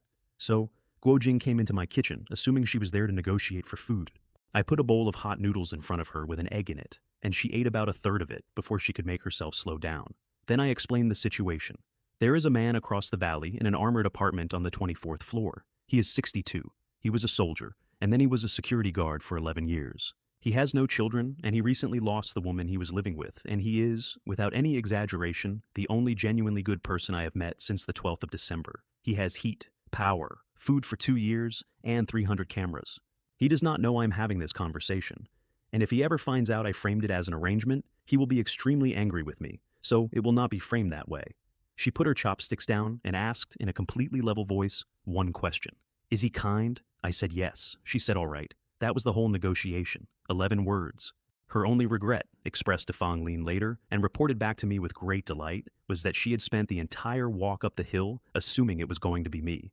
Across the frozen Ma River from that estate, there is a farming town called Chen Family Town. I went to look at it, and it corrected something I had believed for 6 weeks. Those people were doing better than the city. They had greenhouses under the snow. They had grain in the ground from October. Their houses were built to be cold, and their bodies were built for it, and their fishing crews went out onto the river ice every morning with breakers pulled by dog teams. I want to describe the dogs, Alaskans and Huskies, in padded coats sewn by hand, working in 8 dog strings. Their eyes were red, all of them, and their muzzles were not clean. A dog that has been fed on people for a month is still shaped like a dog. It is not a dog. Their fishing master was a man called Lin Jun, and their view of the situation, which I heard shouted between two sledges, was this: those city people can't even grow a vegetable. They rely on farmers like us to keep them alive. Then they heard my engine. I sat on that riverbank for a long time, watching them work. I want to put down exactly what I was looking at, because it corrected an assumption I had been running on for 6 weeks. The teams went out at first light in strings of 8 dogs, dragging a wooden frame with an iron point on it that they used to open a channel through ice that was by then over a meter thick. 2 men to a sledge, one driving, one working the breaker. They had a rhythm. They had hand signals. There were boys of about 12 running lines back to the bank. They pulled fish out of that river in quantities that made no sense to me at all until I thought about it properly. Nobody had fished the Ma River since the 11th of December. Nobody had polluted it, dredged it, or netted it. Under a meter of ice, the water was the cleanest it had been in a century, and every fish in that system was still in it. Behind them, on the bank, the greenhouses were 3/4 buried and still standing, with lamps in them running off a diesel generator. The light coming up through the snow made the whole row of them glow faintly blue. Those people had lost, at most, 1 in 15. In Uelu community, we had lost 9 in 10. Every single thing that had made us richer than them in November had killed us in December. Lifts, central heating, 2-hour deliveries, a supermarket on every corner, which meant that not one household in 9,000 kept more than 4 days of food, because why would you? They kept 8 months of food because they always had. They knew how to be cold because they always had been. And the dogs, which we would have called pets, were working animals with a job.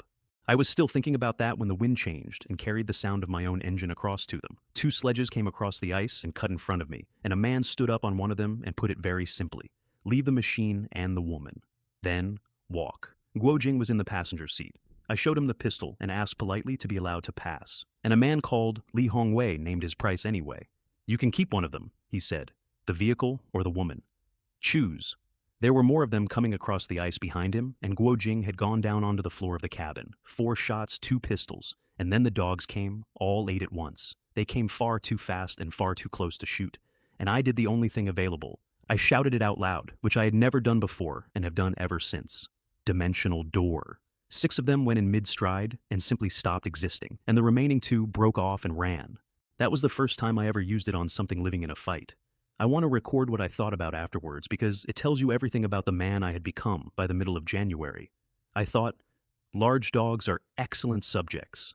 Now I can find out precisely how long things take to die in there. Their town had an awakened one of their own.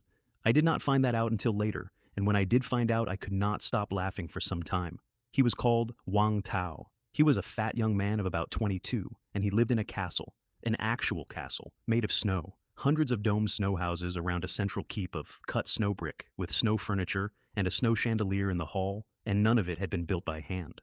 When the elders came in to tell him the news, he was in the back room with an anime playing on a phone and a roll of tissue in his hand. And the way he talked about the situation, and I have this verbatim from 3 separate people, was this: although I am the chosen one, the only one of my kind, the heavens are clearly obliged to assign me a destined rival to make me stronger. Perhaps this is the first trial before I leave the beginner village. Their family law is 1 line, and they all quote it. Anyone who kills a member of the Chen family pays in blood. The castle deserves more than 1 sentence, because I went and looked at it later, through a scope from the far bank, and I have never seen anything like it. It stands about 11 meters high, not a mound. A castle with a curtain wall and 4 corner towers and a gatehouse, and laid out around it in a rough spiral are somewhere between 200 and 300 domed snow houses of exactly uniform size. Nobody cut a single block of it. There is not 1 tool mark anywhere on the thing. Inside the great hall, which I did not see myself but which was described to me afterwards in some detail, there is a snow throne, a snow banqueting table with snow benches down both sides, and hanging from the ceiling on a snow chain, a chandelier made of snow. That village had been living in it for 5 weeks and had never once been short of shelter, because whenever anybody new came in off the ice, Wang Tao simply made them a house. He was 22. Before the 12th of December, he had failed the university entrance examination twice, and had spent about 11 months in the back room of his uncle's place with the curtains shut. And that is the man who woke up on the second morning of an ice age able to build a city out of the weather. He used it to build a castle out of a cartoon he liked. Then he sat down in the middle of it and waited for the plot to come and find him. The plot came and found him. That part of his theory was entirely correct. The handover to Uncle Wang took a whole afternoon, and it is the only genuinely warm thing in this story. He was out of the bed, not recovering, out.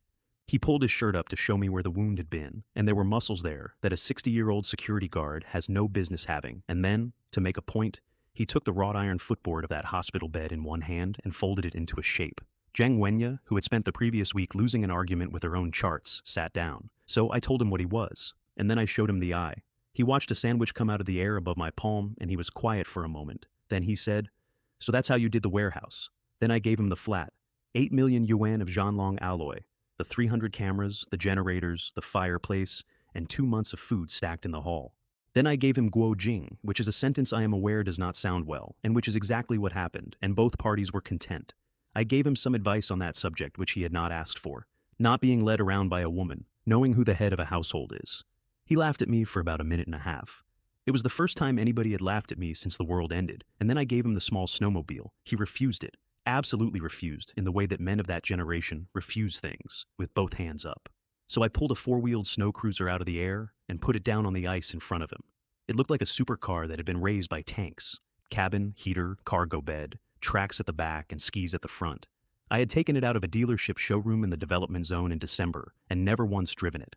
"I'm reluctantly parting with my beloved motorcycle," I told him. "You'll have to make do with this one." On the way back across the river, the snow started behaving incorrectly. It came off the surface in sheets and moved with us, which snow does not do. I understood about 2 seconds before it became a tornado, tens of meters high, standing across the road in front of the cruiser. I opened the door across the whole front of the vehicle. The tornado went into it and stopped, all of it, in about a second and a half. There was suddenly nothing in front of me but a very flat piece of river. Hundreds of meters away, behind a drift on the far bank, a fat young man went absolutely white because that had been everything he had. I put on thermal goggles and found 3 heat signatures on that bank at 340 meters. Opened up with the rifle, put a round through one man's thigh, and I was reaching for the sniper rifle when a wall of snow fog came up across the bank and killed the thermal picture completely. So he tried again. A second tornado, from a different angle, and I opened the door and took it, and then I put it back out the way it had come in. I heard him from across the river. I genuinely heard him, over the wind, in a voice cracking with outrage. "The plot isn't supposed to go like this. I'm the main character. I want to slow that down, because it was the first time in my second life that somebody made me sit up straight. The first tornado had cost me nothing. I opened the door, and it went in, and that was the end of it, and I remember being almost disappointed. What I did not understand until the second one was that he had not been attacking the vehicle. He had been measuring it. He had watched 100 tons of moving snow vanish into a hole in the air about 4 meters across. He had spent the 90 seconds that followed working out the shape of the hole. The second one did not come at the front of the cruiser. It came at the side, at an angle, from behind a drift, at the driver's door. I got the door across it with perhaps a third of a second in hand, and the cabin glass on that side went white with impact and stayed white. And that is when I found out about the other thing, because I did not close it. I held the door open with 100 tons of snow inside it, and I pushed in exactly the way you push a door shut against a wind, except that what I was pushing was the inside of my own eye, and it all came back out. All of it, at once, down the same line it had come in on, at whatever speed it had arrived, plus whatever I had just added. The drift he had been standing behind was not there anymore afterwards. I checked with the scope. There is a trench across that bank about 60 meters long. He lived because he was standing to the left of where he had been 90 seconds earlier, which is either luck or the beginning of an instinct. And then I heard him. I genuinely heard him, over the wind, across 400 meters of river ice, in a voice cracking with outrage. "The plot isn't supposed to go like this. I'm the main character. I did not chase him. Their ground, their numbers, a doctor in my passenger seat, and a man who can make 100 tons of snow stand up. But I drove home working out what I had, and by the time I got there, I had names for both of them: Dimensional Door, which takes, and Total Counterattack, which gives it back. Zhang Yi and Fang Lin turned out to be cousins, which neither of them enjoyed discovering. Fang Lin's mother is a Chen. Both families are old scholar families, the Zhous in medicine, and Fang Lin's grandfather having run a department at Tsinghua. The great family shame is that Fang Lin went into acting. Zhang Yi explained the position to her over dinner with real relish. If you had become famous for your work, that would be one thing. You became famous for your figure. I did nothing whatsoever to smooth that over. The cousins discovered each other about 4 minutes into the first meal the 3 of us ate together. I want to record the sequence because I have never watched 2 women dismantle each other with such immaculate manners. It started with a surname. Zhang Yi said hers. Fang Lin's chopsticks stopped. Then it was, "Which Zhou's?" Then, "From Nanxi?" Then, "Your mother is not Chen Fenghua." And then they both put their bowls down at the same time. Fang Lin's mother is a Chen. The two of them had been in the same room at least 4 times as children, at the kind of family gathering where you are made to say hello to 11 adults and then sent to sit somewhere. Both are old scholar families. The Zhous went into medicine, 3 generations of it, and Jiang Wenye is the 4th. Fang Lin's grandfather ran a department at Tsinghua. And the great unspoken thing in that family, which Jiang Wenye said out loud over the rice with a very small smile, is that Fang Lin went into television. If you'd become famous for the work, she said, that would be one thing. Grandfather would still be difficult about it, but that would be one thing. She left the rest of the sentence on the table where everybody could see it.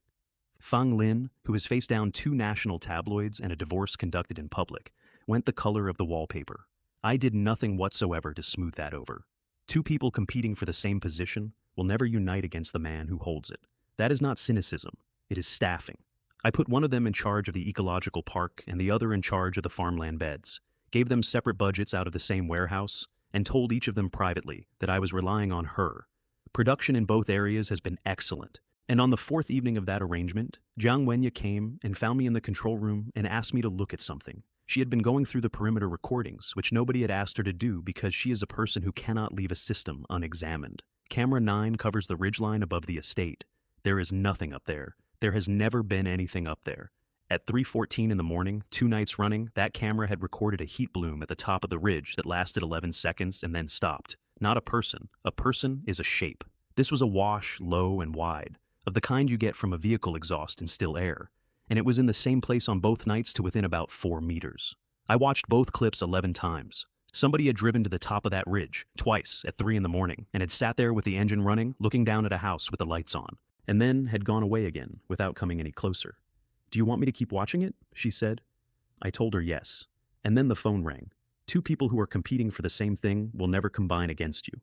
I had 5 levels of bunker to run, and I put one of them in charge of the botanical park and the other in charge of the farmland, and they have been extremely productive ever since. That was the state of things on the last evening of that month. A $1 billion shelter 20 meters down, with power and water and air and a basketball court, a doctor and an actress. Enough food in my right eye to feed a city for a year. A friend in an armored flat across the valley with a folded bed frame and a film star. A power I was beginning to understand. And a second power I did not have a name for yet. I had come out of a hallway on the 24th floor with 40 people standing on me, and 8 weeks later, I was the wealthiest man alive in Tianhai City. I had not at any point been the strongest. Then my phone rang. Not a message, a call on the cellular network, which had been effectively dead for 6 weeks. Unknown number, I blocked it. It rang again from a different number. I blocked that one too. And then it rang a 3rd time, and I did not answer it, and it connected anyway. A man's voice, unhurried, a little wet, the voice of somebody who breathes through his mouth. Chen Wei, born in 2024, formerly of Yuelu Community, Building 25, Unit 2401, currently residing at Yunka Manor, Villa 101, which was previously the property of Hazy, who I understand is no longer with us. I did not say anything. "I have no interest in any of that," he said. "Truly, people die. But I did wonder whether you'd given much thought to what would happen if it became widely known that the missing stock from the Walmart South China warehouse is sitting in your hands." He let that sit for a moment. "There are still soldiers alive under this city, Mr. Chen. There are still armed units with orders. They are hungry, and they are organized, and they are considerably better at this than your neighbors were." His name was Liu Yong. He was the chairman of the Zhiyun Group, which is one of the 3 largest information security companies in China.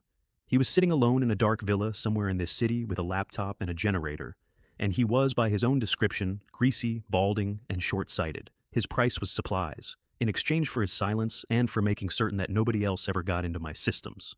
I asked him how he had my number. He laughed at that. Actually laughed wetly into the phone for about 3 seconds. "Mr. Chen, in November, you took out a 4 million yuan mortgage, borrowed 4 million from a company called Duo, paid 1 million to Zhanlong Security, put down 200,000 at the Hongfu Tianxia, and spent something over 1 million yuan on Hot Pot. Every one of those transactions has your number on it. 11 separate systems. I did not have to find you. You filed yourself." Then he told me, in the manner of a man showing off a card trick, what my shift pattern had been at the warehouse in November, and which night I had taken off, that the internal investigation had gotten as far as noticing that a camera server had gone down under my login and no further, because the man running that investigation had died in the 2nd week. "I'm not blackmailing you," he said. "I want to be clear about that. Blackmail is what people do when they only need one payment. I want a relationship." I asked what he actually wanted. "Food," he said, "fuel, medicine, the good kind. Delivered where he said, when he said, with nobody driving it but me. And in exchange, two things: his silence, and the fact that there are, by his estimate, somewhere between 4 and 9 people left alive in Tianhai City with the skills to get into a private network. He knew who all of them were, and for as long as we were friends, none of them would ever look at mine. His price was supplies, in exchange for his silence and for making certain that nobody else ever got into my systems. I sat in a control room 20 meters underground, in a building that cost $1 billion, surrounded by every resource in the southern half of a dead country. And I understood, with total clarity, that the last 2 months had been the easy part. Because for 8 weeks my entire world had been 30 towers and 1,500 starving amateurs. I had beaten them the way you beat children at cards. And somewhere out there in the dark, under the snow, were men with satellites and men with rifles, and a girl in Russia who could make fire, and a fat boy across the river who could stand snow up on its end, and who was absolutely convinced that I was the villain of his story. I had spent a month making very sure that nobody in Uelu community would ever say my name again. Somebody a very long way from here had just said it into a telephone. I did not agree to anything on that call. I told him I would think about it, and he said, pleasantly, that he had assumed I would, that he would ring back on Thursday, and that in the meantime he had taken the liberty of closing 2 open ports on my server that had been sitting there since He's time. I checked. He had. Then I went up through 5 levels of that building, floor by floor, and locked every door I had a key for, and stood for a while in the great hall with all the lights off. 8 weeks earlier, I had been lying on a floor on the 24th story of a residential tower, with my neighbors standing on me, listening to a woman I loved negotiate for a larger share of my kitchen cabinet. Now, I was standing in a hall that cost $1 billion, with a country's worth of food behind my right eye. There was not one person left alive in Uelu community who could have hurt me if they had all come at once, and a man I had never met, sitting somewhere in this city in the dark, had just told me my own address, my own birth year, the exact contents of the largest theft in the history of the province, in the tone of a man opening a business relationship. That is the whole lesson of my second life, and it took me 8 weeks and about 400 people to learn it. There is no such thing as far enough down. You dig, and you seal, and you weld the door, and you sit there in the warm with everything you own, and one evening the phone rings, and it is somebody who has known where you are the entire time. I had spent a month making very sure that nobody in Uelu community would ever say my name again. Somebody a very long way from here had just said it into a telephone. And on the far bank of the Ma River, in a castle made of snow, a very fat young man was sitting on a snow throne with a bandage on one arm, telling anybody who would listen that the enemy had shown himself at last, and that this